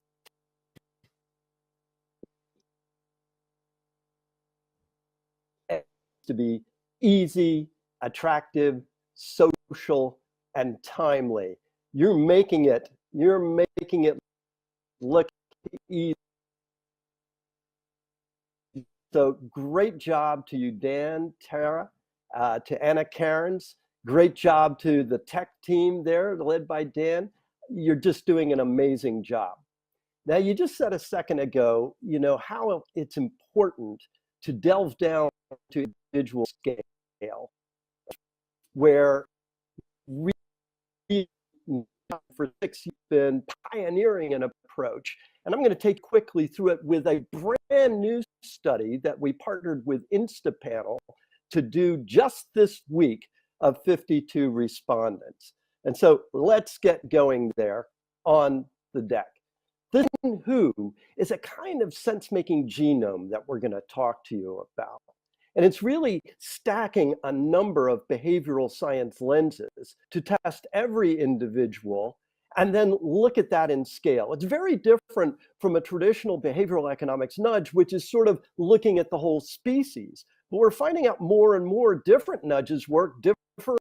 They don't work the same on every individual. And that's because, of course, we're wired very, very differently. Now, this has been, as I said, for a number of years. We've garnered 6 global awards, so we're beginning to get a little more self-confident about this approach of delving into the human sense-making genome. And this is what we mean when we say sense-making genome. There are these tests and a whole bunch of others. But if you start from the upper left, you're looking at big five personality. Then in the middle and the top, we're looking at cultural cognition. This is your identity tied to your worldview. We look at degrees of religiosity, locus of control. Are you chronically more external, feeling the world has control of your life and any change that might come, or internal, that you have a lot of self-agency? We also test for regulatory focus, whether you are more promotion-oriented, going for that big new attainment for a goal, or you're mission-oriented, where you really are all about avoiding risk and harm. We also test for John Haidt's moral foundations theory. You see the 5 pillars there. We test for time perspective. You may recall the Zimbardo time perspective. We test for need for affect. There's those who avoid emotion and those who approach emotion. And we test different forms of Gordon Pennycook's comprehensive thinking styles and bullshit receptivity. So put it all together, it is indeed a kind of new genome. It's not good enough to just find out attitudes or even behavior. This is down into that real why inside of people. Now, as I said, we partnered with Instapanel, and they got us very rapidly 52 respondents across many countries. They break out this way that you see on the screen, but it is a quant and a qualitative. And you're going to see some short clips of video how the respondents feel about the different questions we put to them. But we gave them a stimulus.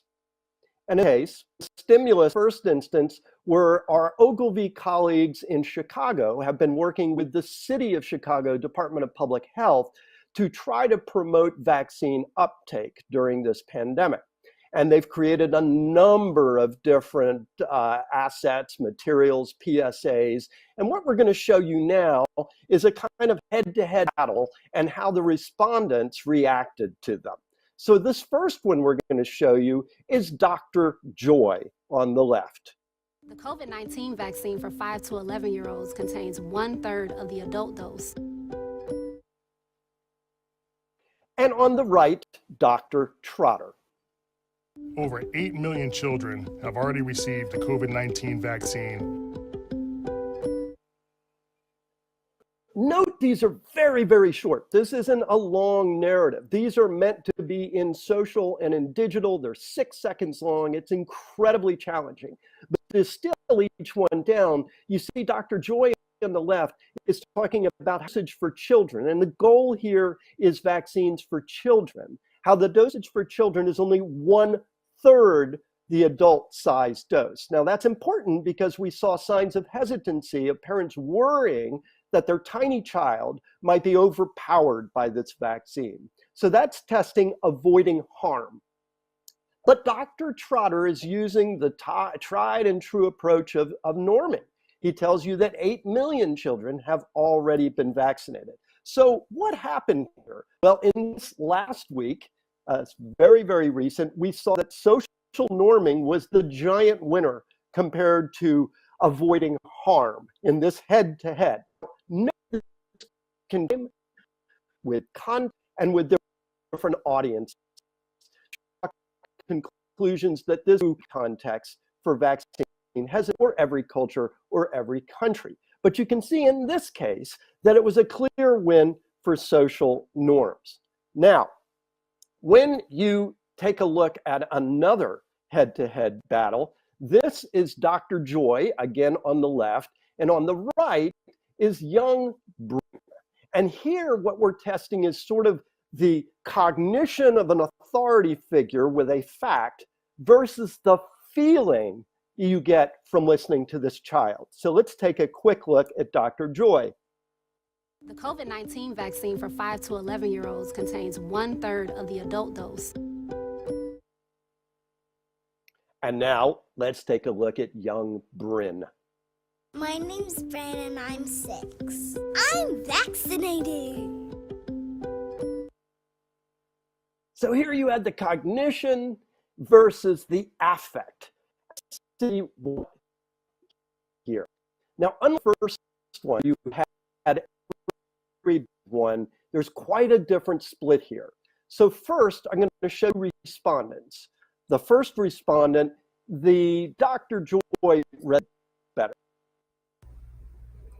When you're targeting children to be vaccinated and you see kids interacting and being healthy and being happy as far as getting vaccinated, I feel like that's going to encourage more children to want to get vaccinated and encourage parents to want to get to vaccinate their children as well. And now let's go to the left video and let's hear from her. So the video that Dr. Joy, I'm more interested into that one. And the reason why is because it gives me more insight as of what the vaccine contains. It tells me it's 1/3 of the adult vaccine. And that's more interesting for me, because then I'll think about it. Okay, well, let me think about it. Let me do my own research. And then I'll decide if I want to get my kids vaccinated or not. Also, looking at a video. So what you see there is not a giant insight that two different people find two different messages that resonate. But what is new is that instead of just dividing these by demographics, we're looking at those who are very similar in demographics. But if you look at this graph, look how they split by the way their inner wiring is different. So they're almost half and half in the audience who, like Dr. Joy, the very cognitive doctor, versus Bryn, the joyful, full of affect child. And as you step down through every test, you begin to see a very different split from the hidden who, not from traditional market research of demographics. So with Dr. Joy, here you're finding that those who are more prevention-oriented in their regulatory focus are gravitating to her message, but those more promotion are much more towards young Bryn, brimming with affect. And then we look at internal locus of control. That goes along with Dr. Joy, but locus of control with Bryn. Next, you begin to see, we asked a question about science versus religion. When they come head to head, which do you trust? And those with science leanings went with Dr. Joy, and those with religion leanings went more with Bryn. But here's a bizarre one that I cannot answer. When we ask them about beliefs and facts, those who put more emphasis on beliefs and will discard the facts were more aligned with the cognitive message, whereas those who put facts over beliefs were kind of relieved, I guess, with this little piece of joy from Bryn. A few of the science-loving belief, facts over belief respondent would go with Dr. Joy, you'd probably be wrong. Hence the importance of these new, very in-depth tests to reveal the sense-making genome. Now, one that has been developed all over the planet, but more the US perhaps than anywhere, is something called cultural cognition. It's how our identities are mapped to our worldview. And you can see on the screen here what that looks like.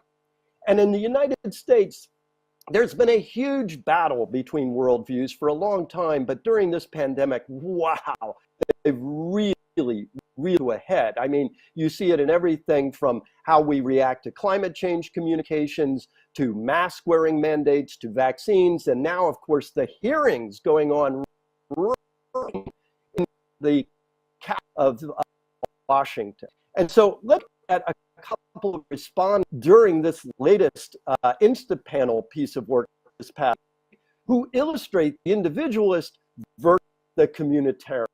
Let's take a quick look at this individualist. I believe that as I wouldn't want any other parent to tell me what to do with my child,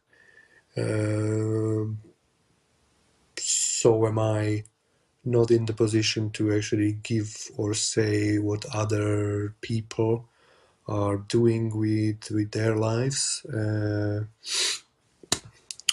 As far as I'm concerned, it's none of my business, and I don't even really care. Boom! Arch-individualist. Now look at his opposite, the communitarian. Why parents should vaccinate their children. You're protecting them. It's a short-term pain for a long-term gain. You're protecting them, you're protecting your own family, you're protecting their classmates, their friends, their teachers, their bus driver, their dance teachers, their swim teachers, their soccer coaches.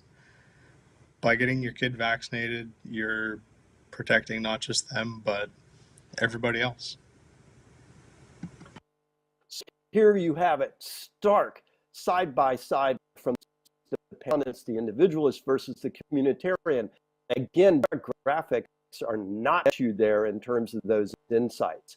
But if you use this new set of tools, this battery of tests that come from peer-reviewed behavioral science, you can uncover what is truly a new kind of sensemaking genome.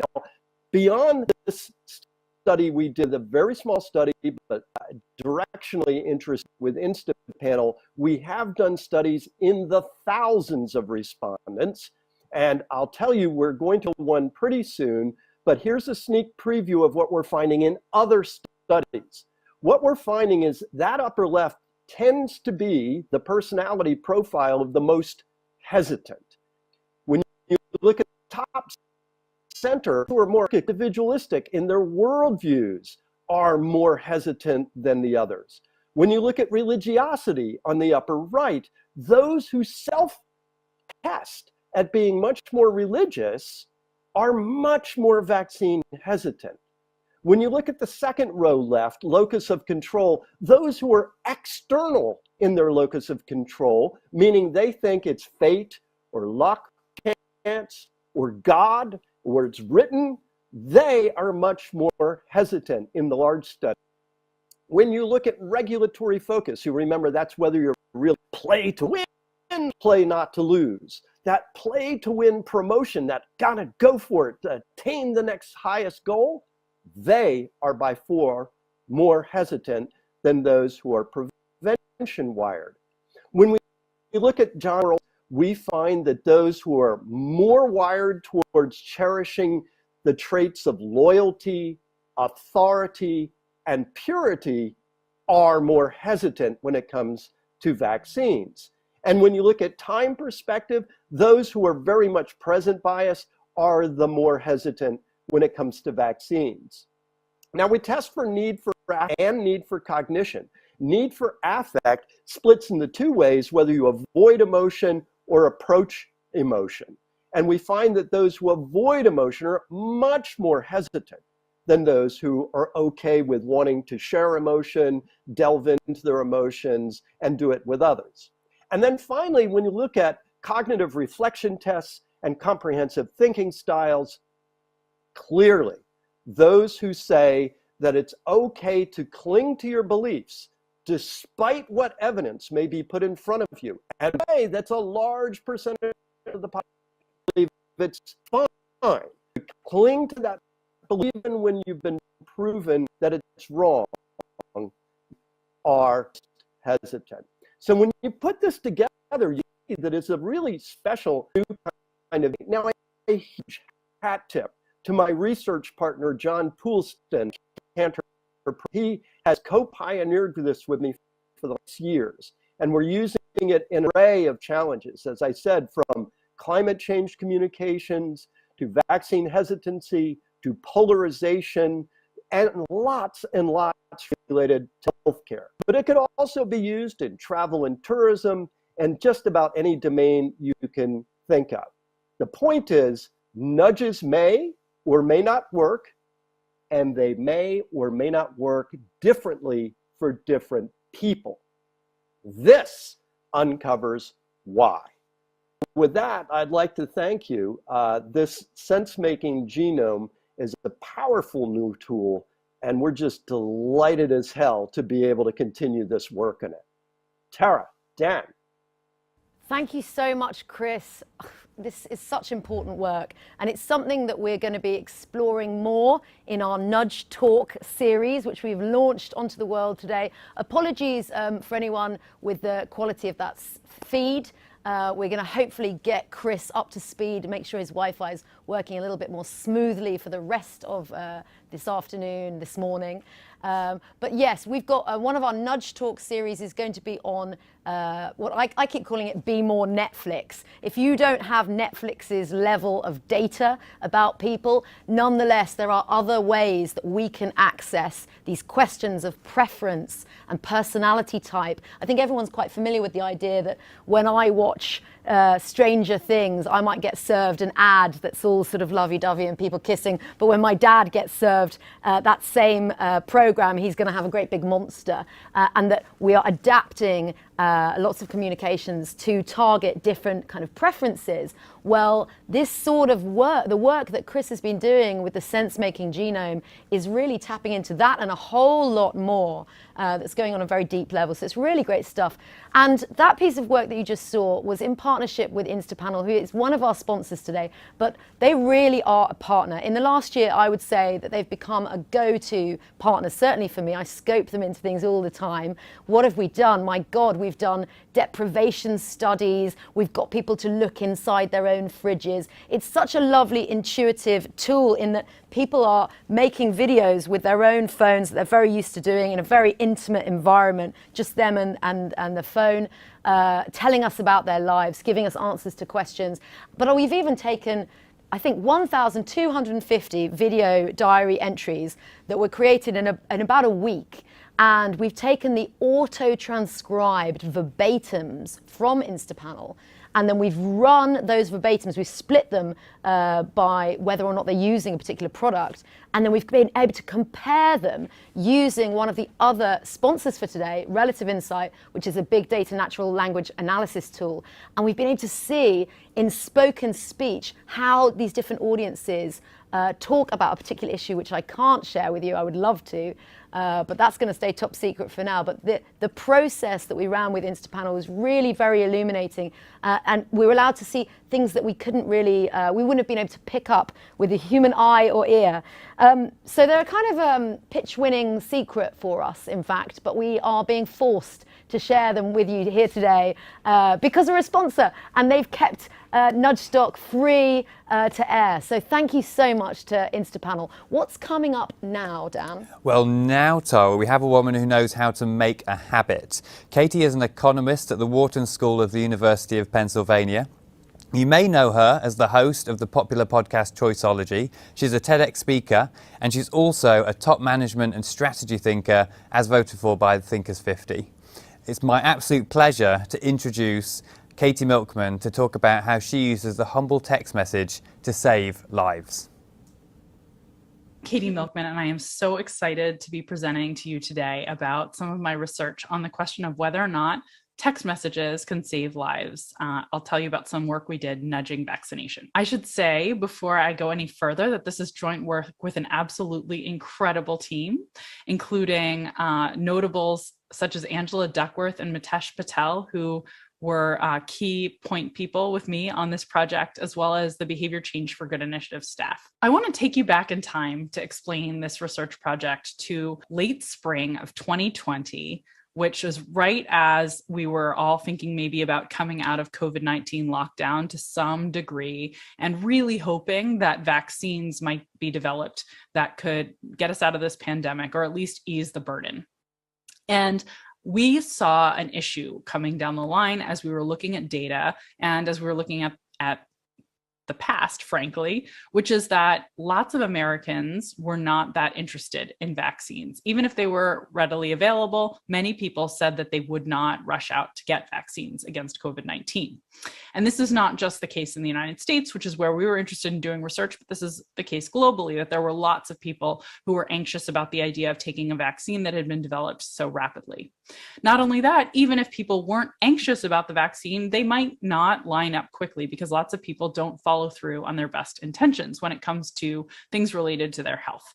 So as a result of this, Mitesh Patel, Angela Duckworth, and I all saw an opportunity, and we wrote an op-ed in USA Today, which basically argued that not only should we be paying lots of attention, devoting lots of time and energy to developing vaccines that might help us ease the burden of this awful pandemic, not only should we be thinking about scaling up the distribution of those vaccines quickly once they became available, but we should be thinking about the behavioral approach we would take to encourage vaccination.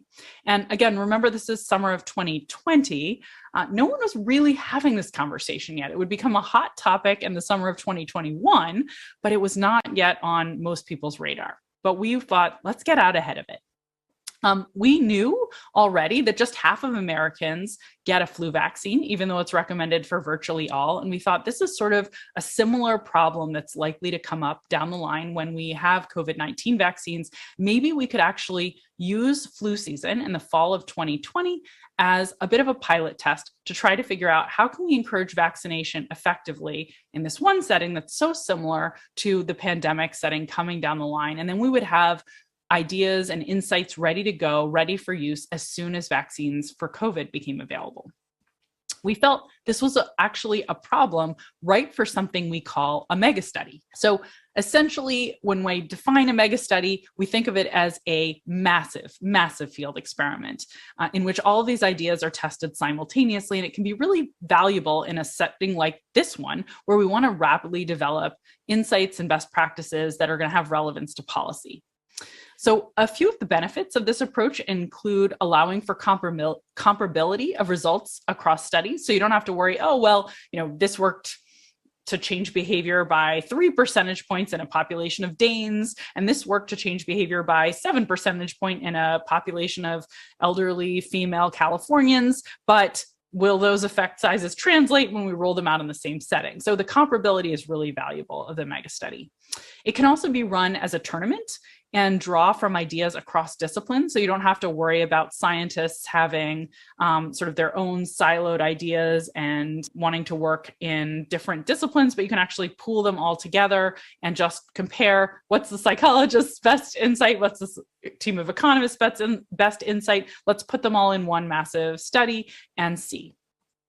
It can accelerate the pace of scientific discovery, which was extremely important in this context, by instead of running studies sequentially, running them all at once. And I should say that you can pool many mini studies, right, with a control and treatment condition into one massive mega study and just have them all be different treatment arms. Okay, so we said, let's do this. And we went out and found some wonderful partners that allowed us to test different ideas for encouraging flu vaccination, with the idea that each idea tested would be designed so it could easily be ported and transported to encourage COVID-19 vaccination. So our first pilot was with Penn Medicine and Geisinger, two large US health systems with millions of patients. And specifically, the people who became part of this project were patients who had a routine primary care appointment during the 2020-2021 flu season at either Penn Medicine or Geisinger Health. And we had about 50,000 people who came through in the fall of 2020 and who were candidates for a flu shot at one of these healthy visits, who were randomly assigned to different treatments in our mega study. Specifically, those patients were randomly assigned to one of 20 different experimental conditions. There were 19 different treatments tested to encourage vaccination, and one control group that got sort of business as usual care, where they're still getting reminders to come in for their doctor's appointment, but they aren't focused on flu vaccination, and they're still being invited and encouraged to get a flu vaccine at that appointment. So there are about 2,300 people per experimental condition. And what we'll measure in this study is whether or not people actually accept a flu shot when it's offered to them at the appointment, or if they get one somewhere else in the 3 days leading up to that after we've started messaging people, in case the messaging leads them to rush out to a local pharmacy and get their vaccine rather than waiting until they see their doctor. Their experimental condition, patients' experimental conditions, simply determine what text messages they would receive from their care provider in the 3 days leading up to their doctor's appointment, and what those messages would say, trying to encourage people to accept that flu shot when they show up and the doctor offers it to them. And we actually had a team of 26 different scientists who submitted the designs of these 19 treatments, and they had all different hypotheses about what might be successful to encourage vaccination. And just to give you a sense of the range, because I'm not going to get to talk about every idea tested here in detail, one team said, hey, could humor be used to boost vaccination rates? What if we told you a joke? So have you heard the one about the flu? Don't spread it around. That was one joke that was tested. Would it be particularly appealing? This is another team that had this idea to dedicate your vaccine to a loved one. We often dedicate running a marathon to someone we care about, for instance, but what about dedicating a vaccine? Or what if we told you a vaccine is reserved for you and tried to play on the endowment effect? Would that make you more likely to get a shot? Would you value it more if you felt it had your name on it? So we randomly assigned people to the conditions, and then we tested. And what we found in this particular study is, first of all, the text messages on average did improve the likelihood that people would accept a vaccine when it was offered to them at their appointment. If we just pool on average, the text messages led to a boost. But I also want to highlight that we saw a top performer that was exciting, that sort of leapt out of the pack and increased vaccination rates in this sample by about 10%. Though you might expect an attenuation of that in a replication, since this is the top performer is necessarily an outlier. What that message communicated is just that a vaccine has been reserved for you. And actually, 3 of the top messages used this reserved for you language, and none of the rest did. So incredibly potent, it seemed, if we do just an analysis of this data. And when we did other things, they were not nearly as effective. Sharing a joke was one of my favorite ideas. It didn't perform very well. And generally, my predictions, the predictions of other scientists, weren't nearly as useful as testing, which is another important takeaway from this, that testing was more useful than expert prediction by far. Just to show you what this messaging strategy looked like, it was really very similar to what you might expect to normally get from a clinician. 72 hours before your appointment, you're told that a vaccine's available and you should get it, and here's the time of your appointment. And then 24 hours beforehand, you're reminded that this vaccine has been reserved for your appointment with the doctor and to please ask to make sure you receive it. And of course, it will be offered to you whether you ask or not, but it's giving you that additional prompt. Okay, so key findings from this study, these 2 reminder messages encouraging people to ask for the flu shot, letting them know it was reserved for them, boosted vaccination rates substantially at nearly 0 cost and significantly. And when we did sort of meta-analysis, tried to look, across all these things, what are some of the shared attributes of the best performing messages? It seemed that generally the messages that framed this as a reminder to get a flu shot that was already reserved for you outperformed others. And it was also important not to use messaging that felt too casual or unusual to get from a provider. So those kinds of messages with interactive messaging or casual language or jokes actually perform very poorly. Okay, we ran one more mega study that was actually even bigger than this one, and that was with Walmart pharmacies, which have 4,700 locations across the US. And with Walmart pharmacies, we were nudging people to come and get a flu shot. So it's a little different than accepting one when it's offered to you by your doctor. Here, you actually probably have to get into a car, drive to your local pharmacy and ask for a shot. And we did this with patients who had received a flu shot at Walmart in 2019. So it is a select subsample, and that's important to point out. It's probably not ideal, but from a legality perspective, it was acceptable to message these people. And we thought we could learn a lot despite the limitations of the sample. So we ended up with almost 700,000 participants in this study who had received a flu shot at Walmart in the prior year and were being nudged to come and get one in the fall 2020 flu season.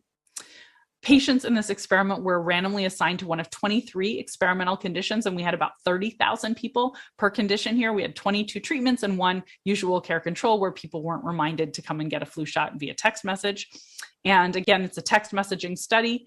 The outcome was whether or not someone received a flu shot end of the year of 2020. And people's experimental condition that they were randomly assigned to determined what text messages they received from Walmart on September 25th, which was launch date. And for up to 3 days after that, people could get 1 additional text message. And we had 24 scientists who designed 22 different treatments, and they were testing all different hypotheses, some quite different in the context of the pharmacy than they had around what might work to encourage people to accept a vaccine from their healthcare provider. But there were some overlapping ideas as well. So some of the ideas that got tested in this setting included, can describing a vaccine as a way to protect your family and friends boost uptake? Does learning that more and more Americans are getting flu shots each year make them more appealing? And would considering all the places that you could catch the flu make you more likely to receive your shot? So we randomly assigned people these different experimental conditions. The first thing I want to say is with enormous statistical power come very positive results. Every single text message reminder we sent significantly improved vaccination rates over and above the control. And on average, we can just say confidently that text message reminders therefore work. But we also see more variability. We can detect bigger differences between conditions and say that there is significant heterogeneity in the performance of these messages. And the best performer, interestingly here, was telling people a flu shot is waiting for you at Walmart, a very simple message that echoes the best performer in our prior study, which was a flu shot is reserved for you. Here we couldn't use that reserved for you language because there was some anxiety about stockouts, so we subbed in the waiting for you language, but it's really quite similar, and several of the top performing messages used that language and none of the low performers did. It also was effective, though, to say things like more Americans are getting flu shots than were in the past. Just to show you how simple the top performer was, it again just said, hey, it's flu season, come get this flu shot at Walmart. They prevent the spread. And then 3 days later, remember that it's waiting for you at Walmart. Okay, key takeaways when we analyze the data here. Again, this waiting for you language was important. And there are 2 messages that were a part of this top performing study. And I should say that came out as another thing that really mattered in the study was multiple messages were better than a single reminder. So nagging seems to work. And that waiting for you language seems to work. Importantly, you might be wondering, does this actually extend to COVID-19 vaccine take-up? That'd be a great question. Does this sort of ownership language that seemed to work so well, designed by some of our team scientists, matter when COVID vaccines, you could argue it's really different. It's a global pandemic. But the wonderful news is that Heng-Chen Dai, Sylvia Pan, and a team of collaborators, both of them were actually part of the team that did these mega studies. They sort of ran with this insight and went and rolled out a test of this kind of ownership language, come claim the vaccine that's waiting for you at UCLA Health Systems right when vaccines became available, and found that text messages reminding people to get a vaccine, again, significantly outperform not sending text messages. And when you use this ownership language, it improves take-up. So we can say that these mega studies developed insights that were used successfully to encourage COVID-19 vaccination, which is exactly their goal and was really exciting to see. And if you're wondering about why it might be that this was so successful, there are probably a lot of different reasons that ownership language matters. Maybe partly the endowment effect. It may be that it suggests to you that it's recommended. Why else would you have your provider reserving a vaccine for you? It may also seem exclusive. John Bogart of UCLA has done some wonderful follow-up work based on these exciting results, showing in settings outside of vaccination, from downloading a book to joining or attending a conference. When you're told it's reserved for you, it seems to make you feel that it's an exclusive, enticing opportunity. So really excited that so many wonderful researchers followed up on these results from the mega study to dig into why it works and also show that it could help with COVID-19 vaccine take-up. Last thing I want to do before I wrap up this presentation, which it has been such a pleasure to give you today, is to share a few broader evidence-based tips for encouraging vaccination, which is going to be an ongoing issue around the world as we need more boosters every year, as we need to continue to get flu vaccines, and as other pandemic threats may arise.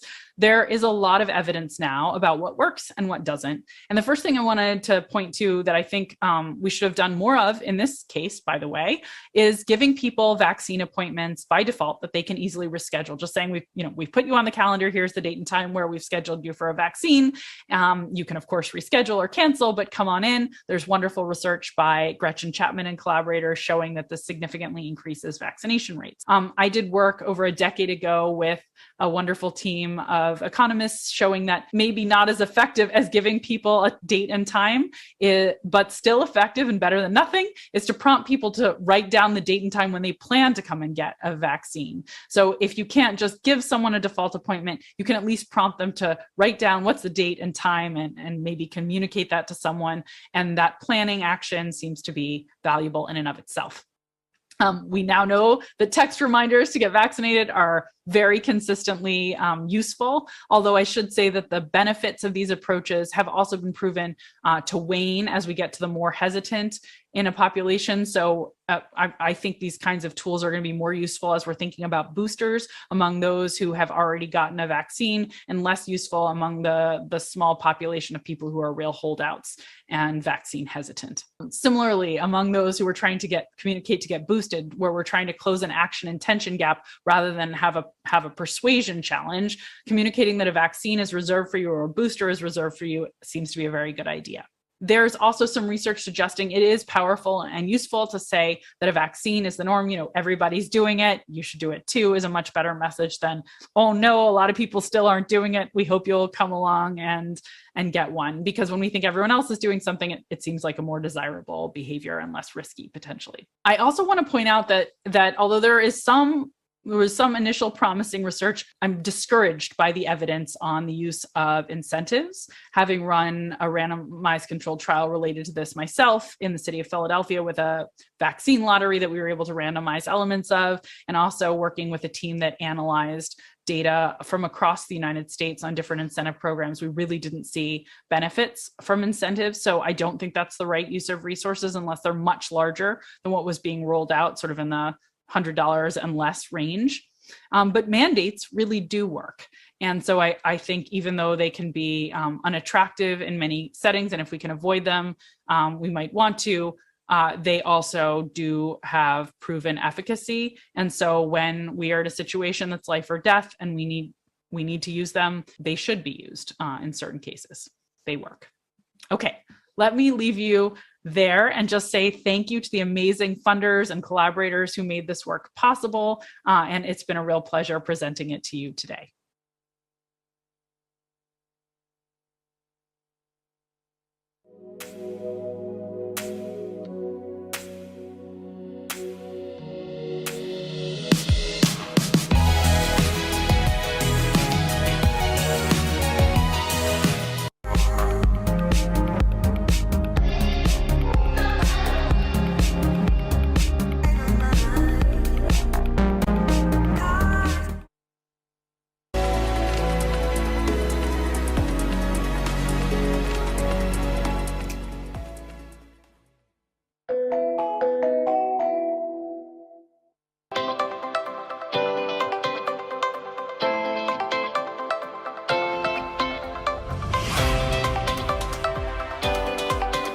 If you want some high quality behavioural science from me and the team at Nudgestock, then check out 42courses.com. And for this weekend only, if you use the code Nudgestock22 at checkout, you'll be in for a fairly pleasant surprise.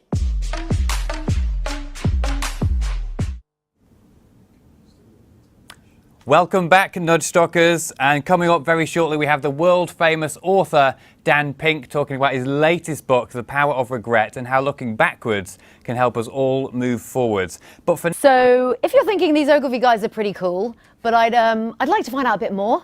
I'd like to find out a bit more about their kind of behavioural science and what they've been doing. Well, we've got two offerings for you there. On the right-hand side, we've got the Behavioural Science Annual, which we produce, and there's a great GIF online of Dan flipping the annual from earlier today. Check that out. But it's packed full of case studies from around the world, Savlon soap, which we shared earlier, and a lot more. But we also have our POVs, our point of view, our radio, Nudgestock Live, and Nudge Talk Live, which is our webinar series that we're launching just today in honor of our 10th anniversary, our 10th birthday, a series of 10 webinars that we'll be playing out across the year, covering everything from, as I mentioned earlier, Be More Netflix, how to do personality profiling and segmentation along different kind of behavioral and attitudinal lines or personality. And we're also doing things on health and safety, on behavioral communications, looking at the COM-B model of behavior to create can-worthy communications campaigns for you. So lots and lots of different things that we're covering in Nudge Talk. So do take another little tab off the website and register your interest there for that. But now I'm absolutely thrilled to announce that we have a speaker that doesn't just have one New York Times bestseller. He has 5 New York Times bestsellers. The man that wrote Drive, To Sell Is Human, When, and A Whole New Mind is back to talk about his new book, The Power of Regret, How Looking Backwards Drives Us Forwards. And don't forget, for this talk, you, the Nudgestock audience, can ask Dan a question at the end via the Slido app. If you go there now, hashtag Nudgestock 2022. Today, Dan and Rory discuss the power of regret and how looking backwards drives us forwards. It's an absolute honour. We can't believe it's taken us the 10th Nudgestock to get Dan Pink. We're thrilled he's here. Please welcome to the Nudgestock stage, Dan Pink. Hey, thanks for that really nice introduction. Hi, everybody. It's good to be with you from my home office here in Washington, D.C. I'm delighted to tell you about, looks like the slides got completely messed up, but we'll soldier through that. I'm interested to tell you about the latest batch of research having to do with this emotion of regret. I want to tell you some of the things that I learned. It's less about how to nudge people than it is about what's going on, what makes people tick, that gives us some insight into how and why to nudge them. So regret is a terrible feeling. It's that stomach churning feeling that the present would be better and the future brighter if only, and that's the key catchphrase for regret, if only you hadn't chosen so poorly, decided so wrongly, or acted so stupidly in the past. Now, we have this philosophy, not only here in America, but I think throughout the world, that regret is inherently bad for us, that we should be positive, not negative, that we should look forward, not backward. I have in this latest book, oodles of people from Portugal, from Brazil, from the United States with tattoos that say no regrets, who believe in this philosophy so deeply that regret is harmful, that they enshrine that belief on their body. And so before I get into the main part of what I want to talk about today, I want to try to recalibrate very quickly your understanding of this profoundly misunderstood emotion. This is an emotion that scientists have been studying for 50 or 60 years. Social psychologists, especially developmental psychologists, neuroscientists, cognitive scientists have been studying this emotion. And one of the things that they've come up with 2 key points here that I want to highlight for you. 2 key points. Good Lord.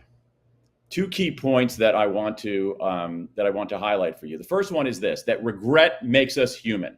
Regret makes us human. This is an incredibly important point, that everybody has regrets. Everybody has regrets. The only people without regrets truly are 5-year-olds, because their brains haven't developed the cognitive capacity to experience regret.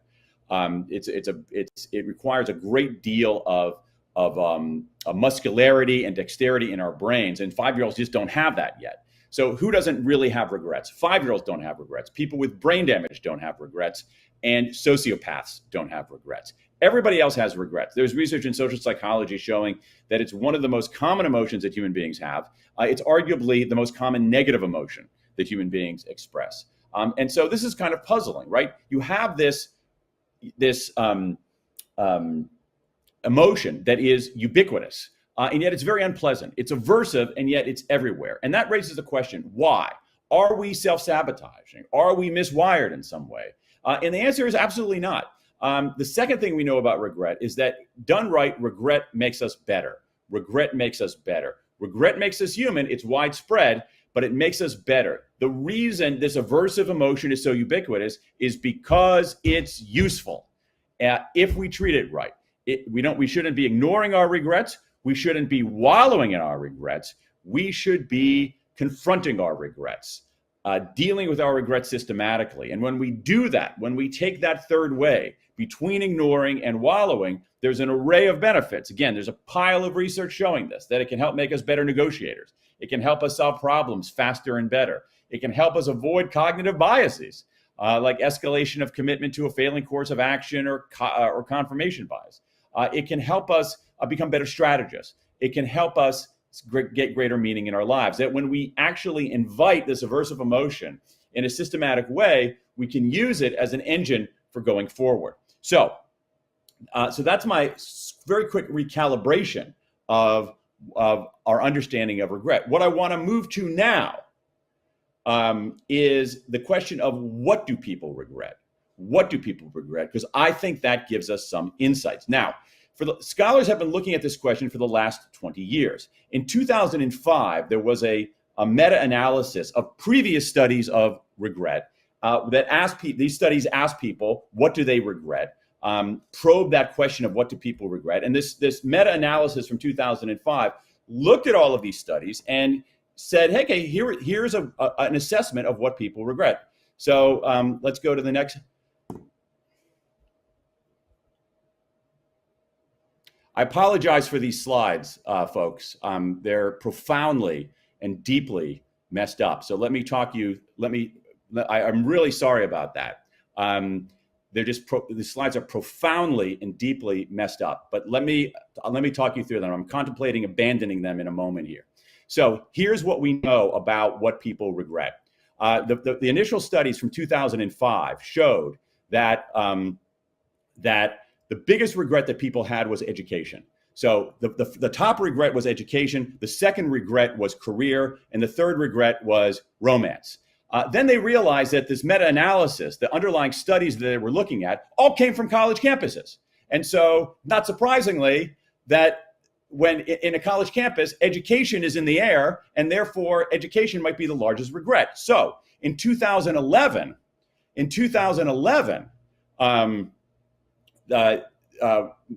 Neil Rose and Mike Morrison did a random digit dialing survey of the US population to get more systematically understand what people actually regret. So in the first instance, in the meta-analysis, it was education, career, and romance. In the second analysis, when they actually did a random survey, what they found was that romance now was number one, family was number two, career was number three, and education was a distant fourth. Now, very confusing.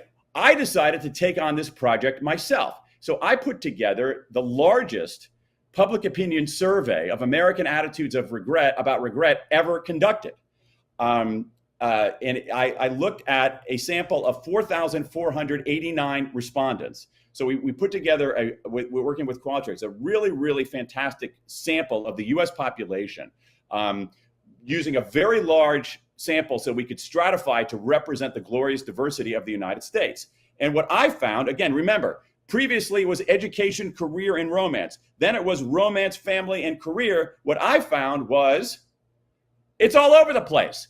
People had family regrets, as you can tell in this profoundly messed up, you can't tell in this profoundly messed up chart. People had family regrets.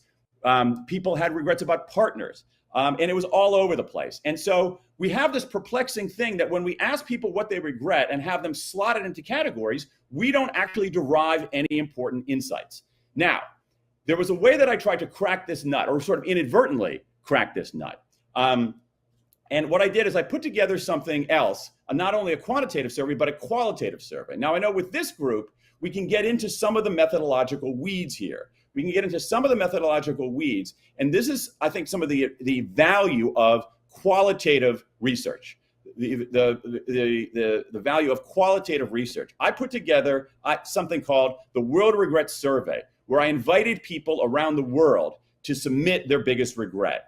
And we ended up with an incredible collection of over 20,000 regrets from people in 109 countries. 20,000 regrets from people in 109 countries. It's really amazing. And what I found, when you actually read through the regrets, you don't have people slot them into the existing categories, but I actually read through and listen to the language that with remarkable consistency around the world, people seem to have the same four regrets, And I want to tell you what those regrets are. The first category are what I call foundation regrets. Foundation regrets, let me give you an example of these. Foundation regrets sound like this. Here's an example. I regret not saving money. This is a 43-year-old man from Tennessee. I regret not saving money diligently ever since I started working. It's nearly crushing every day to think about how hard I've worked for the last 25 years or so, but financially, I have nothing to show for it.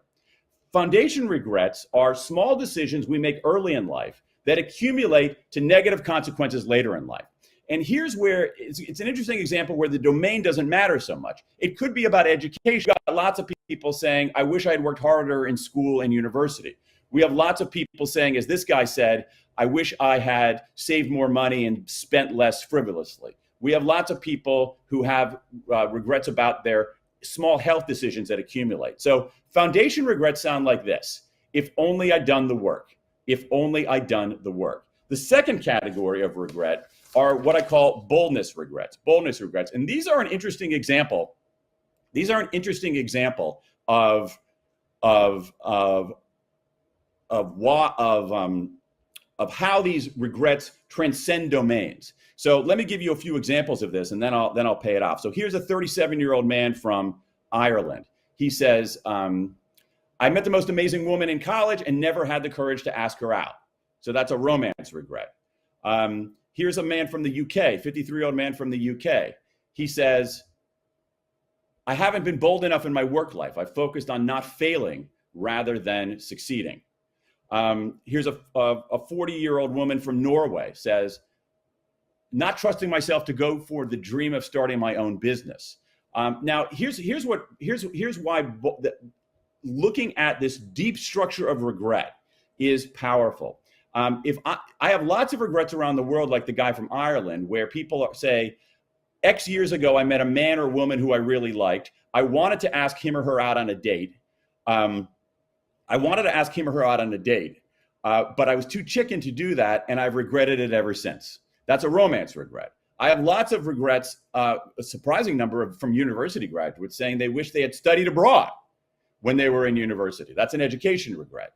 I have lots of regrets, as the ones that you see here, where people say, I wanted to start a business, I wanted to go out on my own, but I ended up staying in this lackluster job, and I regret that. That's a career regret. But to my mind, all of those regrets are the same. Powering them underneath is the exact same regret. You're at a juncture. All these regrets begin at a juncture.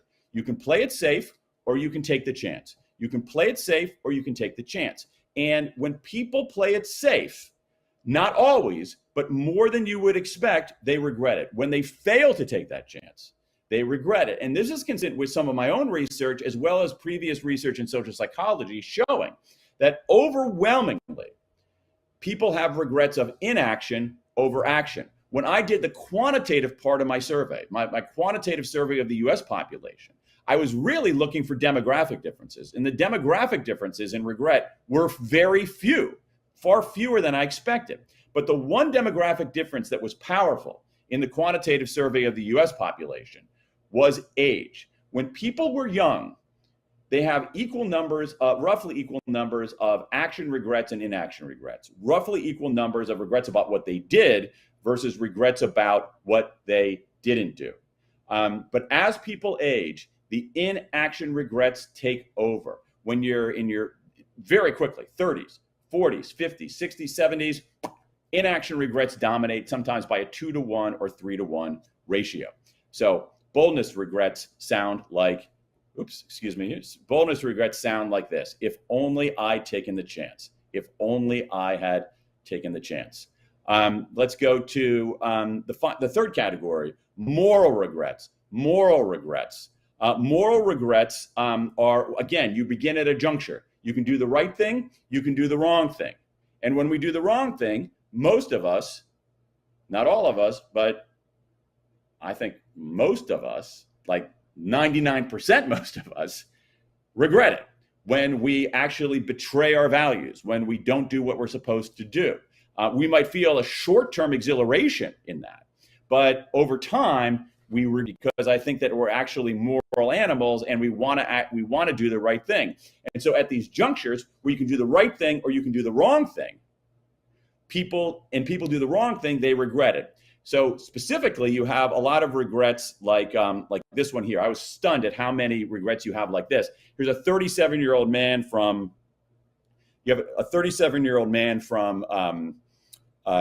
Canada. He's from Canada, who says, I regret bullying a few different kids in my grade growing up. When I think back on it, I cringe, and I can't help but wish for a chance to go back and change it. Lots of regrets about bullying, lots of regrets about marital infidelity. Moral regrets sound like this. Only I done the right thing?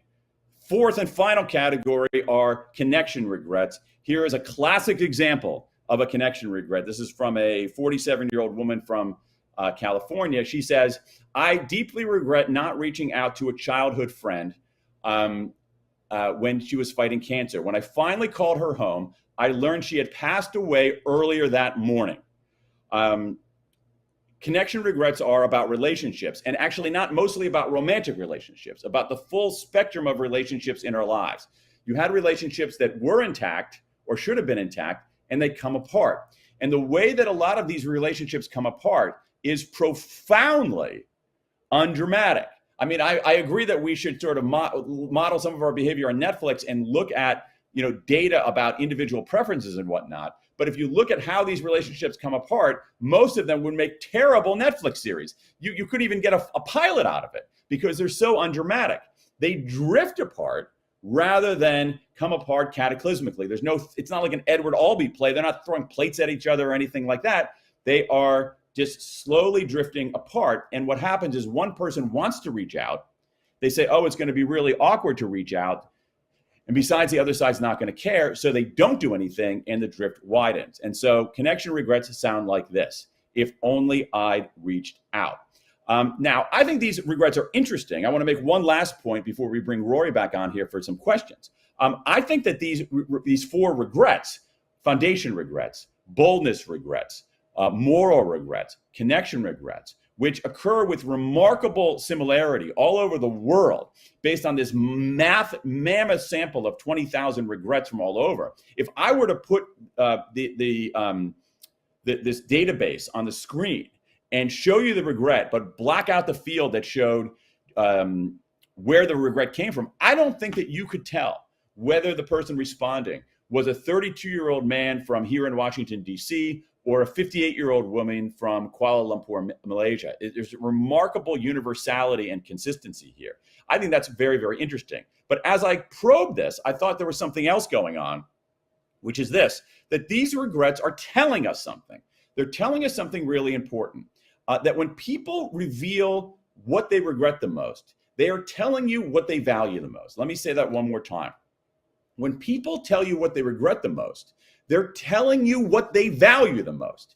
If you do something or don't do something 10 years ago, 20 years ago, 30 years ago, and it's still bugging you today, that's important. That's a signal. That is meaningful data there. And so these four core regrets operate as a photographic negative of the good life. That when people tell you what they regret the most, they're telling you what they value the most. And so these four core regrets give us clues about what people ultimately want out of their lives. And so we can look at these regrets, and each of them seems to surface a fundamental human need. So foundation regrets: if only I'd done the work. I think that reflects our need for stability. A good life is not precarious. A good life is not wobbly. A good life has some stolidity behind it.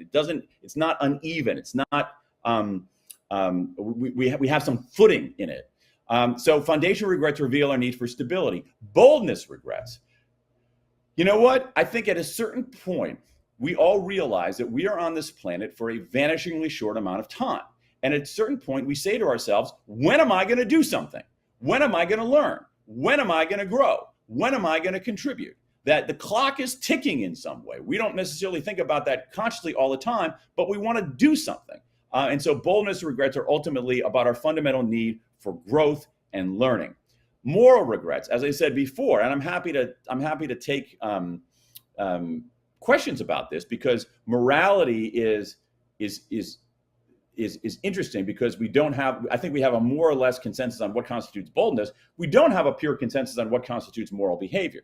But when it comes to individual moral decisions, when we breach our own moral code, most of us, and I mean like almost everyone, feels crappy about it. And sometimes that crappiness lingers, which suggests that we have a need for goodness. And finally, we have connection regrets, which I think are ultimately about love. And not only about romantic love, but about the full expression of love that we have for ourselves, for our families, for our kids, for our parents, for our colleagues, for our friends, I think we're in some ways under-indexed understanding of the importance of, say, companionate love, on a wider, more robust, expansive notion of what love is. One last point before I wrap up is right. Okay, if this is what people want out of their lives, then why would they not want it out of the part of their lives that they're at work? If I'm more right than wrong, let's just stipulate for 30 seconds that I am, that these regrets reveal what people most want out of life, then why would they not want it out of their work life? And so these 4 regrets give us clues, give leaders clues about how to build organizations in which people can do their best work and be their best selves, and where people can do their best work because they can be their best selves. So what we've got here is, so foundation regrets, if only I'd done the work. People need fair pay and predictability. Again, some solidity and stability to their work lives. Boldness regrets, psychological safety, to experiment, to learn and grow. I have hundreds of regrets around the world of people who said, I wish I had spoken up. I should have said something. I wish I had spoken up. That's not only on them. That's about being in an environment where they didn't have the psychological safety to speak up. They didn't have the psychological safety to experiment, to try stuff, to be bold. Moral regrets. I am convinced that the most talented people in the workplace, they want to work for great organizations, but they also want to work for good organizations. They want to work for organizations that have a degree of purpose, that are noble, that are honest, that are transparent. And finally, connection regrets.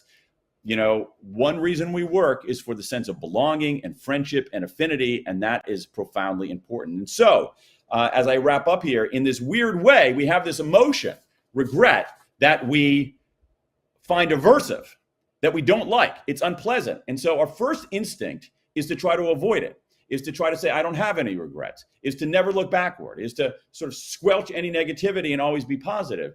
And this emotion, this profoundly misunderstood emotion, gives some profoundly important clues about what makes life worth living.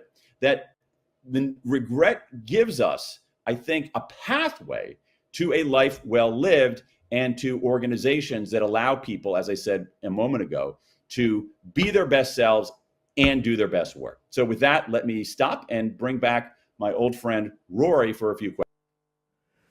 Well, that is an absolute joy. And I have to say, I certainly can't accuse you of a lack of boldness in that you've introduced a book about regret effectively to the self-help shelf of American bookshops. And it'll be really interesting to see how the book sells, because you can't really give the book as a present, because what's it saying if you give someone a book about regret? And is it likely that when you're surrounded by books going basically how deranged optimism is the secret for life and happiness and success, that people will actually pick out a book with such an incredible outlier thesis? Nonetheless, I think you may be very largely right. I mean, one, the fact that it's universal suggests that it evolved, and the fact that it evolved suggested it evolved for a reason. That's one really interesting thing, I think. Whether it's miscalibrated for the modern era is a question worth asking, I think. But I think your taxonomy of regret, your fourfold taxonomy of regret, is really, really fabulous. I mean, it's more or less all-encompassing, is it? That pretty much every regret you came across fitted neatly into one of those 4 categories. Most of them. I mean, I don't want to overstate that every single regret out of those 20,000 fit perfectly into those categories. You have some that maybe that straddle categories. You have some that are a little bit more idiosyncratic. But I appreciate your initial comment, Rory, because you know what? If you know, it's obviously. I mean, you know, we know this from the research in nudging. It's a lot easier to confirm people's existing biases than it is to challenge their biases, and so. And as a writer and as a human being, I play the long game. And so there's a reason why in this book, we use the R word and we put it in big capital letters at the center. Yeah. We're trying to challenge the prevailing wisdom because the prevailing wisdom is wrong. I mean, if I can use this word, the prevailing wisdom is, forgive the phrase, bullshit. All right. And to me, the definition of bullshit is something that is demonstrably untrue and dangerous if you believe that falsehood. And so to me, that the philosophy of no regrets, that we should be positive all the time, that we should never look backward, is misguided, unscientific, and not a pathway to a life well lived. So you can see at a very simple evolutionary level, okay, if I go and eat some strange coloured berries and I'm very shortly afterwards taken ill, then the feeling of regret for having risked the berries undoubtedly will then discourage me from repeating the action. And there are some schools of thought, I think, in the decision sciences which suggest that regret avoidance is the fundamental kind of decision-making heuristic. There were two people at the University of Essex, I think, called Looms and Tooby, if I'm right, who wrote extensively about this. I've always had a long belief that mainly consumers pay a premium for brands as a form of regret minimization. In other words, brands don't guarantee perfection or optimization, but they do guarantee a lower variance outcome, which means you're less likely to regret having bought them, for example. And so, I mean, Daniel Kahneman, of course, did some research suggesting that you regret missing a train or a flight by 10 minutes much more than you regret missing it by half an hour. So there are some strange, in short-term regret, there are some strange kind of inconsistencies there. Even though the outcome is the same, the amount of emotional pain you'll suffer from narrowly missing something is very different from missing something by miles. Right, right. Actually, sorry. Dan Gilbert did a lot of that research in literally in subway stations in Cambridge, Massachusetts, where he saw that effect. One of the things that happens, Rory, when we anticipating regret is sometimes a useful heuristic, but it also can lead us astray. I have a whole chapter on that. And what it does sometimes is that we anticipate. When we anticipate regret, we sometimes make decisions that are not optimal decisions, but that actually are simply risk aversive decisions.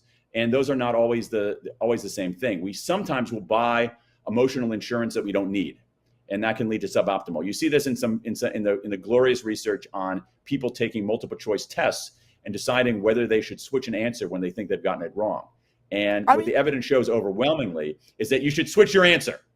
Most people are much more likely to switch from a wrong answer to a right answer, but people don't switch their answer because the perspective pain of switching from a right answer to a wrong answer is so great, and the perspective pain of sticking with a wrong answer is so modest that they make a suboptimal choice. So the Monty Hall problem might be partly explained by regret aversion, that you're too unwilling. The Monty Hall problem is absolutely right. Pick the other door. Pick the other door. Pick the other door. That is a powerful life lesson here from the research on decision making. It took me 5 years to understand the math underneath the Monty Hall problem, but the punchline was very clear. Pick the other door. Switch doors. If you're for those of you students out there taking multiple choice tests, the evidence is overwhelming. If you think you should switch your answer, switch your answer. Over time, you're going to get more answers right by switching. So that's very interesting. I mean, I've got two questions here. Quite a lot of the questions do argue, I mean, a few of the questioners acknowledge that this can actually inform our future decision making very, very well. There are a few people who argue, I think rightly, that it can be toxic in that, for example, oh, absolutely, you could use it to explain all the bad things that happened to your life. Now, the girl you didn't chat to in college, there's also, I think, a danger that you automatically assume that the alternate course would have been better, whereas that girl you didn't chat to in college might have ended up burning all your clothes and crashing your car. You know, it's very, very easy to assume an optimal alternative, and that could be dangerous. The other question I've got twice, actually, is what's your biggest regret? Ours is not checking the slides, so we will be absolutely certain next year that we will rigorously check the formatting of all slides. But in your case, quite a few people have asked, and you can refuse to answer if you wish. Oh, I absolutely will embrace the answer to that. But let me take the first one. Of course. All right. What's interesting about that? Okay, so for two points on that first one. Number one, what the research shows is that we basically for a British audience, we have to Tony Blair our regret. All right. There's a third way. All right. We shouldn't ignore it. All right. That's the predominant view. But wallowing in our regrets is an equally bad idea. What we should be doing is using our regrets as a signal All right, and there's systematic ways to do that. And as you noted in sort of implicitly in that really brilliant deep dive you had for Dove, is that we have a problem, especially among young people, with negative emotions. Young people are being brought down by negative emotions because what happens is we haven't equipped them with ways to deal with negative emotions. And there's a systematic way to deal with regret, to use it, not to ignore it, not to wallow in it, but to use it as an engine for progress. We have science-based techniques to confront our regrets and enlist them. That's profoundly important. If we go either way, it's going to be bad. If we ignore them, that's bad. If we wallow in them, sort of their own lack of gumption in that moment. Finally, to your final question, my biggest regrets. I have lots of regrets, like everybody else. And I have a lot of regrets about kindness earlier in my life, where I was in situations when I was a younger man in university, even secondary school, university, early in the workplace. I was never a bully, but I was in many situations, Rory, where I saw people not being treated well, people being excluded, people being mistreated. And it wasn't like I didn't see it, I saw it. It wasn't like I didn't know it was wrong, I knew it was wrong, but I didn't do anything. And so it's a regret of inaction dealing with kindness. And it has bothered me for 10, 20, 30 years. Now, to wrap this up, I could ignore that, say, no regrets, you can't change the past, it doesn't matter. Or I could say, oh my God, I'm the worst person in the world, I'm a horrible human being. Or I can say, wait a second. The fact that this has stuck with me for 10 years, 20 years, 30 years is a signal. It's a signal about what I value, kindness, and it's instruction about what I should do in the future. So now if you look at my behavior based on that, if I'm in a situation where someone is being mistreated, I speak up now. Well, I didn't do that for the first 45 years of my life. When I'm in a situation where I see someone being excluded, I do my very best to bring them in. And so this is how we can use this misunderstood emotion as a way to work smarter and ultimately to live better. Treated as a servant, I think that's an extraordinary thing. I've been slightly immunized about regret because in 1995 I worked with a very brilliant creative director, an American who decided to come to London to work for Ogilvy rather than starting a business with his mate. His mate was called Jeff Bezos. So by comparison with him, I can gloriously say he's gone on to lead an incredibly varied and interesting life. So I'm very, very happy for that. But by contrast with that, I don't have anything really to match it. But that has been fantastic and a complete eye-opener, almost equivalent. The only other book that has made me reconsider something so much is Syrian Sumner's book about wasps, where she actually suggests that wasps are actually rather important to the environment and we shouldn't really be quite so mean to them. So that is the second book of the year. I think you should sell them actually as a joint set, a book on regret and a book on wasps. That has been absolutely fantastic, Dan, and I can't wait to meet again. It's been wonderful. Thank you very much indeed. Thanks for having me. Pleasure. Thank you. Thank you so much. How wonderful was that? Now, I don't have the WASP book to show you, but I do have Dan Pink's book to show you. You can buy this right now. Now, all day long, we've been looking into how you, the Nudgestock audience, how intuitive you are. And Tom and Dean, our question masters, have been finding out. So, Tom and Dean, how are we? Well, thanks, Dan, and welcome back again. So, our third question asked you, why do we see so many curves in tech? Well, it may well have something to do with answers A, B and C here, but for our purposes today, it is Nudgestock after all. We're going to be looking at D. And when we say it's a friendly thing, more technically, we mean it's an evolutionary psychology thing. But that might have been a bit of an obvious option to have given you. So, what we tested this time with consumers were 3 buttons. If you look at them, they're all very similar. So this is a pretty subtle test and a pretty tough test as well. You'll notice the one on the right has got completely squared off corners, and then the ones on the left have got either two curves or 4 curves. And what we're testing these against is a set of attributes, and to do approachable and friendly and likable. And you can see instantly, just from the look of the shapes there, that the one on the right hand side, the angular one, doesn't score particularly well against those attributes. Whereas the ones on the left, when you start to introduce round and curves, nice things happen, friendly things happen. So this is a pattern, although these differences are quite subtle here. This is a consistent pattern that we tend to get whether we're doing lab-based work or online-based work when we're measuring curvilinear kind of materials or shapes or forms or fittings or designs against more angular ones. And as Dean said, there's a sort of evolutionary psychology thing going on here. You know, we have a sort of inherent sense of danger. You know, we watch out for thorns and spikes and predators' teeth, and sharp edges are associated with risk and danger and potential harm. The brain is generally more inherently attracted to smooth curves and edges. There's a kind of hardwired avoidance and approach going on at play here. This can be seen demonstrated in cartoons, where friendly characters are often depicted with rounded features and physiques. Think of Baloo in the Jungle Book, and conversely, often grotesquely angular, sharper features with physiques that are pointy and evil, and certainly to be avoided. So tech is often perceived as being cold, unwelcome, unfriendly, and actually quite difficult to use. Tech companies are borrowing actually from techniques deployed in architecture, interior and furniture design, where there's been a clear preference for curved contours. So a liberal use of curves in product, hardware and UI software design can make us feel more comfortable, more at home with tech, and as in our case, a little more likely to press a button. However, this is really interesting, a desire to make actions as smooth as possible, as smooth and as simple as possible, can go too far. So Amazon One-Click is the ultimate frictionless solution, but loses power of emotional engagement and therefore lacks reward.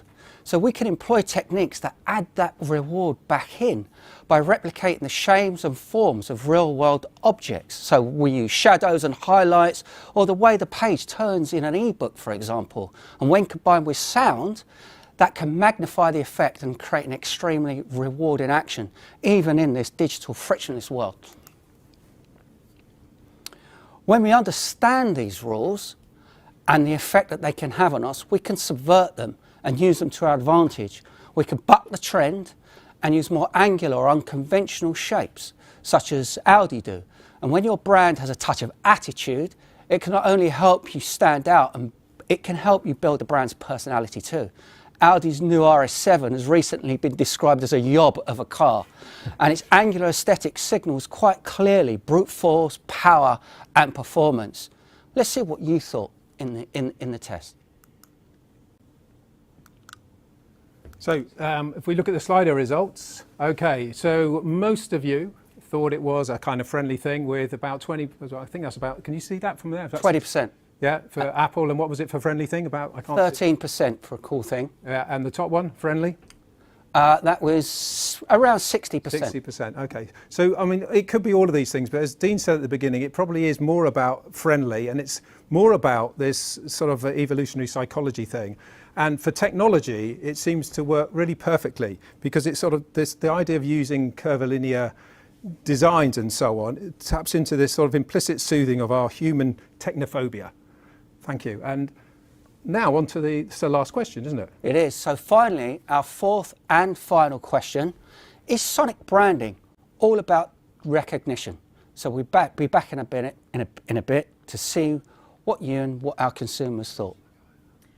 Thank you, Cloud Army and Coley Porter-Bell over there. You're making me feel an awful lot better about all the friendly curves on this stage today. But next up, every faith has its festivals. And what do festivals mean? That's right, food waste. And in the behavioural sciences, we love the juicy, very difficult problem of food waste. But when we got the brief from the Waste and Recycling Action Programme in the UK, WRAP, to look at food waste specifically in the context of Ramadan, we knew we were going to have to bring in the very best from our network. And that very best is Shelina Janmohamed. She is the leader of the vice president of Ogilvy's world first Islamic marketing practice, and has been named as one of the most influential Muslim women in the UK and one of Ad Age's top 20 women to watch in Europe. Shelina is a leading expert on communicating with and engaging with and understanding Muslim audiences. Her book, Generation M, Young Muslims Changing the World, even coined the term for this new audience. So here to talk to us about fighting food waste in Ramadan, Shelina Janmohamed. Hello, thanks for that amazing introduction, Tara. So we are thinking all things sustainability for this afternoon. And one of the exciting things about the brief that we got from Rappel, the name that some of you may be more familiar with is Love Food, Hate Waste, is about faith communities and the role that they can play in sustainability. And one of the things that we often overlook in terms of sustainability or any kind of behavior change is that large populations of the world are in fact very strongly religiously observant, or at the very least their religious identity plays a significant role in determining who they are. So for example, globally there are 1.8 billion Muslims, and around 90% of them, according to original research we've done at Ogilvy, shows that their faith plays an important role in who they are. So where we are, sometimes it's easy to think of ourselves as the nuns that don't have NONES, not the religious habit wearing kind, that religious identity is important. And further, in terms of faith, there are embedded principles around sustainability, around protecting the environment and around stewardship. So it's very interesting to be talking to these faith communities. But also from a behaviour science perspective, and I'm going to talk through all of these in the case study that we have in a second, there are already habits around behaviour change that are built into religious prescriptions, which can make it quite intriguing, but also quite exciting to try and hook some of that change into that. And finally, we see with faith communities that we have certain complexities, very heightened experiences, which can then lead to quite creative solutions for other communities that might be engaging in similar kinds of behaviours. So that's what I'm going to talk us through. So watch out for those key points as I go through the case study with Love Food, Hate Waste and how we tackle food waste rising in Ramadan. So some of you will be familiar with the fact that Ramadan is a Muslim month of fasting. Muslims don't eat or drink anytime during daylight hours. And in the UK, the Muslim population is estimated at around 4 million. In the UK as well, this year, Ramadan fell in the month of April. And for those of you who are nerds like me, you will know that it gets light around 4 o'clock in the morning, but it doesn't get dark till around 8 p.m. And around the world, even if it's around the equator, you're at least halving the amount of hours that you can eat. So why is it that people are eating less or eating for less hours, but somehow food waste is going up? And that's the puzzle that we had to get to grips with. So we're trying to reduce food waste at a time where people are eating less. But Ramadan, like a lot of festivals, whether they are religious or cultural or national, is a time of great celebration. So people put their life on hold. It's a whole period of transformation. There's all that nostalgia that we have from, feelings like Christmas or Easter bunnies and chocolate eggs and so on. It's all about people coming together, focusing on the meal, breaking fast called iftar, and all the tradition and nostalgia and memory and feelings that you get from that. And the full table, as all of us who've celebrated any kind of festival will know, is part of that pleasure, is part of that joy, has the traditional foods that we are all familiar with.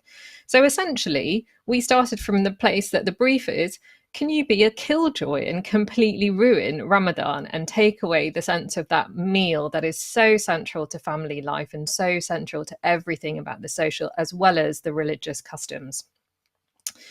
So we had to think about this. It's complicated. How do we reframe this brief away from being the killjoy, using the anchors that we have that are religious prescriptions, but also seeing if there are any cues? And so the first stage we had to go through is to understand the insights of what was happening in this community. And it's complicated. So I've thrown up some examples here of 2 religious imperatives that Muslims are tackling during this month, which at first glance appear to be contradictory. So on the one hand, there is a huge blessing, a massive religious imperative to share food, to invite guests, to be a generous host and have a party with a big iftar. So that means cooking lots of food. But on the other hand, there is also a very strong imperative in the Quran and Islamic teachings about not being wasteful. So our challenge is, how do we tackle these two seemingly conflicting religious imperatives, which everybody already knows anyway?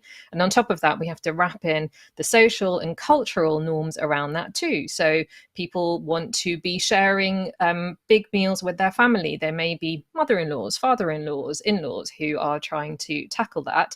And on top of that, we've got the rise of social media and what I've called the Instagrammable iftar. You've got to make sure your table is looking full. That's the complication of the what. But what about the who? Well, what we learn, interestingly, from a religious festival like Ramadan is that even though the prescription is the same for everybody, daylight hours, the way that people approach Ramadan is very different. And that unlayering, delayering, if that's a word, and trying to work out what's important for different people is really, really key. So in the work that we looked at, we thought about mothers who are responsible for the cooking, and we can have a separate conversation about gender relations, mothers who are primarily responsible for cooking, who may say that they have lost the meaning of Ramadan under the pressure of cooking, fathers who perhaps leave it to the women folk but could get more involved, or the example I've shown here, which is children actually who may not be fasting and may be looking for a role in Ramadan. And we created this lovely Ramadan calendar to help children and their pesta power help people guide through Ramadan. I'll come back to mention this in a second as well. So who we're talking to and the insight is also really important.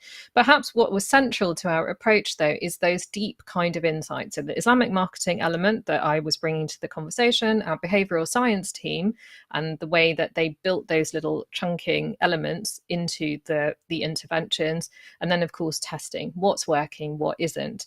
And sometimes you just come up with a kind of creative idea. So one of the things that we explored is the idea of the full table that I was talking about. And you can see on the left here a tablecloth with a relatively full table. Can we do something to the tablecloth rather than the amount of food to make it feel like it's much fuller than it actually is? So that creativity and all of these were put through testing as well.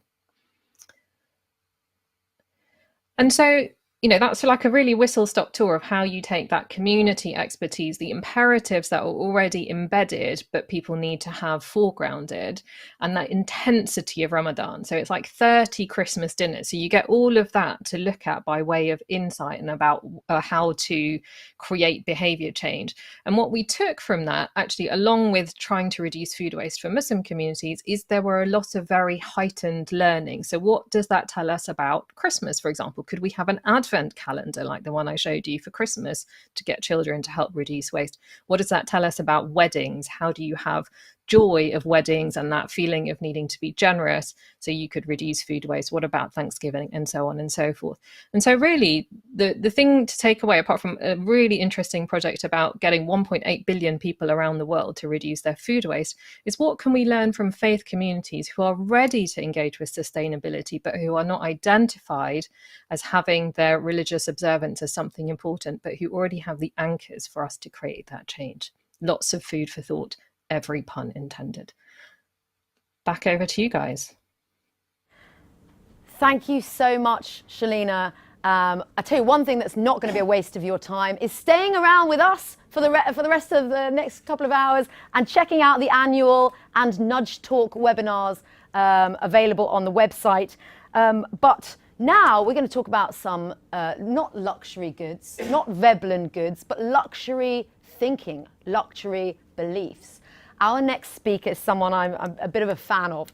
Rob Henderson is an American psychologist whose work really focuses on class and status and success.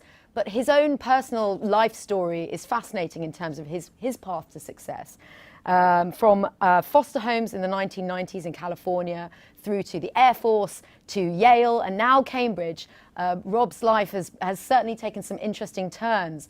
But he's best known for being the proponent of luxury beliefs, a term that he coined in order to really describe the current American class system. Now, Nudgestockers, this segment may fire up your moral senses. It may ask you to think differently about your own perspectives, and therefore, hopefully, it's going to be really great science. Nudgestock, we give you Rob Henderson. Let's start with a question. What do top hats and defund the police have in common?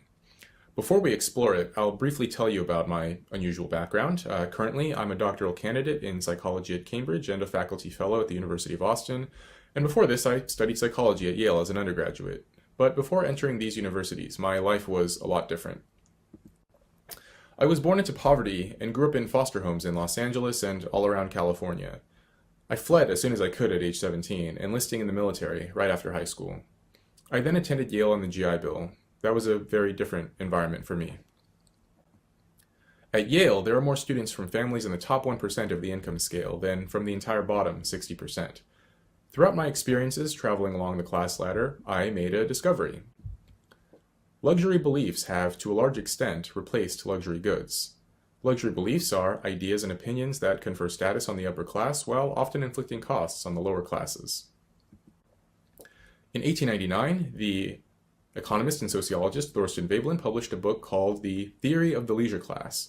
Drawing on observations about social class in the late 19th century, Veblen's key idea is that because we can't be certain about the financial status of other people, a good way to size up their means is to see whether they can afford expensive goods and leisurely activities. In Veblen's day, people exhibited their status with delicate and restrictive clothing like tuxedos and top hats and evening gowns, or by partaking in time-consuming activities like golf or beagling. These goods and leisurely activities could only be purchased or performed by people who didn't work as manual laborers and could afford to spend their time and money learning something with no practical utility. Veblen even goes so far as to say that the chief use of servants is the evidence they afford of the master's ability to pay. So for Veblen, butlers are status symbols too. In short, his idea was about how economic capital was often converted into cultural capital. His idea explains why status symbols are so difficult to obtain and costly to purchase. These findings were later echoed by the renowned French sociologist Pierre Bourdieu in his 1979 book Distinction, a social critique of the judgment of taste. In his body of work, Bourdieu described how distance from necessity characterized the affluent classes. In fact, Bourdieu coined the term cultural capital. Once our basic physical and material needs are met, people can then spend more time cultivating what Bourdieu called the dispositions of mind and body, in the form of intricate and expensive tastes and habits that the upper classes use to obtain distinction. Corresponding with these sociological observations, the biologist Ahmed Zahavi proposed that animals evolve certain displays and traits and behaviors because they are so physically costly. Many people are familiar with the example of the peacock's tail. Only a healthy bird is capable of growing such plumage while managing to evade predators. A lesser known example, though, is the behavior of the African gazelle. When these animals spot a predator, the healthy adult gazelles often engage in what is called stotting. They repeatedly jump as high as they can, springing vertically into the air with all 4 feet raised. The signal this sends to predators is essentially, I'm so fit that I can afford to expend valuable energy to show you how strong and robust I am compared with the other gazelles. So for humans, top hats and designer handbags are costly signals of economic capacities, and for gazelles, stotting is a costly signal of physical capacities. Veblen, Bourdieu, and Zahavi all propose that humans or animals flaunt certain symbols and communicate in specific ways and adopt costly means of expressing themselves, all in order to obtain distinction from the masses. Affluent humans do this economically and culturally with their status symbols. Animals do this physically. A difference, though, is that human signals often trickle to the rest of society, which weakens the power of the signal. Once a signal is adopted by the masses, the affluent often abandon it. There are historical examples of this. For example, in the Middle Ages, spices were expensive and only the elites could afford them. It was a hard-to-fake signal of one's social rank and economic resources, but as Europeans colonized India and the Americas, the cost of spices dropped and the masses were now able to obtain them. As a result of widespread use, spices were no longer a status symbol. In response, elites decided they were vulgar, and during the reign of France's Louis XIV, court chefs banned sugar and spice from all meals except for desserts. Here's another example. In the US, dueling was practiced primarily by the elite for many years. One key reason why it fell out of fashion in the early 19th century is because this ritual of dueling was gradually adopted by the lower classes. In response, the upper classes abandoned it because it was no longer prestigious. And then it was outlawed in the late 19th century. So the yearning for distinction is the key motive here, and in order to convert economic capital into cultural capital, It must be publicly visible.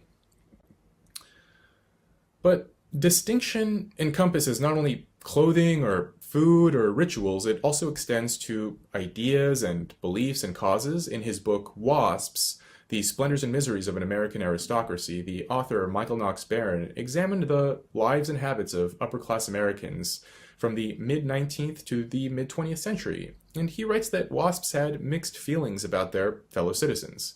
These upper-crust Americans viewed ordinary Americans as sunk in moronic darkness, and that it is a question whether a high WASP ever supported a fashionable cause without some secret knowledge that the cause was abhorred by the vulgarians.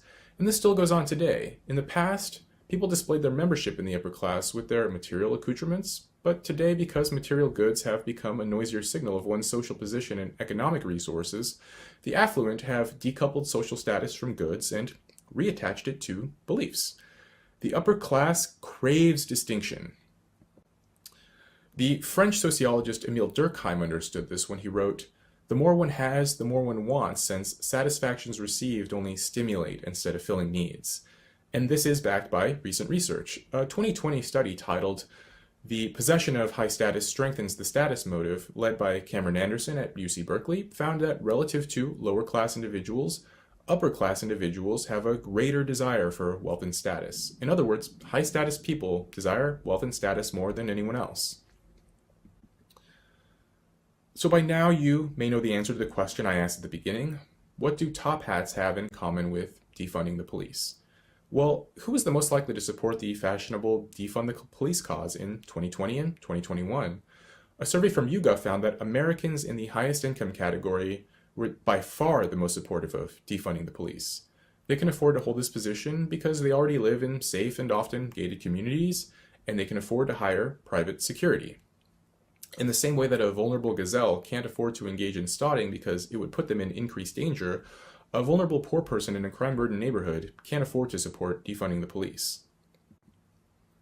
According to the U.S. Census Bureau, compared to Americans who earn more than $75,000 a year, the poorest Americans are 7 times more likely to be victims of robbery, 7 times more likely to be victims of aggravated assault, and 20 times more likely to be victims of sexual assault.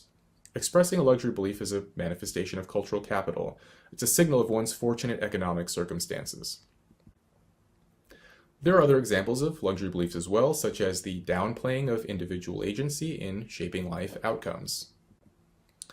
A 2019 study led by Joseph Daniels at Marquette University was published in the Journal of Applied Economics Letters, and they found that individuals with higher income or higher social status were the most likely to say that success results from luck and connections rather than hard work, while lower income individuals were more likely to say that success comes from hard work and individual effort.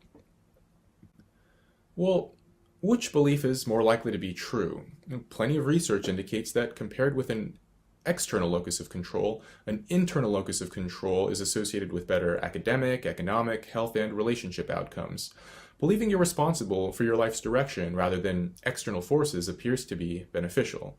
And here's the late Stanford psychology professor, Albert Bandura. His vast body of research showed that belief in personal agency, or what he called self-efficacy, has powerful effects on life outcomes. Undermining self-efficacy will have little effect on the rich and educated, but will have pronounced effects for the less fortunate. It's also generally instructive to see what affluent people tell their own kids. And what seems to happen is that affluent people often broadcast how they owe their success to luck, but then they tell their own children about the importance of hard work and individual effort. Now let's discuss strange vocabulary. When I was growing up in foster homes or making minimum wage as a dishwasher or serving in the military, I never heard words like cultural appropriation or gendered or heteronormative. Working class people couldn't tell you what these terms mean, but if you visit an elite university, you'll find plenty of affluent people who will eagerly explain them to you. When people express unusual beliefs that are at odds with conventional opinion, like defunding the police or downplaying hard work or using peculiar vocabulary, often what they're really saying is, I was educated at a top university, or I have the means and time to acquire these esoteric ideas. Often, only the affluent can afford to learn these things because ordinary people have real problems to worry about. To this extent, Pierre Bourdieu in The Forms of Capital wrote, the best measure of cultural capital is undoubtedly the amount of time devoted to acquiring it. The chief purpose of luxury beliefs is to indicate evidence of the believer's social class and education. Members of the luxury belief class promote these ideas because it advances their social standing and because they know that the adoption of these policies and beliefs will cost them less than it costs others. Advocating for defunding the police or promoting the belief that we're not responsible for our actions are good ways of advertising membership to the elite. Why are affluent people more susceptible to luxury beliefs? Well, they can afford it, and they care the most about status. In short, luxury beliefs are the new status symbols. They're honest indicators of one's social position, one's level of wealth, where one was educated, and how much leisure time they have to adopt these fashionable beliefs. And just as many luxury beliefs often start with the rich, but eventually become available to everyone, so it is with luxury beliefs. But unlike luxury goods, luxury beliefs can have long-term detrimental effects for the poor and working class. However costly these beliefs are for the rich, they often inflict even greater costs on everyone else. And I'll leave it at that. Thank you. Thank you, Rob Henderson. The revolution will not be televised, but the revolutionaries will be televised right here at Nudgestock 2022. Thank you for giving even us class-obsessed Brits something else to consider in terms of privilege and status. Fascinating stuff, necessary stuff.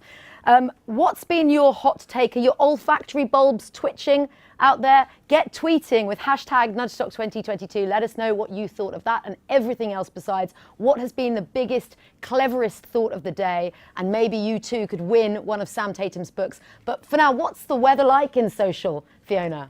Well, some of us have been taking a wander around the Nudgeverse, and I mean, I've had a go myself. I'm not as good as some of our audience. I've walked into walls. I've walked through walls. But as I said, people have been taking a wander. And last year we were called the Glastonbury of nerds. This year, Jason Vuvu described us as Sims meeting behavioural science, which is like a step up, I think. And Chris Rawlinson, as you can see him there, he's truly embraced the Nudgeverse because he's turned back time, regrown his hair, and actually gone for broke with an outfit that's absolutely amazing. And we even have some people having some firsts in the Nudgeverse. We've got Floritza, and I hope I'm saying that right, Janari, and she's gone for her first gallery viewing. You can see her just there on the right. And Anna Lewis and her mates on the left have been having a dance off or busting some dance moves with what are they? Clap and waxing or waving or something. But anyway, whatever it is, they're having a great time in the Nudgeverse. So if you haven't been in there already, I think you should give it a try. And back to you guys. Do take a look around the Nudgeverse. It's open all day, although make sure you're still sticking with us right here. We've got a lot more to come. And share all your tweets. What are your hot takes on the cold science? Hashtag Nudgestock 2022. I have another thank you to make, though. A big thank you to our partners at the B2B Institute, whose adverts you will have seen today.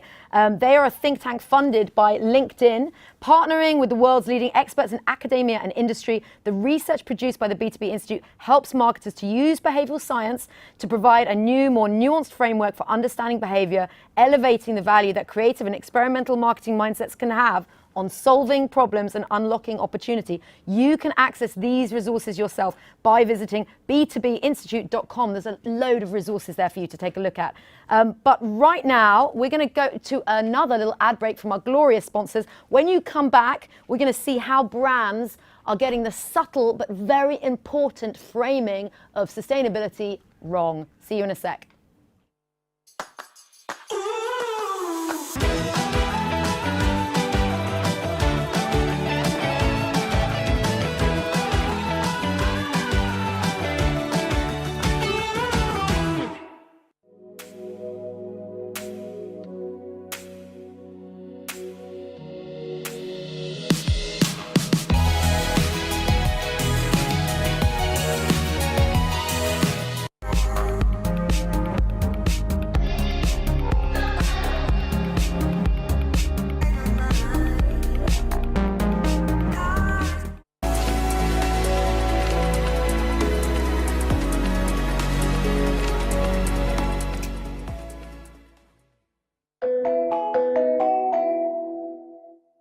If you want some high quality behavioural science from me and the team at Nudgestock, then check out 42courses.com. And for this weekend only, if you use the code Nudgestock22 at checkout, you'll be in for a fairly pleasant surprise. Welcome back, Nudgestockers, and we're nearly ready to unleash the EV beast of Rory Sutherland in his electric Mustang. Stay tuned for that. But first, anybody who has ever worked with me knows that I love relative insight. I love relative insight. One of the tools and that we use all the time in our department, and a sponsor of today. If you haven't heard of the tool yet, let me tell you a story. They were actually developed by the University of Lancaster's linguistics department, which is probably one of the best linguistics departments in the UK. And they were originally designed to spot paedophiles who are masquerading as children in online chat forums. And the way they do this is by comparing the language of different audiences. So the subtle little clues in their language that would flag that this individual was not the same as the rest of the set. Really important stuff. And then someone came along and said, do you know what? Marketing could do with that. And since then, the options have really been endless. It's a big data natural language analysis tool that can process and compare any different data set, whether that's different audiences who might speak in a different way. I mentioned earlier that we put transcript verbatims, but we've also put into that tool Amazon reviews, how brands speak in social media versus their audience, how people speak in different channels, company reports to compare them, all kinds of stuff. The options are really endless. So how can big data natural language analysis help us understand some of the challenges for framing sustainability? Well, we just so happen to have Jamie Hamill from the Ogilvy, I was going to say behavioural science practice, sustainability practice, on stage here with us today with Alex Kibblewhite from Relative Insight to tell you why sustainability communications needs to get real. Great, thanks so much, Tara. Hi, I'm Jamie and I'm here with Alex. Hi, I'm Alex. And we're here to share the findings from our new report, Sustainability Communications Need to Get Real. We're going to share a top line of what we've discovered from our research, and at the end of this talk, we'll share a link to the new report if you wish to find out more. So we work with clients every day to help them address sustainability issues. And what we're seeing is a growing conversation around action on environmental and social issues. Yet at the same time, these issues seem to be worsening. And we find this quite troubling, and it's something we really wanted to dig into. So we worked really closely with our partners at the Relative Insight team to look into these conversations online to try and find out what was happening. I'll hand over to Alex, who can take you through that in a bit more detail. Thanks, Jamie. So Relative Insight helps you analyse and visualise text data. So originally, like Tara was saying, we were born out of the need to keep children safe online. So our tool compared online conversations so that we could identify when someone wasn't a 13-year-old girl, but was in fact a 40-year-old man. And now we use that comparative methodology to work with brands and agencies like Ogilvy to help them get great insights out of any text data. So think surveys, social, CX data as well. So we use this comparison methodology to understand how 3 different audiences talk about sustainability: brands, the general population, and the media. When we analysed the language of these audiences, what we found was a disconnect in conversation, and I'm going to take you through some of those disconnections now. One of the first disconnects that we found was that businesses speak about large-scale operations, so very big picture thinking, whereas the Gen Pop are focused very much on what is tangible, the daily, the immediate, what can they see happening now that is making an impact, and what can they do today? A nice bit of data that we found that helped create this insight was this one around the infinite use by the general population, which means that basically brands didn't say these phrases at all in their comms when we were analysing that language. Zero waste, plastic bags, eating meat, and sustainable travel. So this highlights a real disconnect in the priorities of those 2 audiences. Another one that we found was that in the media there's a key focus on the journey that businesses are on. So again, if we think back to that sort of making it tangible for the general population, they actually get quite frustrated with this and see it as inaction from the brands, that they're not focusing on the now. And a great quote that brings this to life The thing that gets me is the hypocrisy from stores who make bold claims around being sustainably focused when their system clearly isn't set up for it. And the final one that I'll take you through is that businesses call attention. So they want everyone to think about and talk about their sustainable strategies. They talk a lot about it. This is really frustrating for the general population because we can see that their choices, and they feel as well that their choices are being restricted and they're not able to make that decision for themselves in terms of how they can contribute to their sort of sustainability efforts. And again, another really nice quote that brings this to life. Choose to feed my family or hit some abstract emissions target. I know what I choose. Yeah, thanks, Alex. It's a really powerful quote, that one, isn't it? And I think what it shows is that corporates and brands, they're operating at a very high level and they're using a technical vocabulary that is not connecting with the real reality that their audiences or that the general population see. We're talking about the same issues in sustainability, but it's like we're speaking a different language to one another. And this is a problem because this disconnected conversation, we believe, is dividing us at a time when we really need to be coming together to deal with many of these sustainability issues. We've defined this problem. We call this the action connection dilemma. Businesses are taking action, but they're not communicating about those actions in a way that connects with the reality of their audiences. Ultimately, sustainability has many systemic or presents many systemic challenges, and we're going to require all of these audience groups to come together to take action on them. And that starts by talking to each other in ways that we can all understand. And it's not just that conversation, the initial conversation that's a problem, it's the effects that starts to have. So we're seeing the general population is becoming 5 times more likely to associate conversations around sustainability with misinformation. They're hearing what businesses are saying, but because it doesn't connect with their reality, they don't believe it's true. And in turn, we're starting to see a really negative emotional response to many of these issues. We're seeing sadness overriding happiness in terms of the emotions associated with the conversations happening.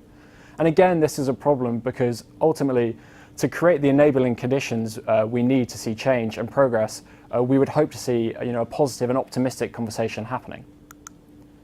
Now, the research isn't all doom and gloom, and it does point towards some opportunities for businesses to better connect their efforts with the realities of their audiences.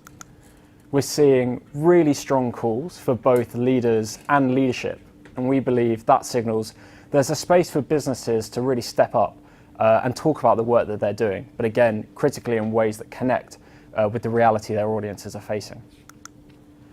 And in turn, sustainability is still seen as a key factor in any purchase decision.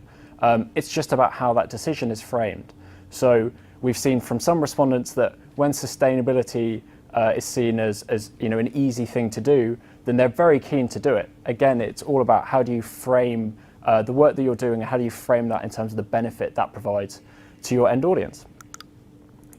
So in summary, our research has discovered that there is a disconnect between the ways in which businesses are communicating about the actions they're taking and the realities in which their audiences, the general population, are actually experiencing many of these issues.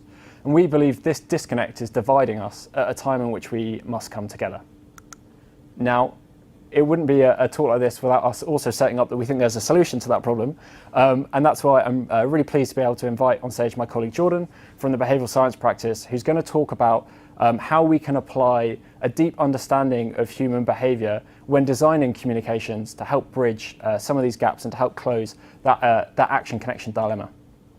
Amazing. Come on, Jordan. Thank you very much, Jamie. Thank you. So there are lots of ways that we can use behavioural science to overcome this action connection dilemma. I'm going to take us through 5 key behavioural science strategies that we can use to make our communications as effective as possible. So first up, if your actions just aren't connecting, so if your audience just aren't reacting in the way that you thought they should, try reframing your message in order to tailor it to your specific audience. So for example, whether you're more assertive or more suggestive in what you're saying should depend on whether your audience already care about the cause that you're championing. Next, if people feel disempowered, so if people just feel like my individual actions don't really make a difference, then consider highlighting the collective effort. So talk about the behaviours of others or how social norms are changing, really pull that social lever in order to spur behaviour change. Next, if the problem just feels too overwhelming, and this is often something that we see in sustainability challenges, then it can be really powerful to focus on the solution and positivity rather than the challenge. So give people actionable steps that they can take, really boost their self-efficacy, rather than necessarily using negativity in order to spur change. If the issue feels too abstract, so if that psychological distance is just too great for people, then make it more tangible, make it more concrete. So if you can focus on the consequences that are really in the here and the now and today, it makes it far more tangible for people rather than thinking about the long-term future. And finally, if the facts just aren't working, then consider drawing on people's lived experiences. So use storytelling rather than statistics in order to boost engagement with your message. Now, as a species, we're hardwired to respond to narratives about people far more than we are to respond to anonymous facts and figures. So allow your audience to empathize with what you're saying by drawing on people's lived experiences.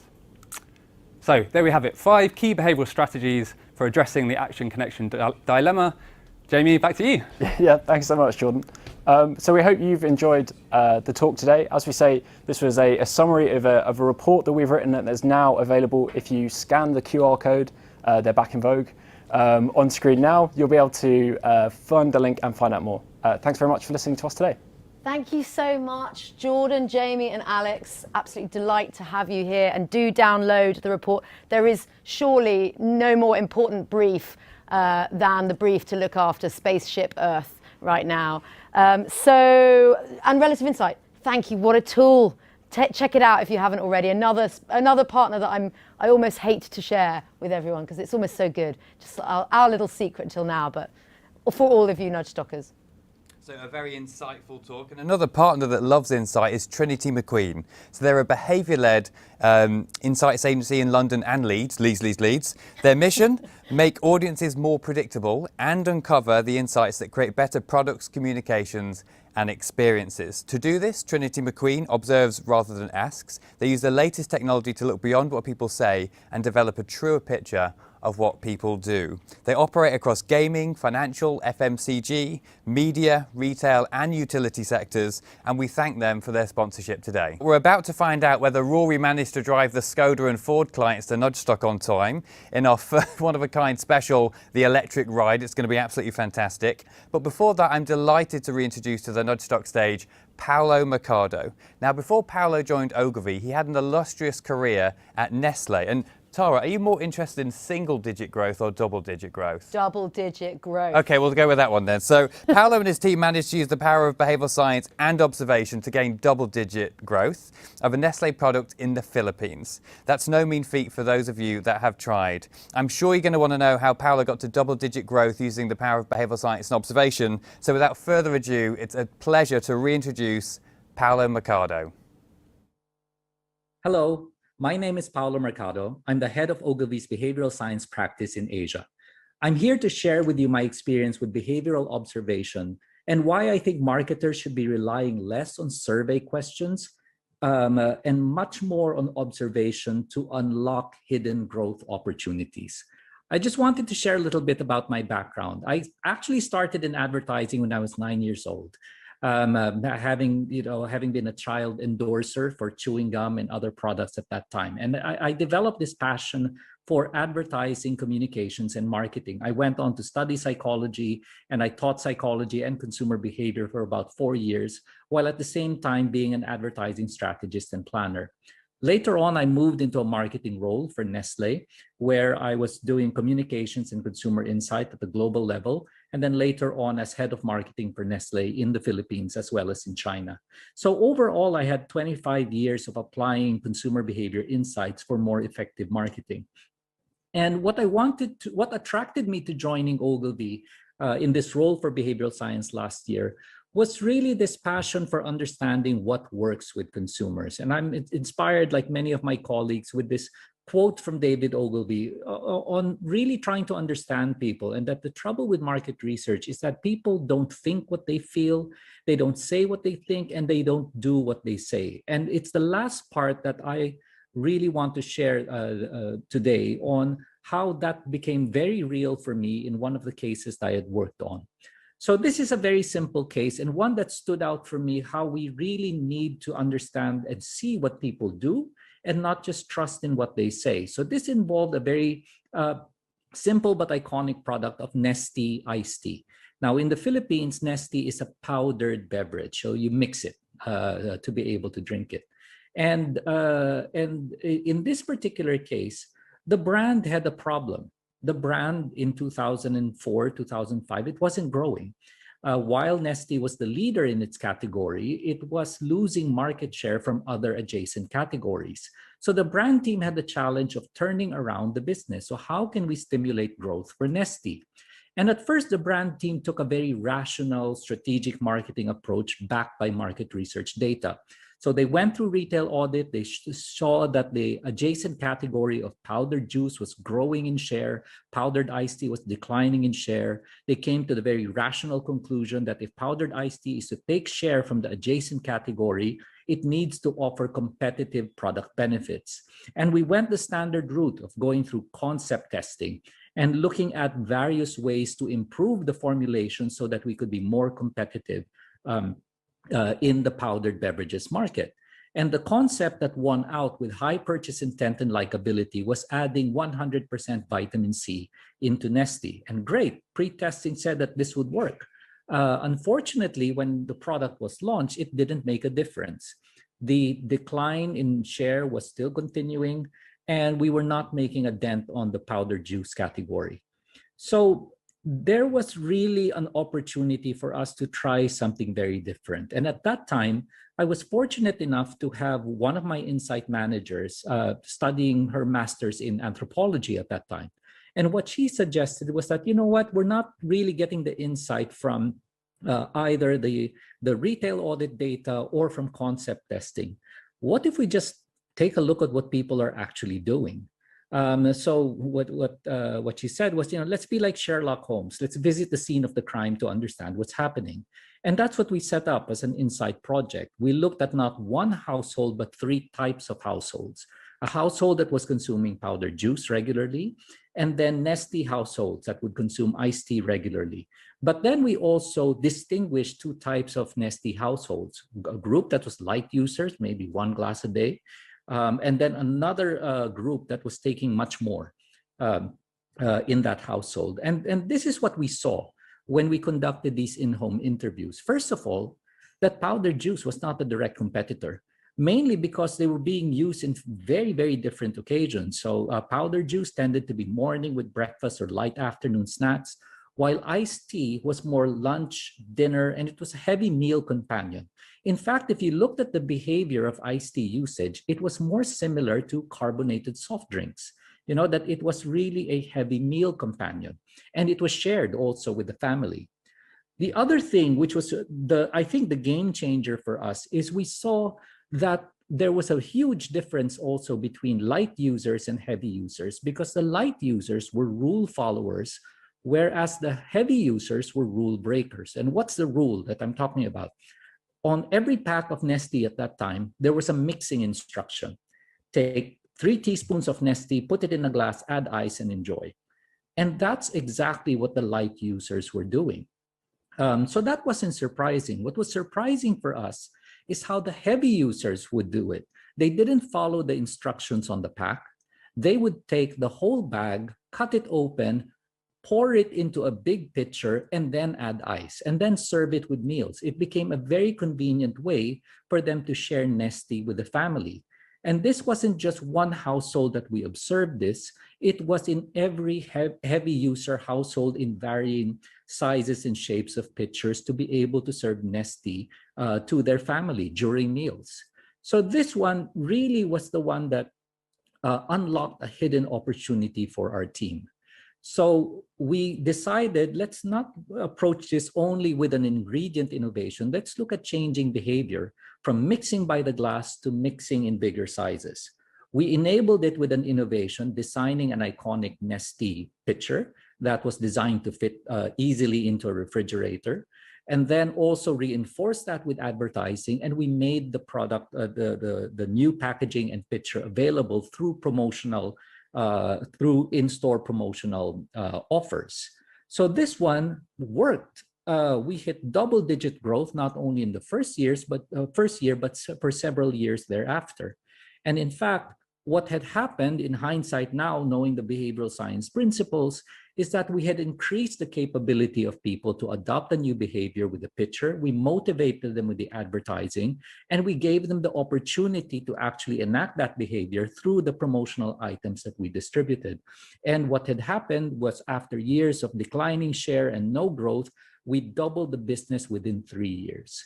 So for me, this was a pivotal experience to really start paying more attention to observing what people do, not only in-home in consumption, but also in shopper behavior and in many other behaviors to unlock behavioral opportunities. And I'd like to end this short sharing with let's say, a modified quote from Daniel Kahneman, who said that economists think about what people ought to do while psychologists watch what people actually do. And I'll change one word to that, is that marketers tend to also think about what people ought to do. And marketers should adopt a behavior similar to psychologists and watch what people do. Go beyond retail audits, go beyond concept testing, watch what people do, and perhaps through that, we can unlock the hidden opportunities for brand growth. So with that, thank you very much for allowing me to share during Nudgestock, and happy nudging, everyone. Our man in Manila, Paolo Mercado. Thank you so much there, Paolo. And in case you missed it, that was double-digit growth, I think, that he stimulated there. Coming up shortly, we have Maya Shankar, the inspirational Maya Shankar, from the White House, yes, that one, the actual and one, the real White House, and Google. So we've got some really fantastic applied behavioural science that we're going to share with you, and an incredible, quite moving story as well. But now we are incredibly excited to bring you a debut for Nudgestock this year, brand new format to the Nudgestock stage, an innovation on the age-old panel. This year we're putting a panel inside of a car. So this year Rory is due to pick up the VIPs for Nudgestock to deliver them here. They include Kirsten Staff from Skoda, Dan Jones from Ford, and his co-author of Transport for Humans, Pete Dyson. Now they're on a journey of understanding that for the adoption of electric vehicles is going to be as psychological as it is technological. They're also supposed to be on a journey towards Nudgestock. Will Rory get the VIPs to Nudgestock on time? Will they get lost? You're about to find out. I'm delighted to introduce to you a Nudgestock first, the electric ride.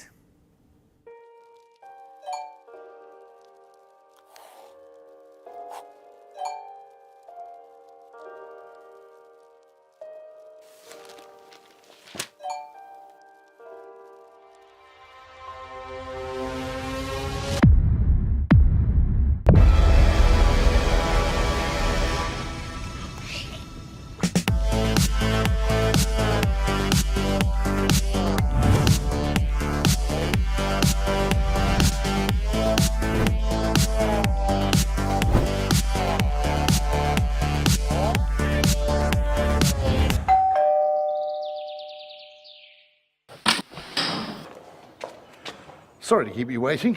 I think we're running late.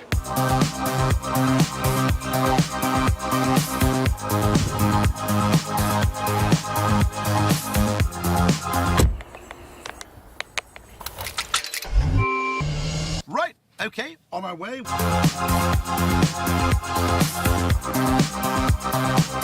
I've been ranting on for ages about how range anxiety in countries like the UK or the Netherlands is a bit of a red herring. And it's a costly red herring because it causes people to have bigger batteries than they need, which makes the cars heavier and more expensive than they need to be, and so on.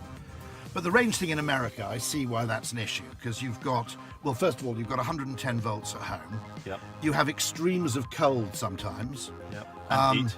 And extremes of heat, which might mess with the range. But you have no train alternative for a lot of journeys. You know, so it's quite common for people to live 500 miles from their parents. And vast interstates. And huge interstates where if there's one charger out of action, you're stuck in a kind of, you know, truck stop outside Boise, Idaho, and, you know, a serial killer's just escaped from the local penitentiary and it's dark. That's slightly different from kind of stopping in Bourton-on-the-Water, having a pot of tea. Have you heard about Google Maps introducing the eco-routing feature? They have it in the US. No. It's coming to the UK this year. By default, it'll give a more ecological and fuel-efficient route, and then you have to pick. No, I want the quicker route. I think it's going to cause a nice conversation or trigger a nice thought about how much people are willing to add a bit of journey time to save a bit of fuel. Because normally you wouldn't even think about that, would you? You wouldn't think which journey is going to be. I don't think so. Yeah. You might think about which car should I go in, but you wouldn't think about which route should I take. One of the things that sort of irks me from the behavioural point of view is everybody quotes charge time from 0 to 80% or 0 to 100%, which in reality is something you never do. You have this incredible performance, which I will probably demonstrate at some point, but you drive like a Quaker. It's really strange. It's like you're almost sort of spreading peace and love to all the other road users, partly because when you have to slow down or stop, you don't feel you've been robbed of your kinetic energy. So you don't feel that sense of resentment, which is, God, it took me it took me 2 minutes to get up to this speed and I've lost it all. Yeah. I've currently got this on active mode, so as you see, when I stop here, actually didn't do it there, but it will do, it'll say 100% of energy recovered. So it actually gives you live stats on your regenerative braking. On your regenerative braking, yeah. That's to your point about gamification, isn't it? It becomes a little challenge. It does. And see how many additional miles of EV range you can top up along your journey. Well, I think Rory will talk about this at any level of marketing, that it's where you direct somebody's attention that we're interested in the thing that we're pointed towards. And if you're always pointed towards go faster or shorter journey times, but there's other things you can point people's attention to. And the emotion of it, I think, like going back to your point, Rory, about driving an EV and having that feeling like you are doing something good and that you're kind of giving back and you're doing your part as a pride point almost, right?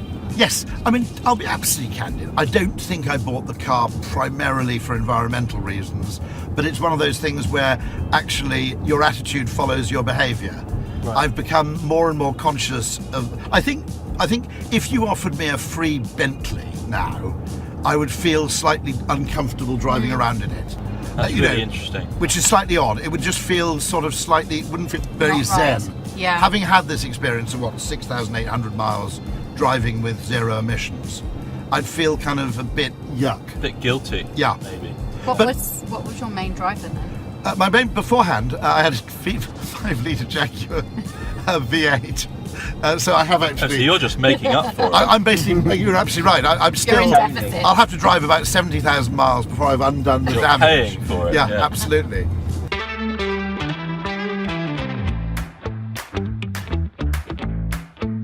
It was interesting you were talking about the quietness of the car, and when we were in the pandemic and we were all locked down and everything was so peaceful, wasn't it? You'd go out, there'd be no cars on the road, and I wonder if that's really changed how people feel about the noise of traffic. Definitely changed it for me. Well, in the past I've not bought flats and houses because of pollution and noise fears. Apparently the behavioural science tip is you should never buy a house near a junction. Right. Because although your brain can get used to constant traffic, things like constant braking, the occasional accident, cars accelerating and stopping, you never completely sleep if you live near a junction. Yeah. But there were several places in London I didn't buy because they were too close to the Westway, and it occurred to me that in 20 years' time, nothing to worry about. Well, tell me about this, because this has what's called sound screen, and the windscreen is apparently noise reducing. Yeah, I think I think a lot of manufacturers have the similar technology where we can layer in specific types of glass technology to reduce noise. And then you also have the very clever sort of speaker systems which can emit anti-noise, a bit like noise cancelling headphone technology, so that you can it sort of drowns out a lot of those noises that are familiar to us on motorway, tyre noise, other vehicles, etc. I think one thing you will find with electric cars, given the general fact that tyre noise is and suspension noise is the main irritation, you will get more campaigning for better road surfaces. Yeah. I mean, interestingly, Pete, you'll know this already, that the original campaigns for better road surfaces were driven as much by cyclists as by motorists. Well, yeah, it was the cyclists that wanted to tarmac and asphalt the roads first, which you can imagine, this is 100 years ago, and then the motor vehicle came along. And of course, yeah, another thing to show the roads have always been shared with It's not the car as dominant, but the bike, the lorry, the courier, yeah, loads of stuff. That reminds me of the Domino's campaign that was so great a few years ago, where they were going around filling potholes with this Domino's truck and leaving the Domino logo on there, because they were saying that all these potholes in poor road conditions were leading to pizzas sort of turning upside down upon delivery to people's houses. So they took it upon themselves to help repair roads. I always have this set on one pedal driving, where effectively if you take your foot off the accelerator, the car it doesn't brake, it regenerates using the motors. Yeah, and that's a strange thing to get used to. It's very strange. It's very strange to get used to. It's like a dodgem, isn't it, Yes. on the road? Yeah. But actually, having got used to it, I accidentally turned it off a few weeks ago and found it very weird driving in the old way, where you naturally coast when you take your foot off the accelerator. And I live in Milton Keynes, so we have lots of roundabouts. So first of all, when you're getting used to that acceleration, and then when you take your foot off, it does take a little bit of getting used to. I think confidence as well, you know, when you're pulling out a roundabout, particularly if it's really busy, but you know that your car will just pull off really swiftly. Good time for a bio break and a cup of coffee, or any other multitasking you want to do. Well, we have a quick chat.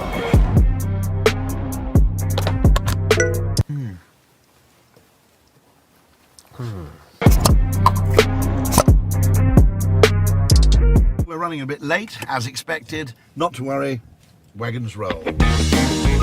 Really interesting thing going on with brands as well with electric vehicles, isn't there? I don't know if you've noticed where the brand snobbery has almost disappeared. Yeah. And people are just looking at the cars for what they offer, and that, you know, they might look at a Ford, they might look at a Skoda, they might look at an Audi, you know, and they're all kind of jumbled up in the consideration set, which is really interesting. We're seeing about 80% people at the moment come out of those traditional kind of so-called luxury brands into our So, well, this is exactly it, because on the Mackie forum, there's a UK section of the Mackie forum online, and there's a surprising number of ex-Jag drivers like me, and all trying to make up for exactly, we're trying to compensate.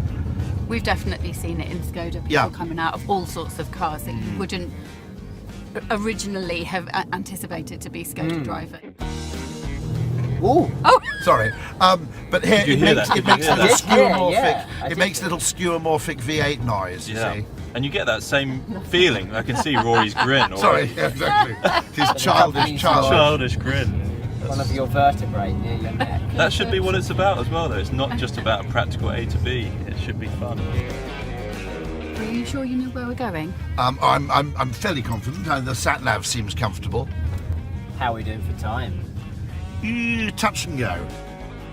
So before you made the decision, Rory, did you think everything through, all of the how you're going to charge it, answer any range concerns? Well, I must admit, I thought that not having a home charger would be more problematic than it's turned out to be. In the event, it's really not been an issue at all. The second thing I think is important is that I was able to try this car for 4 days while still keeping my existing internal combustion engine car. And I think one of the secrets to selling electric cars is to allow people to try them out while they're still keeping their parallel running, you call it an IT. Because I think asking people to sacrifice their conventional car on the same day they take delivery of an electric car, there's quite a lot of sort of loss aversion and fear going on at that moment. Whereas what I suspect would happen is if people had both alongside each other, they'd feel reassured by the continued presence of their petrol car, experiment enough with the electric car to solve all the problems for themselves, and then they'd pretty quickly find out they were driving the electric car 5 times more often than the petrol car. Until there's like a cultural tipping point where people are just assuming that because there's so many people driving an electric car, that actually it's fine. And I can trust the rest of society that helped me make that decision. Okay, so it looks like we're here. The world's premier festival of behavioural science. Oh, brilliant. Oh, you can't wait. How exciting can this be? Yes, good job, Wonderful. Rory. Thank there you. We are. Thank you very much. Out we hop.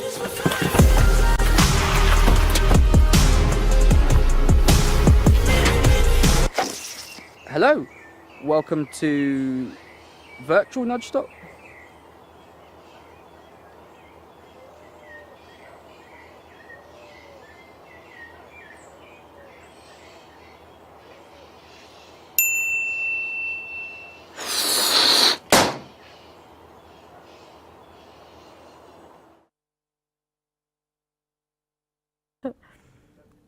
That was absolutely fantastic. What an ending with Nick Dockia's smile there. And what an absolutely incredible job for the Ogilvy Social and Content team led by Chris Marley, Marshall Catheter and a whole host of other brilliant people. The Electric Ride is now available for you to watch again on YouTube whenever you'd like. Share with a friend that you think would enjoy the content as well. What an incredible job there. We're thrilled with that.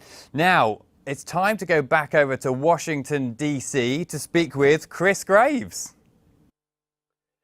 Dan, thanks very much. Listen, I have a question for you, Dan. Have you ever been knocked off your track, knocked off your life trajectory? And, if we haven't, we will be. And if you have ever been made seriously giant change in your life, you know how incredibly difficult that can be. But our next Nudgestock guest, Maya Shankar, is a real expert in this. It's happened to her in many different ways. She's a cognitive neuroscience. She's podcast, A Slight Change of Plans, which Apple awarded her the Best of the Year. She's the chair of the White House Behavioral Science team, and she was the first behavioral science advisor to the United Nations. But that's not always the path she was on. Well, joining me now is Maya Shankar. And Maya, what was, your blockbuster podcast, A Slight Change of Plans, really alludes to a major change of plans in your own life that sort of shaped your future in terms of behavioral science. Tell us a little bit about that. Yeah, well, first of all, it's great to chat with you, Chris. Always so much fun. So when I was 6 years old, my mom brought down my grandmother's violin that she had brought with her all the way from India when she immigrated to this country in the 70s. And my mom had only meant to show me the instrument, but I was so quickly taken by it that I very quickly asked for a pint-sized violin of my own. And so I began playing the violin at age 6, and very quickly I developed big dreams. And I auditioned successfully for the Juilliard School of Music when I was 9. And then when I was a teenager, Itzhak Perlman asked me to be his private violin student. And so this was such a crystallizing moment for me, because I felt like, one of my idols in the space, was giving me that vote of confidence. So that wait, I felt let's I needed. just emphasize that for a second. Itzhak Perlman was taking you on. One of the greatest violinists in the history of music was taking you on as his student. Yeah, it feels pretty unreal. I think actually later on, I asked his wife. I was like, technically speaking, I was a lot worse than my peers. Why did Perlman take me on when he did? And she said, well, I think he kind of liked your personality. I was like, okay, great. I got the personality card in the music world. But he said, I felt like she had something to say. And I think that's because at the end of the day, Chris, the thing that motivated me so much about the violin was human connection, right? Was being able in some way to translate what I was feeling inside into my instrument and to potentially make people feel something that they never felt before, even total strangers in a room. And so I was just completely enamored. I was so enamored by the instrument and being able to perform. And then I had my very unexpected slight change of plans. I was 15. I was studying at Perlman's summer music program, and I overstretched my finger on a single note. And doctors eventually told me that I could never play the violin again. So all those big dreams I'd had for myself just came crashing down. And I felt a really profound loss of identity in that moment. And so what led you then to neuroscience? Yeah, so the summer before college, I was supposed to be in China touring with my musical classmates. And instead I was in Connecticut with my parents, equally cool summer situation. And I was perusing their bookshelves, and I stumbled upon an old course book that my sister had in college. It was Steven Pinker's The Language Instinct, which many people joining Nudgestock might be familiar with. And I remember opening the book, Chris, and not expecting very much, right? And instantly just being in awe of this organ that we all have, the brain. And he details the very sophisticated cognitive machinery that's operating behind the scenes that gives rise to our ability to comprehend and speak language. And up until that point, I had completely taken this ability for granted in myself. I never even thought twice about it. And so then when Pinker pulled the curtain back and showed me what was behind that, it just lit up my imagination. And I started asking myself questions like, well, if that's behind language, what's behind our ability to make complex decisions, or our ability to emotionally connect with other people, or what's behind falling in love, or asking grand philosophical questions? I mean, it just opened up this whole new world for me. And I'm so grateful for that moment. And by the way, I'm such a big fan of pop science books because they can really open the door for people who have never had exposure to a field, you know, and light, and totally spark this curiosity. But you know, there's this concept in psychology called identity foreclosure, which refers to this idea that we can foreclose on an identity prematurely. This is certainly the case in adolescence, but research shows it can persist well into adulthood. And I had absolutely fallen prey to identity foreclosure at that moment. I was first and foremost a violinist. I had basically stopped exploring all the other identities that I could potentially embody. And so I remember feeling acutely that while I expected to grieve the loss of the instrument, I did not expect to grieve the loss of myself, which is ultimately what ended up happening. And so what I was forced to do in that moment was to try and see my identity as more malleable and to be open to other pursuits. And Steven Pinker's book gave me that lifeline to something else that could make me passionate. And I think one really important lesson I learned from this whole experience of navigating this life change of plans, and then so many other curveballs that life has thrown my way since, and that I'm hopeful is going to be helpful for people who are tuning into this, is, you know, we really care about having these sturdy identities in life, right? We often attach ourselves to very specific identities as we move through the world because it can give us this sense of security in a world that otherwise feels random. And what I learned from losing the violin at an early age is that it can be much more stable to attach our identities not to specific pursuits, like to being a violinist or, you know, being an astronaut or whatever it is that you attach yourself to, but instead to the features of that pursuit that really light you up. And so in discovering that the thing that made me tick in playing the violin was actually human connection, I was able to find that through line in so many pursuits following that, right? So I found it as a cognitive scientist who was studying the science of what it means to be human and to move about in this world. I found that human connection when I was working in the Obama White House and at the United Nations, working at the intersection of behavioral science and policy, where at their core, so many of these issues were so inherently human, you know, and I was able to connect with people, you know, on the ground in Flint, Michigan after the lead and water crisis, talking with folks who've been recently incarcerated, talking with principals whose students were going hungry every day at school because they weren't getting access to the school lunch program. I mean, there was such a human component to that. And then today, with my podcast, A Slight Change of Plans, it is an excuse to go into a room with someone I've never met before, cut through all the pleasantries, and dig really deep about these transformative moments in their life that have changed them. And so I would urge everyone who's listening to ask themselves, like, what is my through line, right? When you strip away all the superficial features of the things that I do, what is still there? And I think that can make us more resilient in the face of change. Now, Maya, earlier you referred to yourself with an identity noun. I was a violinist. And we know from behavioral science that, for example, in Get Out the Vote behavioral science, telling somebody they're a voter is more important than saying, go vote. It's that identity. But can identity serve as a barrier as well as a catalyst when you're looking for change? Yeah, it's exactly as you said, Chris. So identity priming, it can absolutely be a double-edged sword. It can be used to good effect, like what we saw with the voter identity priming. I know that there was a research study run with the Red Cross in which they showed that if you simply remind people that in previous years they had been donors to the Red Cross, you're priming them for their status as, you know, charitable members of society. They're not only more likely to donate in subsequent years, but the magnitude of their donations actually increased. They became more charitable. And so we can absolutely see, you know, social identity priming used for good, but there is a flip side to that, which is at these really critical junctures, at these critical inflection moments in life, sometimes people are wanting to depart from a prior identity. And those labels can hold them back, because we know from research that people will act in ways that align with their social identities, either their current ones or their aspirational ones. And so if we label prematurely others or ourselves, it can hold us back. And so this was very salient in a partnership that we had.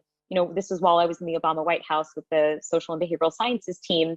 We were partnering with the Department of Justice on a reentry guide for people who were leaving prison. And when we looked at the guide, we noticed that there were some harmful language that was being used in the guide: ex-prisoners, ex-convicts. That's holding people hostage to their past.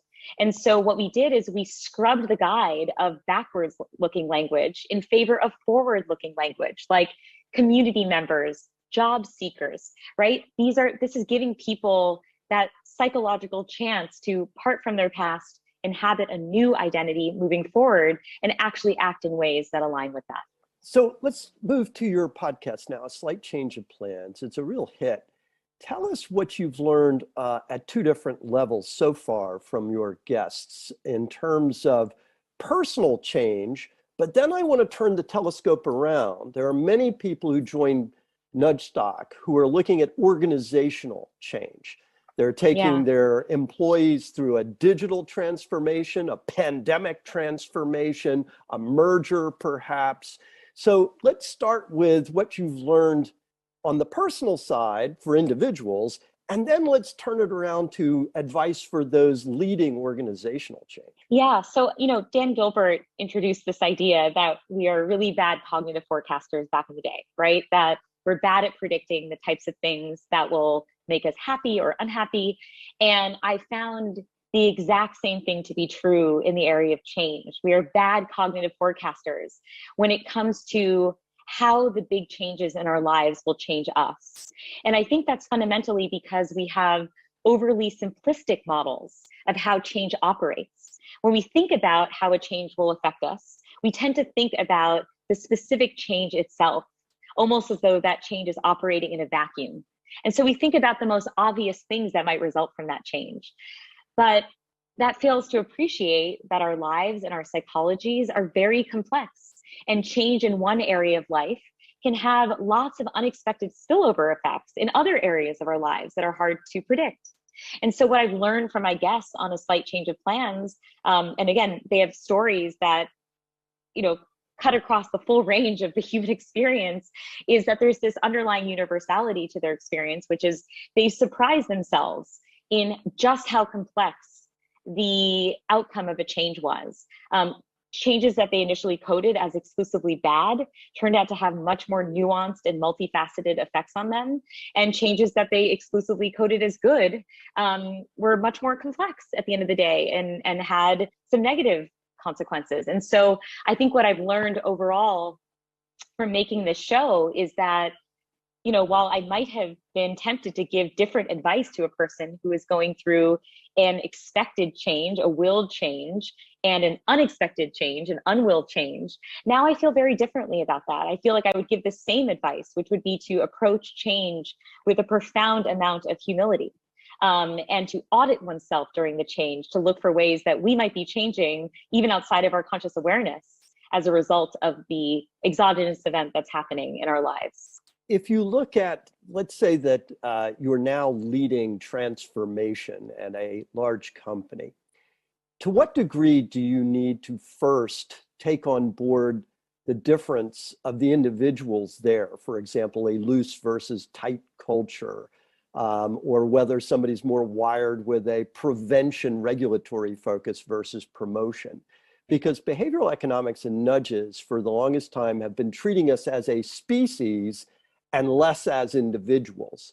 And what are you discovering in change that makes it easier or harder for individuals, and then for a corporation to understand that and have perhaps a multifaceted approach to organizational change?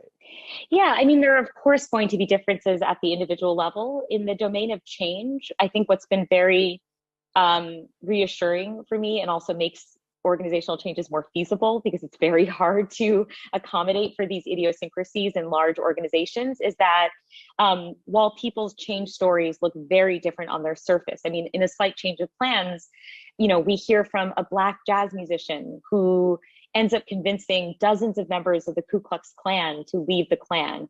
We hear from a 30-something health nut who gets a stage 4 cancer diagnosis in the middle of quarantine and suddenly loses his identity as a fit person and gets his leg amputated below the knee. We hear from a woman who ends up going blind in her 20s and then goes on to win MasterChef. And then we hear from notables like Hillary Clinton and Amanda Knox and Tiffany Haddish about these turning points in their lives. And again, on the surface, you would think, you know, how could I possibly learn very much from this person who's not at all like me, who has lived a very different life than I have? But what I found is that the psychological strategies that people use to navigate change are actually quite similar, which is actually a very reassuring message, because it means that we can learn from people's stories that don't look exactly like ours. And that's been reassuring for me at a time when we are experiencing unprecedented change. A motivation for me in starting a slight change of plans in the first place was feeling completely overwhelmed by what 2020 was throwing our way and being intimidated by the specifics of what 2020 was throwing our way.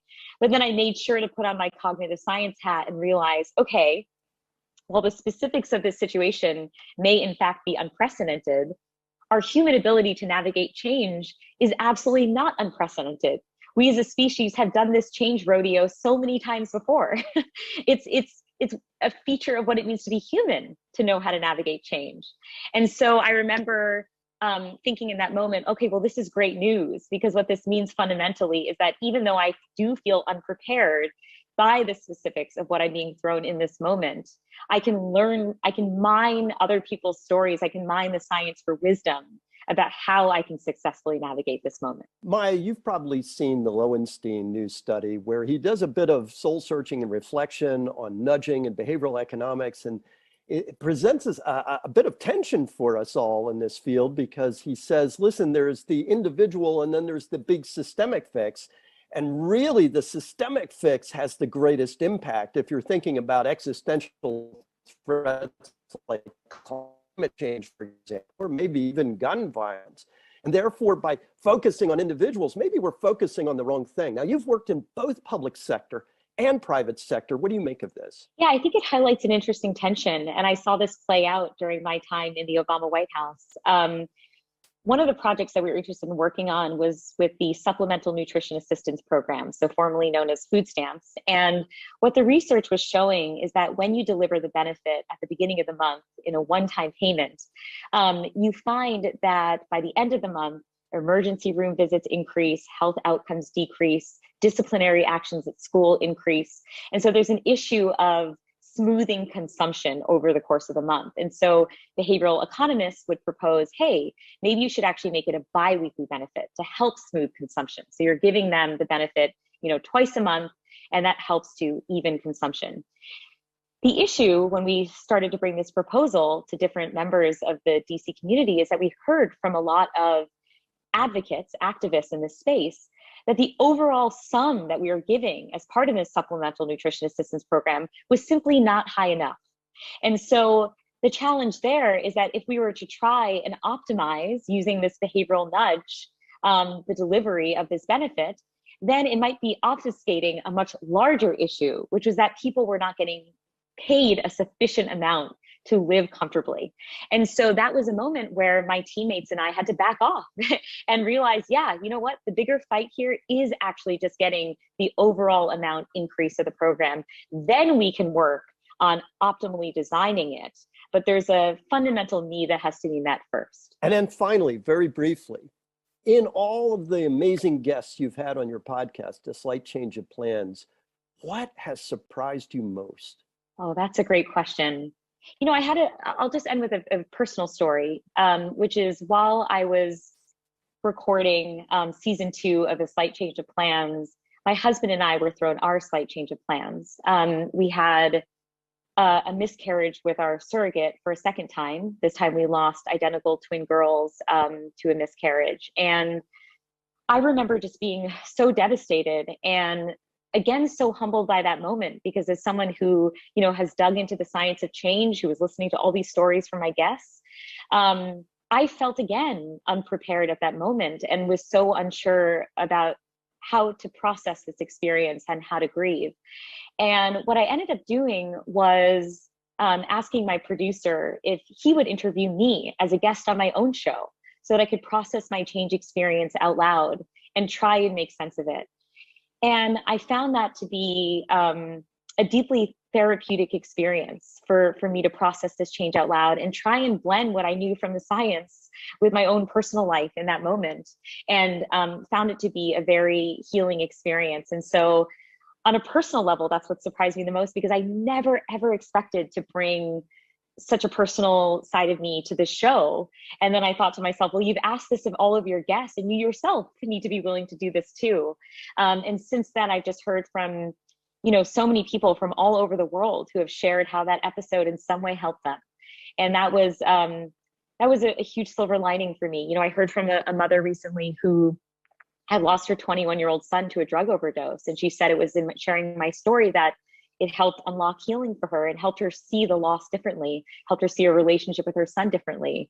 And yeah, I just can't imagine a more powerful, you know, way to have, you know, being able to turn what was otherwise just heartbreak into something potentially helpful to the world. Maya, thanks so much for that. And that's probably a great technique for all of us at an individual level, but maybe even at an organizational level, to actually go through the process out loud rather than in quiet introspection. Yeah.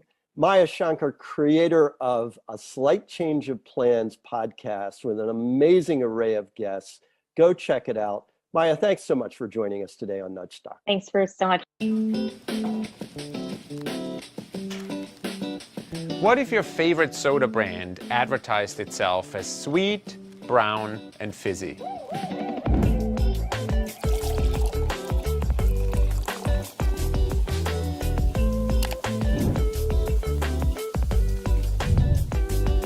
Of course, soda brands don't market this way because they understand the power of brand. They don't obsess over product specs.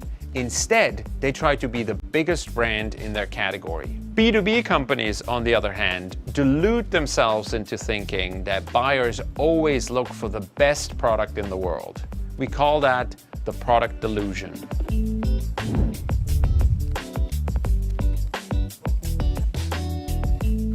But the reality is that buyers don't waste time searching for the best product in the world. They don't maximize, they satisfy. And because B2B buyers are risk averse, they usually go for the brand they trust, the brand they already know.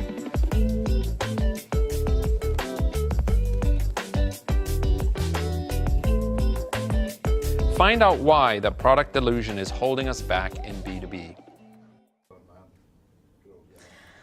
Nudgestockers, we are heading into our last hour of 10 hours of beautiful behavioural science and creativity. But stay watching, because there's so much more to come. And many Nudgestockers out there over the years, over the last decade, have seen their lives changed by just one presentation. Perhaps it was Wing Commander Keith Deer's presentation on watching eyes theory. What were the presentations that changed us? And could it be the next presentation for you? Our Festival of Behavioural Science really speaks to both the academic and the applied worlds, and our next speaker is almost the perfect embodiment of this. Melaina Vinski is a behaviour change specialist with over a decade of experience in the experimental study of cognitive neuroscience and human behaviour, and over 8 years of experience crafting evidence-based solutions on sustainability, stakeholder management, reputation risk, issues management, operational model design, and behaviour change. As the former behavioural insights lead for PwC globally and the current lead of the behavioural science and AI and analytics practice at IBM, Melaina is recognised as a leading expert in weaving behavioural and data science within traditional problem-solving paradigms to tackle some of the toughest challenges facing business, facing society, facing planet Earth. Talking to us today about why the future of strategy is behavioural, all the way from Toronto, please, Melaina Vinski. Hi, everyone. It's so great to be here. And Maya, I have to say, I'm such a big fan and had such a good time listening to you.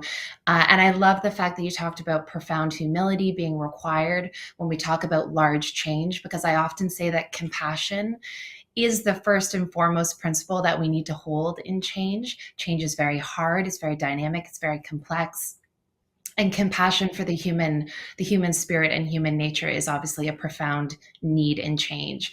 So I obviously am here to talk to you guys about behavior change as it relates to strategy. And for the last decade, I've had the pleasure of spending my days helping organizations create and execute on strategy that is both inspired and, of course, informed by behavioral science. And to put very simply, I do fundamentally see on the day-to-day and in the ground of working with my clients that behavioral science allows us to disentangle some of the assumptions that we have about behavior change and intentions that erode our ability to deliver the value of a good strategy. And really, there is no strategy that is more susceptible to value erosion than that of transformation. And so it is primarily due to the fact that changing risks are occurring for businesses today. Organizations are making bigger bets, arguably bets that are so big and so ambitious that they are truly worthy of the moonshot nomenclature, to try and compete with a very fast-moving competitive landscape and higher expectations of the role in business in society today. And these risks are very real, they're very tangible, and they're grounded in assumptions that underlie our estimations of value generation. I think, Maya was talking about this fact that we are fundamentally bad at forecasting. This is very much true, but when you are developing strategy, when you are calculating the potential impact and the value of making those big bets, those forecasts are required. And so how can we make those forecasts in a way that align with our business, are most likely to actually generate the value that we're looking for and help curb some of that true erosion? Now, if there's one thing that we do fundamentally understand, it's that risks tend to rise and fall with the ebb and flow of transformation. And for this reason, it's less about preparing for every single detail, but actually having the right tools to be able to navigate the complexities of the unknown. And let's be serious, transformations obviously carry a lot of unknowns. And this is because we know that the transformation path is very non-linear. So here we've got something where we would project sort of a linear plan of value creation. It often tends to erode at very particular moments. And so what does that terrain actually look like? How do we plan for it? I think there are two primary essentials that you need when you're navigating strategy of transformation. One is that you pack your bag wisely, ensure that you've got everything that you need to help handle the trip in stride and actually navigate the terrain. And the second is that you know your pivot plan. And I think the pivot plan is such a key concept of transformations that we don't talk about enough, we don't plan for enough. And that's something that I think is truly an essential when you are preparing for this journey. So what does a transformation journey sort of actually look like? Obviously, good strategy charts a journey with a very clear North Star, a suite of parameters that indicate success. You've got assumptions that are cataloged, you've got accountabilities that are defined. Everybody around the table ideally is on the same page. You've got your big bet plan crafted and everybody is ready to go. And now, inevitably, what ends up happening is that life is obviously not very clear cut. We all know this, we understand it, we experience it in our day-to-day. And at some point, the world will actually change enough that your preparation has run its course. Now, the core elements might still be true, but you find that the car is a little bit rocky, the nuts and bolts are a little bit loose, and that's just because the organic nature of the world that we live in means that there will be complexities that we will not account for. And this is often when you need to pivot. And the truth is, you're not just going to have to pivot once, you're going to have to pivot a number of times. And perhaps one of the most beautiful things about transformation is that once you reach your end goal, once you reach the top of that peak, you've generated your value, you've achieved your North Star, you actually realize that it's just one step in a much bigger journey. And that really your ability to navigate that next step in the journey is the ability to catalog and really learn from your previous experience in order to take you further into the future. And I think this is why, transformations and this understanding of a very bumpy terrain is not new. Obviously, the transformation how-to is vast and varied. The notion of a bumpy and rocky ride is not novel. And there are hundreds and hundreds of articles out there in terms of why transformations fail, why you need to pivot, why value erosion occurs, and how to navigate them successfully. And this has led to a proliferation of root causes where patterns do exist, but I think the nuances are plenty for organizations. I think Maya talked on that very well in the previous session. This notion of complexities being true and nuances being important. And organizations need to determine which of those risk factors are relevant for their journey and how to best tackle them. And there are so many here that it sometimes can be very overwhelming. And I do think that's one of the reasons why transformations are difficult from the get-go.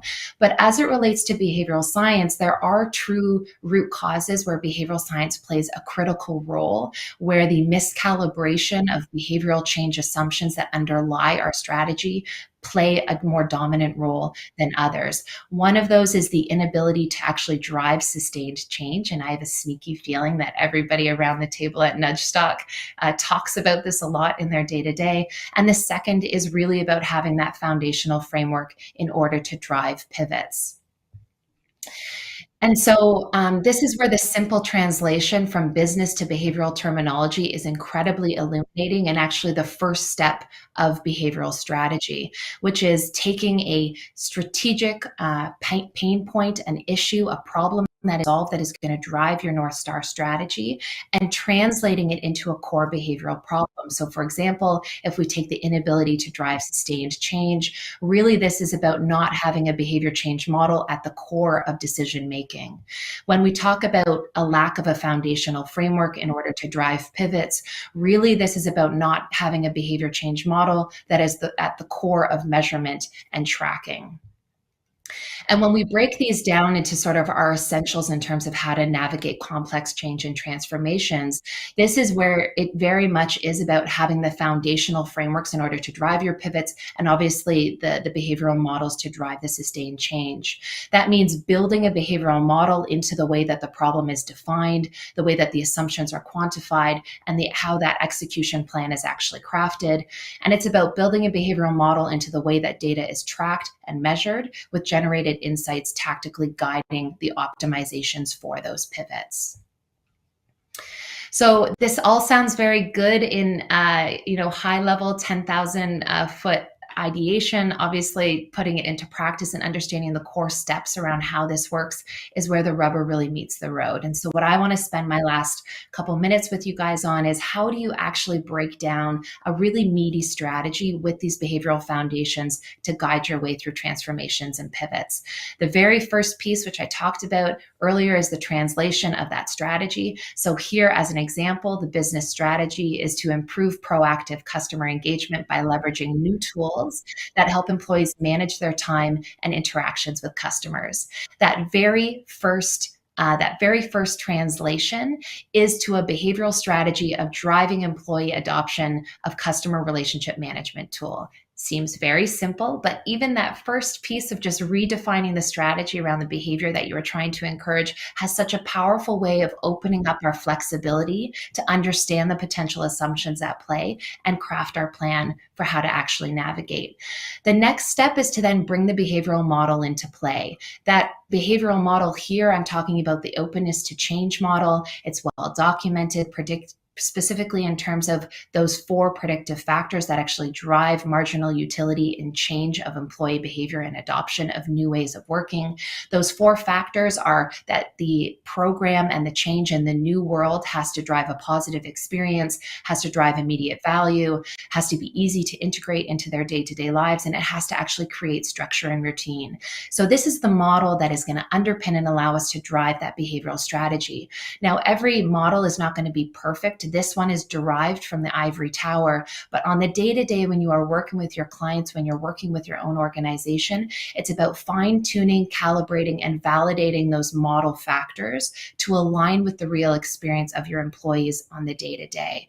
But it's really important to understand that the academics have done a lot of heavy lifting here. They've done a really good job triangulating and understanding what those variables are, and our job is to bring that at the foundation of the assumptions that are driving our work.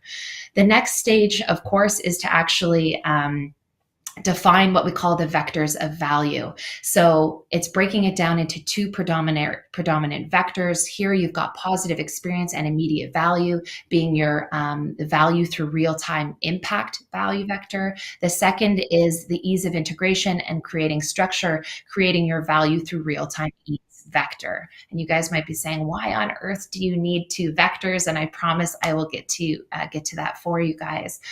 But this foundationally lies what we call your strategic blueprint. And your strategic blueprint is your overarching strategy that's going to calibrate your assumptions. So we've got vectors of value that are your higher order values that sit at the core of your mission and vision for change. You've got your guiding principles, which are the core factors that are derived from the behavioral model that you have chosen to solve the behavioral problem at the core of your strategy. These are really the principles that are driving your day-to-day strategy, execution, and design decisions.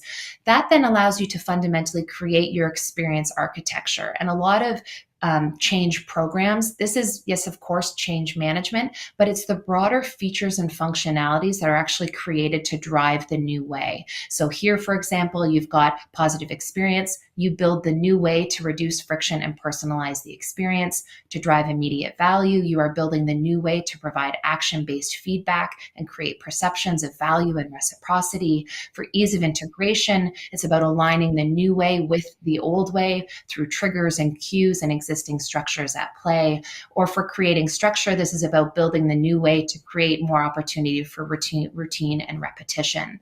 This is your strategic blueprint. This is what's going to guide all of your foundational elements that is going to launch you on that journey. The next key piece is how do you actually then derive your pivot playbook? How do you then know what to do when things are not going as planned? And it's about rerouting or regrounding yourself in those foundational variables. So the first piece you need to do is identify the data, the core data feeds and sources that will allow you to track and measure how each of your features and functionalities within your transformation program are feeding into those four factors of positive experience, value, integration, and structure.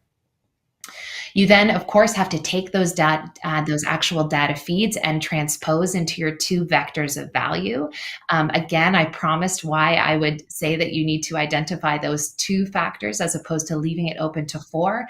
And that's foundationally so that you can optimize using a 2x2 optimization playbook. Of course, I'm a strategy consultant. I'm born and raised after my PhD of being a core consultant. I love a good 2x2 because I think it helps simplify the problem in a way that is meaningful. And when it comes to behavior change, it's a great way to allow for optimization. This effectively allows you to plot the data of the discrete program features that are driving your new way and gives you a very real way to know how you need to optimize. For those features and functionalities that are in your top right-hand quadrant, you know that you can leverage those through experience bundling or reclassification to actually move the needle on the other programs and features that are not being sort of adopted primarily in the way that you would expect. Your features and functionalities that sit in the top left-hand quadrant, you know you need to optimize them for ease. There's too much friction, there's too much barriers or too many barriers in the way. On the bottom right-hand quadrant, you're going to actually optimize for impact. They need to have more positive reinforcement. There needs to be immediate value, either through tangible or intangible means. And the quadrant that is perhaps the most important in pivoting and transformations are those that fall in the bottom left-hand quadrant. When you are sitting around a boardroom and you are trying to decide really tough decisions on how you are going to move forward in a transformation, where to automate, what features you need to actually give up on. You know, those sunk costs are so hard to navigate. This gives you an evidence-based and true framework for being able to have that conversation that is rooted in the expectation of change. basically features and functionalities that sit in that bottom left-hand quadrant are going to be very hard to change or very expensive to do so. So we have to down-regulate our reliance on the human and think more about how we can optimize in alternative ways for those features and functionalities. What's great about that is you can then take those optimization efforts, you pack them in your bag, you redefine the way that you're thinking about some of your assumptions, you're tightening the calibration to both your understanding of your employees and your organization, but of course the terrain that you are navigating as well. And perhaps most importantly, also then going back to your guiding principles, going back to your strategic blueprint and fine-tuning it to the way that your organization operates for when you finish this transformation and move on to that next piece, that bigger, that meatier, that enterprise-wide transformation that's helping you navigate change. So I'm hoping today that I've sort of convinced you guys that behavioral science can sit at the core of strategy. There's foundational ways to do it. It's just about us actually making sure that we're taking that business strategy, redefining it in terms of the behavioral assumptions that underlie our assumptions of estimated value, and then really tethering to those frameworks, both in our guiding principles and our strategic blueprint, but of course in the way that we design our pivot playbooks through optimization tubes. And I think I am exactly at time, which is a little bit wild. I don't know how that actually happened, but open any conversation. I think Rory is supposed to have a couple minutes here. Yeah. That's fantastic. It's wonderful to see you again, by the way. Hi, Rory. There's probably nothing other than change management which promises so much but so frequently fails to deliver. And would you say to a large extent that's because it's effectively done with a structural neatness first, psychology last approach? You're really putting me on the spot there, and I hope none of my colleagues are joining, Rory. Of course, I think, I think, change management in its traditional frameworks is exactly as you say. It takes a very process, people, technology sort of framework first. What the evolution of change management looks like, I think, is exactly what I shared today, which is what are those core foundational principles that will allow us to drive change in a more systemic fashion. But I do very much see it as an evolution of the pre-existing change management functions. To sort of give my change management friends, a bit of a flower, if you will, is that they are also not often brought into transformations in an effective way. They are often an afterthought and brought in at the end of transformations. If they were brought in at the right time and brought in from the very beginning when strategic conversations were happening, I think overall they would be more successful. Do you think perhaps, presumably this approach can also work for things like mergers as well, is that right? You'd see that as absolutely part of the same category. Absolutely. And we've tried and tested that with a number of organizations. Primarily, this is around identifying those vectors of value that are true to the nuances of the two organizations that are merging together, right? There are great foundational behavioral models that help us understand integrations of different populations and different, teams or groups. And so identifying what those two vectors of value are and identifying where in that true integration plan you are accounting for those variety of factors is critical. And we've seen great success with that. Do you think there's a wider philosophical question at work here? So your fellow Canadian, who you probably know, Roger L. Martin, who I was introduced to by actually both Dilip Soman and also by the B2B Institute at LinkedIn.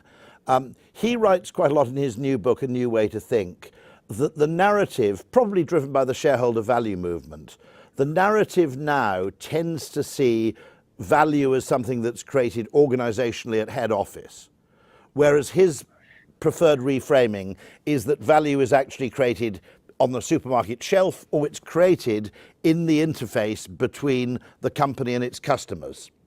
And that probably things like the shareholder value movement, probably inventions like the spreadsheet, have actually caused us to prioritize what you might call organizational and operational neatness, as seen from the top, crucially, over the real business of value, which actually happens at where the tires touch the tarmac. actually in the marketplace. And there's an interesting question. There's a wonderful book by an anarchist writer called James C. Scott, which is called Seeing Like a State. And his argument is that lots of schemes fail because the design of the scheme has to make sense to the people at the top, and the compromises they make in order to achieve legibility and comprehension lead to solutions being delivered to the bottom which are completely misaligned with the interests of the people they're often designed to serve, in fact. Do you think there's actually a kind of, that actually in a sense, the top-down approach to change management, particularly when it's principally designed around what you might call the organogram, is problematic in itself? Do you think that, or do you think this system can actually overcome that? I'd be really impressed if it can, because I'd be delighted. I think, oh, Rory, I love your question so much. This is the nut that we're trying to crack, and these are the conversations that we have every day. And foundationally, it's because those who are at the top of the organizations are making the decisions. There's a lot on the line, and naturally we know we have an aversion to ambiguity. We don't necessarily like uncertainty, especially when the risks are very high, and so we manufacture neatness. And we know that neatness does not occur. And foundationally, that's what creates that, really rocky path of transformations that I showed visually earlier. I think actually being able to have foundational behavioral frameworks when you are having those conversations and calibrating those assumptions actually helps create more realistic expectations at the most senior level. What tends to happen is that we have this understanding that, the general employee base and our forecasting of the future is based on the intention of an individual, what people think is best, what people think other people will do, what people say they will do in the future. Everybody around this table at Nudgestock knows there's a very large gap between our intentions and our actual behavior. I fundamentally believe the value of behavioral science is in the ability to understand and calibrate and know when those gaps are open and how to close them. But I think the problem that this creates at the senior leader level is that we have an expectation reality gap. So whereas in behavioral science, we talk about the intention action gap at the ground level, the person level, at the organizational level, it creates an expectation reality gap. And what I'm seeing in organizations that are more mature is they are open to understanding what that gap is and how frameworks like I talked about today can calibrate and better close those assumptions. Yeah, I've heard some very interesting work from Shopify, for example, where they've taken a very, very interesting approach. For example, they're less keen on this. They're happy to have smaller teams, which means slightly greater people in middle management, because they just find anthropologically that works better. The other thing that always interests me is I think the need for neatness tends to remove too much autonomy in the interest of neatness, because everybody's role becomes more and more tightly defined. And of course, autonomy is partly a source of status, but it's also a huge source of employee reward. And the extent to which actually you are allowed to make discretionary decisions or use your own judgment is a great part of what makes work enjoyable. And of course, seen from the top, it's what makes work messy. And so I think, the interesting question is, I suppose, your bottom left quadrant, isn't it? You can optimize fairly successfully. And the bottom left quadrant is where you simply say, actually, this isn't working. We have to go back and rethink, which I think is really, really interesting. So you'd see the process as kind of iterative in a sense. Yeah. It is. And, large scale organizations are trying very hard to move towards more agile operating models. They are trying to reward failure. They are trying to create metrics of success that were not on the performance scorecards of employees 5-10 years ago, where it is around these messy elements that do generate long-term value for the organization, shifting some of their value generation models to try and demonstrate more quick wins that are true leading indicators of that long-term success, to try and create some of that neatness within a messier structure. I think it's really challenging to do when you are beholden to shareholders, sort of to loop us back to your original commentary. Value generation is very difficult to do when you are making mistakes. Yes, perfect. especially in a quarterly environment. It really strangles a lot of organizations, but I get the joy of seeing really big organizations around the world try and tackle this. And I am happy to say that in the 10 years that I've been consulting, we are at a really exciting space. And I think that's partially because our eyes are open to some of this. And I think stakeholder management and stakeholder value is more valuable now than it was before. We have made that shift from shareholder to stakeholder value in terms of generation, and that is putting a lot of pressures on business to change the way that they operate. Absolutely, that was absolutely fantastic. Well, all I can say is more success to you, because anything that sensibly acknowledges these factors in going forward, it can only be an improvement. So more success to you, and hope to see you later in the year in Toronto. It'd be an absolute joy. Melaina, thank you very much indeed. That's absolutely fantastic. Thank you for having me. What a Have pleasure. a lovely day. Thank you. You too. Right, I think now we go back to Washington, D.C., just trawling down the coast a little bit, and we'll see how Chris's Wi-Fi is holding up. Chris, how is your Wi-Fi? Rory, how do I look? Do I look okay? Do I sound okay? Oh yeah, absolutely HD. Perfect. Yeah, couldn't be better. I think we can go and introduce you to Eric, and I'm here as a fallback just in case things go a little bit strange. So I'll be Rory, here. You've never been a fallback. You've been a pillar, never a fallback. The labeling is important. The language is important. You're nobody's fallback. So thanks very much for that. How many decisions would you guess you make a given day? A dozen? 2 dozen? I mean, consciously or unconsciously? Interesting question. I mean, unconsciously, I think it would go into the thousands. But so many of them are effectively taken autonomically, as it were. But yeah, I mean, significant ones, sort of 20, I suppose. Right. Yeah. I think people think that when they're making choices and making decisions, that they're pretty empowered to what they think is the best outcome. But what we're going to hear about now is someone who's been called the world's leading expert on choice architecture. And there's so much that happens that's invisible in terms of influences and below conscious level, as you said, Rory, about this. Eric Johnson, our next guest, is the Norman Eig Professor of Business and the Director of the Center for Decision Sciences at Columbia Business School in New York. He's been the president of both the Society for Judgment and Decision Making and the Society for Neuroeconomics. He has been a pillar in the behavioral science community for decades. Now, Eric has a brand new book. I've read it twice. It's called The Elements of Choice, Why We Decide Matters. And I have to tell you, it's not only what you would expect from a legendary scientist in terms of being very rigorous and robust, it's fun, it's practical, and it's just a delight. So no matter what industry or area you're in, public sector, private sector, you're going to find a treasure trove of insights here. We asked Eric to come back to Nudgestock, and well, thank goodness he chose to join us. Eric, over to you.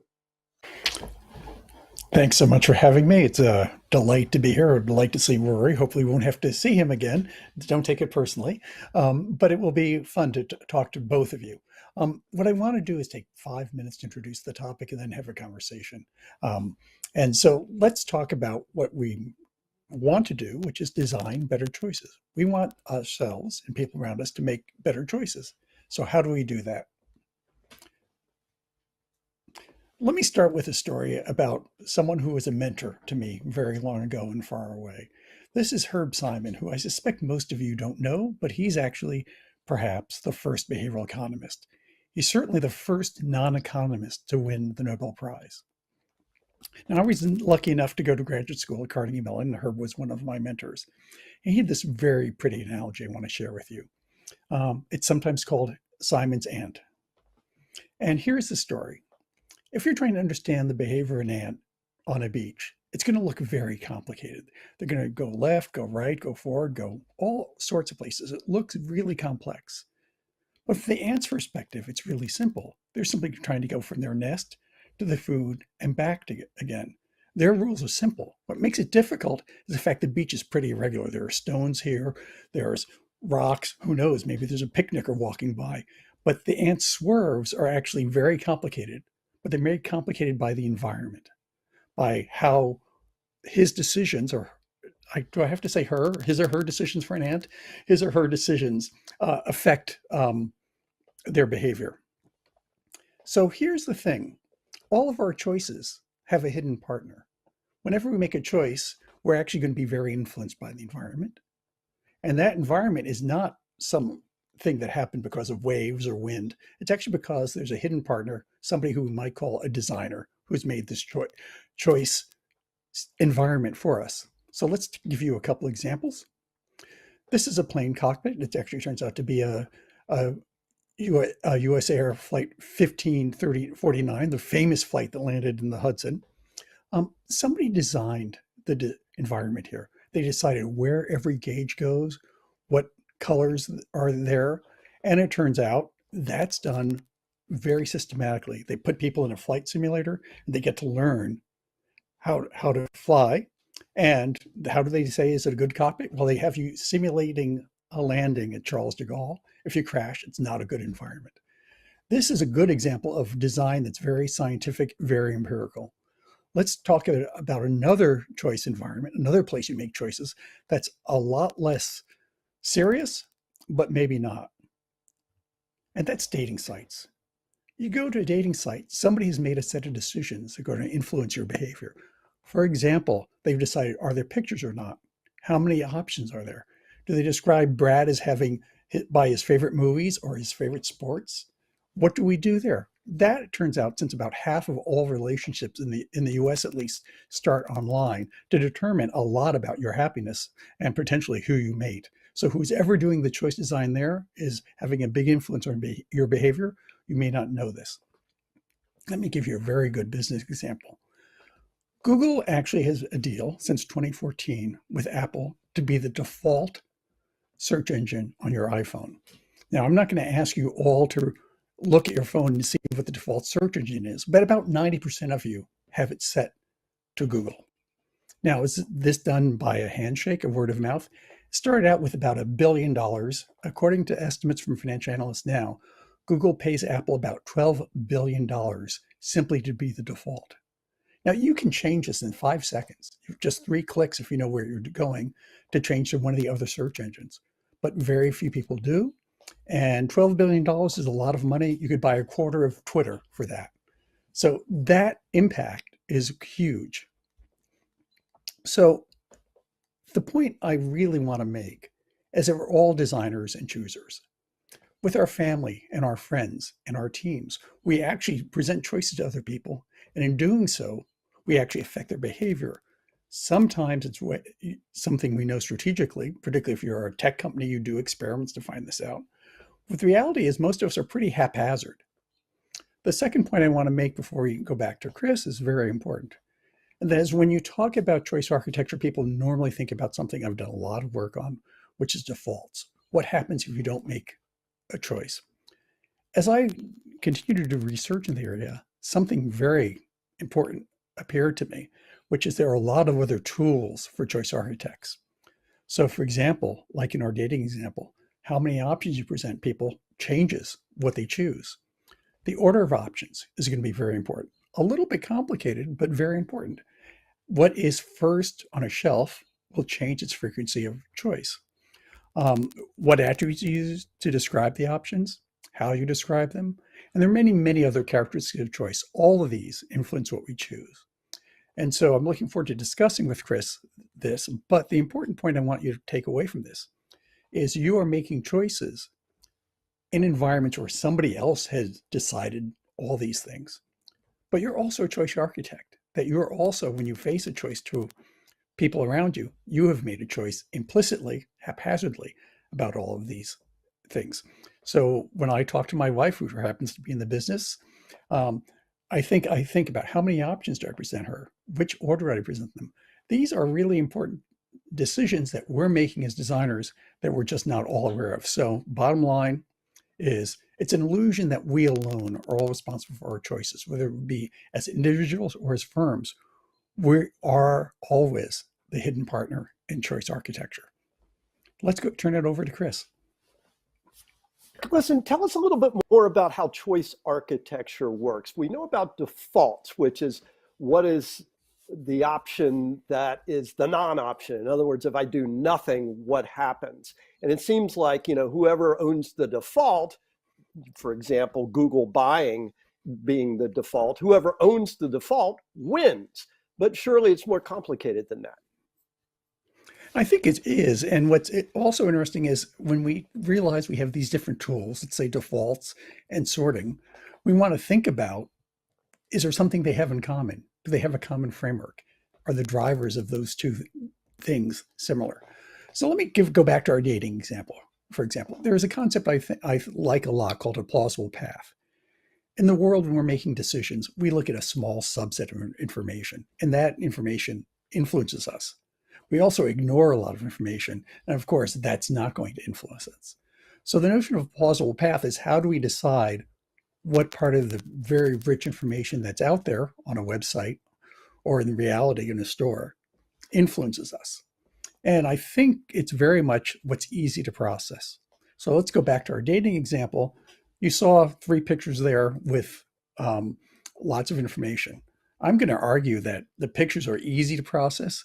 Reading the text, like what Brad's favorite movie is a lot harder. And if I give you more options, you're going to tend to look at the easier to process information. So you're going to end up, like on Tinder, looking at the pictures and nothing else. And so pictures get to be very important. So a plausible path is influenced because I've made some information easy to see and others harder. The second big driver, I think, is what I think of as assembled preferences. We don't know always exactly what we want. We're making up our ideas of what our ideal product or ideal mate would be on the spot. And it's going to be influenced by things like labels. There's a very cute study that I love quite a bit done about labeling chopped meat, hamburger meat. And this clever psychologist essentially labeled it either 7% lean or 30% fat. Now, those are obviously the same thing. It adds up to 100%. The meat is either lean or fat. But people had very different preferences with the two labels. And why? Well, it's pretty clear. When I think about fat, I think about clogged arteries. I think about maybe it's juicy. When I think about lean, I think about muscle. I think about what's good about it. And so people tasted literally the chopped meat with the two labels, and it tasted differently with the label because what came from memory. So plausible paths, what's in the world and what do we see? And assembled preferences, what do we recall from memory? And those are, I think, the two big drivers. How can marketers better make use of this as choice architects without going to the dark side, which is something you've investigated as well? How can, it seems that our intuition may not be great at this, though we flatter ourselves. So as an intentional strategic approach, how can marketers be better? Can you give us some examples where it's going well and maybe not so well? Yeah, one of my favorite examples involves a German car company I was doing some work with. And they had, like most German car companies, a very fancy configurator. You actually got to build your car online. And it had a lot of choices, first off. You had to make 56 different decisions. So that's interesting. Is that the right number of decisions? But the one that was interesting to me was the fact the default was always the cheapest. Now, this is interesting because the default is cheap. That means I'm going to buy a smaller, more economical engine. But when we asked consumers, they weren't particularly looking for the smallest, most economical engine. In fact, Germany being a place where there are autobahns with no speed limit, it's actually dangerous to have such an engine. You want to actually have something in mid-size, probably. So they were actually encouraging their customers to have engines that were less satisfying for them. And of course, for the company, this was less satisfying because they were making less money. It turns out they actually changed that with a set of recommendations, and they ended up making about 5,000 more euros in revenue per car simply by changing the default. So that's a good example of how not to do it. What they did then is actually probably a really good example of how to do it. You know, we thought about doing fancy user modeling. Maybe we should build an AI that actually tells you what the default should be. They had a much better idea than anything we had. They said, what kind of consumer are you? What kind of driver are you? Are you looking for a family car or sports car? You know, and once you checked one of those boxes, they changed the defaults for the rest of the website to correspond to that person. So if you said sports car, you got defaulted into fancy high acceleration engine. If you said family car, you got seat belts, airbags, baby seats, things like that. So the defaults differed depending upon what kind of customer you were. And I think that's actually a very pretty example. And shouldn't that be used more in things that are very tough for most people to understand, like financial products? For example, if you're shopping for an annuity, which is something that just seems so complicated, opaque, and yet I don't see companies, for example, labeling, as you did, saying perhaps like to be a sporty driver, or maybe even anthropomorphizing and saying I'm more of a Chris than an Eric, based on, say, life stages and needs and what have you. What do you see in the world of financial services that could greatly improve if they use this kind of thinking? So let me start with financial services choice architecture 101. And that's when you go to Ogilvy and you sign up for the retirement plan, they probably have a default option for your retirement. And that actually turns out to be a pretty sophisticated option. They have something called a target date fund. What that is a fund that's, all they need to know is your age. So your employer probably knows how old you are. So if you're 25, you should be exposing yourself to high risk. You want lots of stock. And they'll sign you up for the target date fund, say 2060, which will start out high in stocks. And as you get older and don't do anything, which most people do, it gets converted to bonds. And so basically it does an investment for you automatically. 102, this next is some of these wonderful robo-advisors actually do a very nice job of asking you, what are you saving the money for? And if you say for retirement, they'll put you in one kind of account. You say for a house in 5 years, they'll put you in another account. They actually understand the goal and will allocate your investments knowing what that goal is. So those are two very nice examples in investments. Annuities is a great example and a very hard product to sell. Yeah, and I've always wondered why. I mean, it's easy. Humans get anthropomorphizing. I'd like to get a Tara versus a Dan, a Rory versus an Eric. Is that anthropomorphizing really just represents a bundle of views or goals? To what degree? Right. I mean, it's a bundle of attributes. This? You're right, of a person. Yeah. So why aren't we doing more in marketing this sort of humanizing? As opposed to the item benefits? I think actually people often, when I talk to people who are in marketing, they often use names for market segments. There's a Sarah, there's a Paul, there's personas. Ahmed. They have personas. That's very common, but the breakdown is they use that for communication, but not as much for presentation of products to people. I think there's a very interesting breakdown there. It's a great question. What about, you mentioned, and I'm a big fan of personalization, and I'm wondering to what degree choice architecture works. I don't mean generically, but one, you take an approach and decide this is how we're going to present these options. To what degree does a nudge or choice architecture, to what degree does its impact depend on the innate internal wiring of individuals, or do you find a generic effect? It's a really good question. So we've been thinking a lot about and studying, and I think the field has been really interested in how do different interventions affect different people. I think you talked a little bit about this with Maya, for example. And what's interesting in lots of the work we do, in financial services particularly, it's the people who are least sophisticated who are most affected by choice architecture interventions. So I send you off credit card shopping. I tell you, this is what you're looking for. Can you really find the best credit card? And it's going to take a little math because there are interest rates involved. It turns out people who are high in financial literacy, they tend to do okay with or without choice architecture. But it's people at the lower end of the spectrum, either poorer, have less resources, have less financial literacy, that are most affected by choice architecture. The good news, and it's really good news, is that it's a very inexpensive way for a firm to get people to choose better products by giving them this choice architecture underlayment, sorting by cost or nudging them by using a default. The bad news is they're also more exposed to bad choice architecture. So if you are on the dark side, if you're trying, this is actually the most vulnerable population. So there are big individual differences. And one really simple thing to do is customize the choice architecture. I think the example I always use is Netflix, which produces 30 million different homepages every day. They are doing an awful lot of experimentation to do that. I call that a choice engine because you actually can do lots of things you can do online that you couldn't do with a paper form. It's interactive. It actually will change the choice architecture given the kind of customer you are.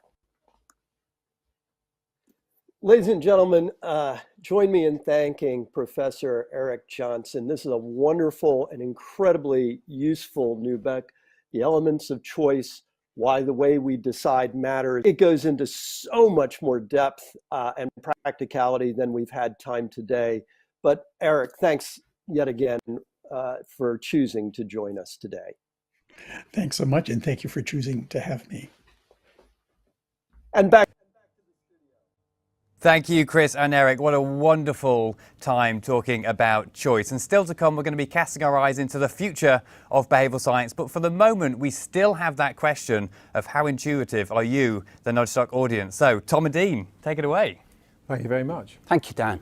So, we asked you, previously we asked you this question. Is sonic branding all about recognition?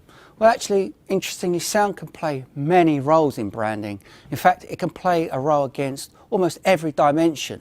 But today, we're going to look at how it can improve recognition, and so distinctiveness, and how it can also be used to add emotion to a brand. We tested Netflix animated ident, firstly without the familiar dum-dum sound, and then secondly together with their well-known dum-dum sound. Let's see what that sounds and looks like.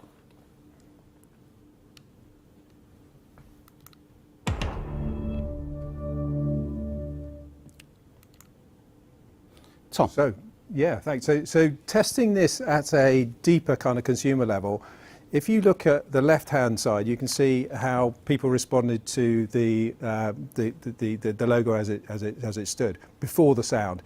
You then add the sound, and you can see across all those dimensions, attention, anticipation, excitement, and modernity, an uplift, and quite a significant uplift.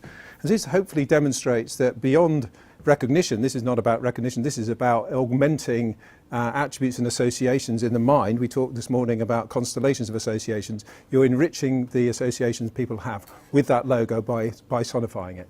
Great. So clearly, distinctive sonic branding linked with motion or an animated identity of some sort creates a really satisfying experience for the viewer. Well, historically, broadcasters have had an unfair advantage in the brand landscape as the medium provided the perfect platform for animated identities that were presented along with sonics. Well, nowadays, brands should be able to express themselves digitally in living, breathing, emotive and expressive ways that incorporates animation, movement and in fact, behaviour. Tom. So this time we did the same trick in a way in terms of testing this time a static logo of Audi's 4 conventional rings, very well established.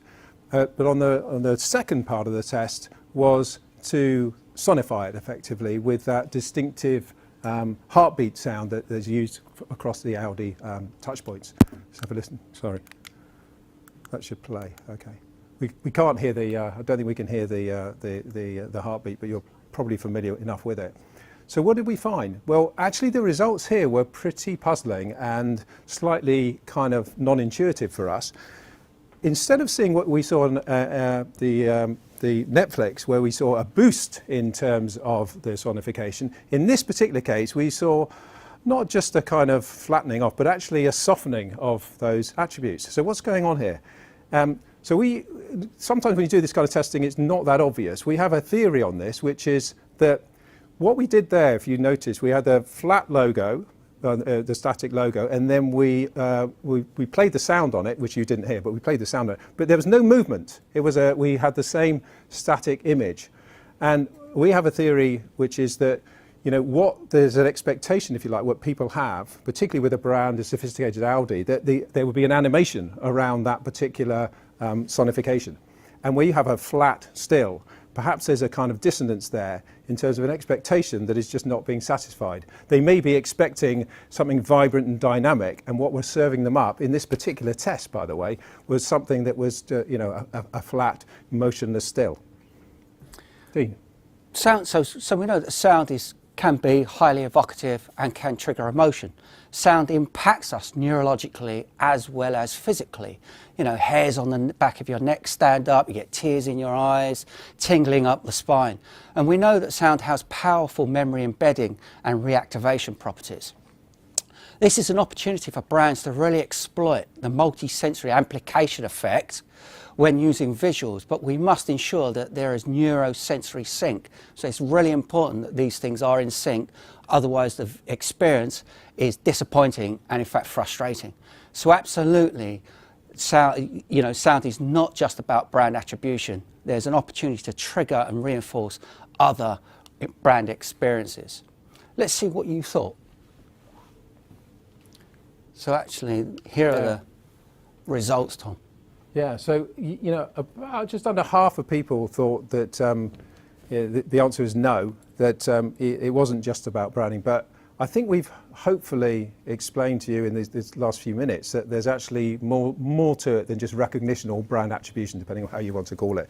There is potential to do it. And we certainly see out there in the marketplace a surge in interest in audio and voice and music. And we see brands looking to take flat 2D logos, transform them into digital, live, living, breathing entities, which take on their own kind of associations themselves and really help to build and enrich brand associations. Thank you. Thank you. Thank you so much, Tom and Dean. Dean, coming from Ogilvy's design and branding agency, Coley Portobello, who really understand immersive branding and System 1, as we can see in psychology. And Tom from Cloud Army, we are absolutely privileged to have you as a sponsor here today. Brilliant testing, some really illuminating insights there across the course of the day. So thank you for that. And now we're going to have another couple of words from our glorious sponsors.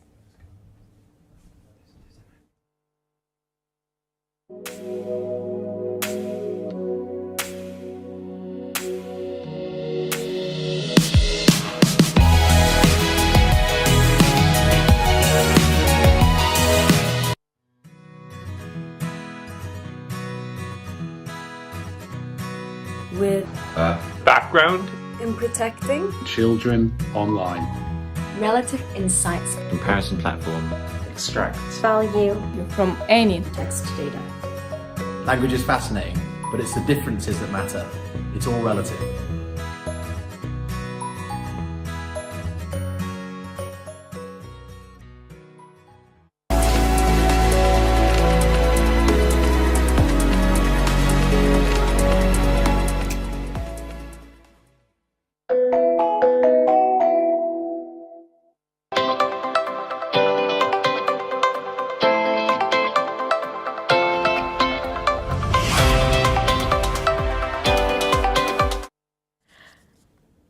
It's not a conference, it's not training, it's a festival! It's a festival and you make it what it is. So for the last time today, I'm going to hand over to Fiona to tell us what's been happening in social, Fiona. All right, thank you, Tara. So we've been looking at where people have been tweeting us from today. So we've got some really interesting things going on, as you can see on screen. So we've got Chris Webber in his garden wearing what looks like a hard hat. I don't want to ask why, but thanks for joining us, Chris. Looking good. And we've got Sharif, I hope I get your name right, Akimpelu, and he's making sure he's not missing out on anything. He's got us on TV, he's got us on tablet, he's got us on phone. And then we've also got Kabu Oliver, who's in South Africa. And Kabu has sacked off studying today to come and join us, which is obviously, it's between us, obviously, Kabu, but thanks, mate. I will say use the hashtag. And Guy Peters, Where's Guy?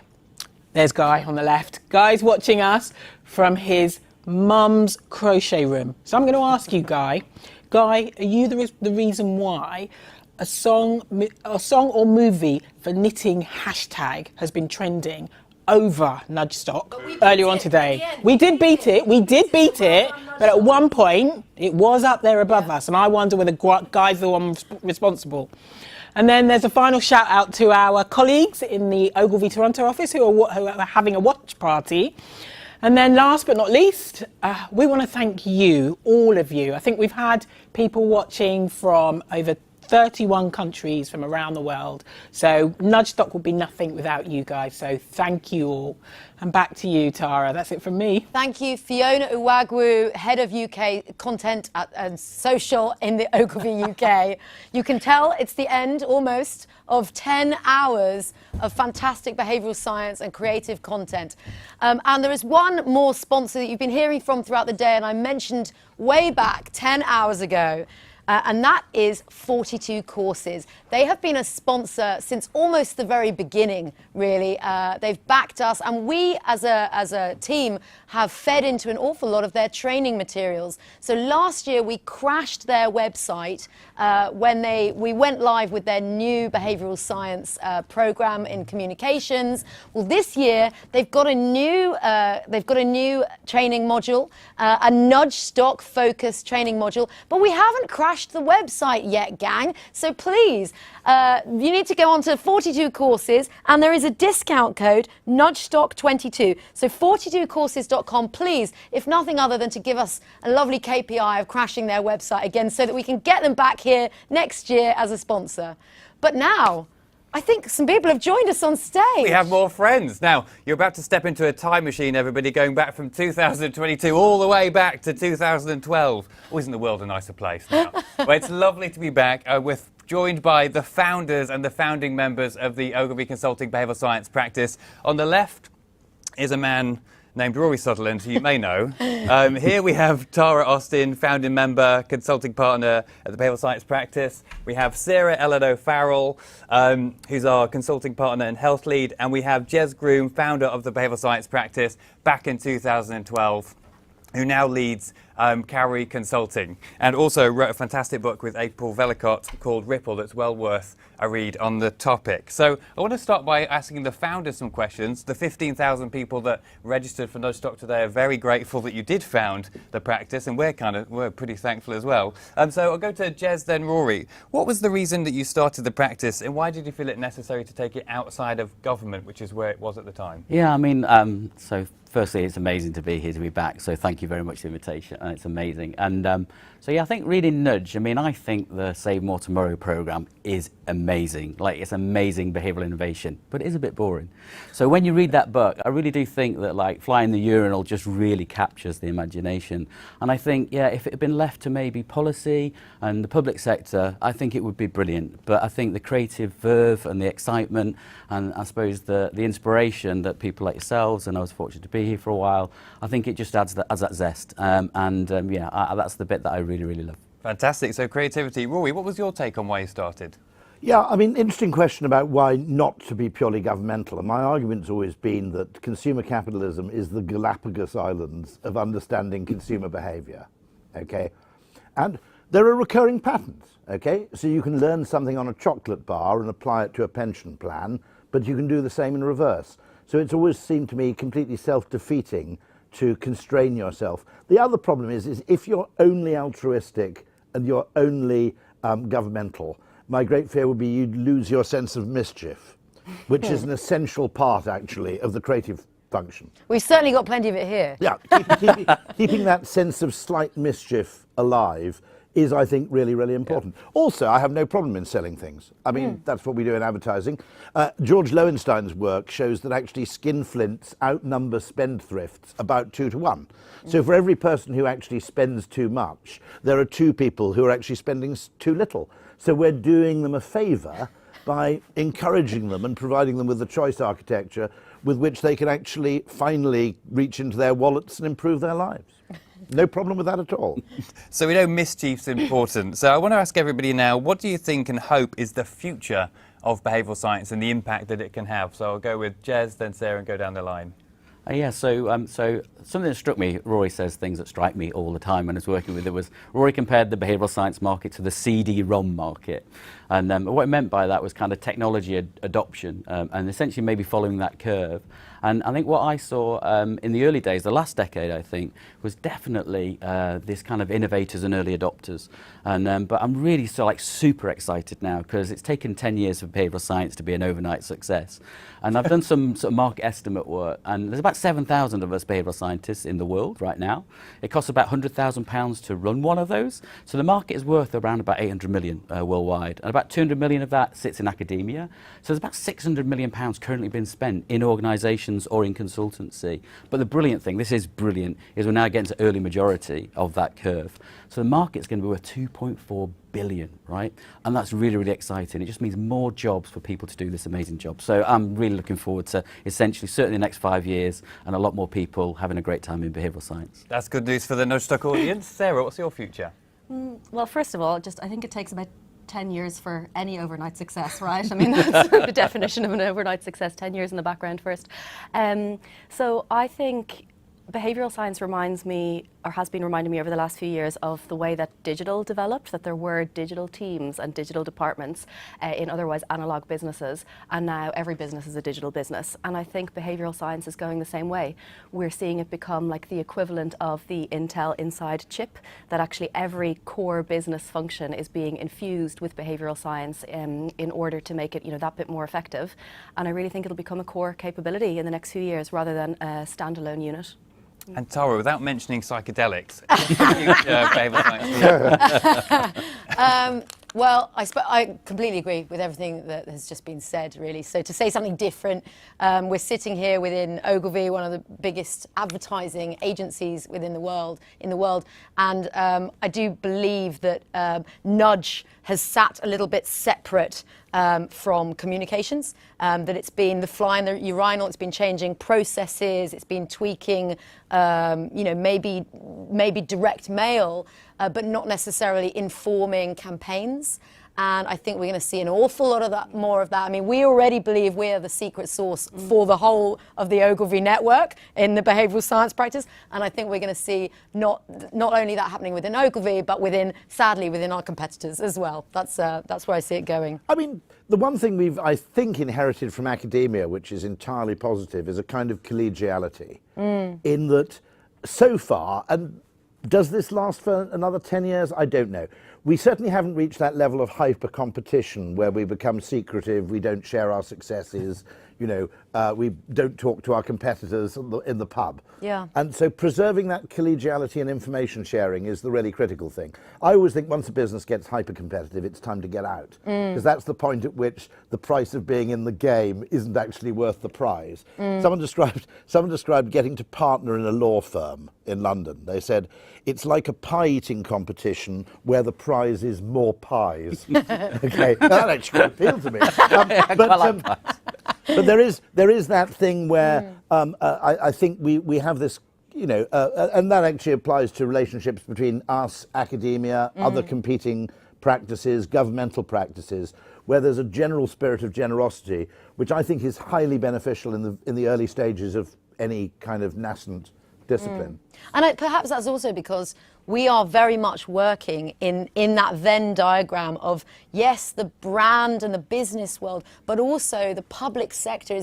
Everyone who works in this field of behavioural science is motivated by working in the public sector and getting people to waste less food and getting people to not flush tampons. These are the kinds of briefs that we really get out of bed for. It just so happens that we also work for KFC, which, by the way, Rory's dressing gown is a KFC dressing gown. And they are available personalised at the KFC online shop. KFC online shop. So there's a plug for you. We're not afraid of big business, as well as getting people to eat less sugar. Sugar swaps is something that we're working on in the same month that we were working with KFC. Yeah, so if they make such wonderful dressing gowns, we'll do it.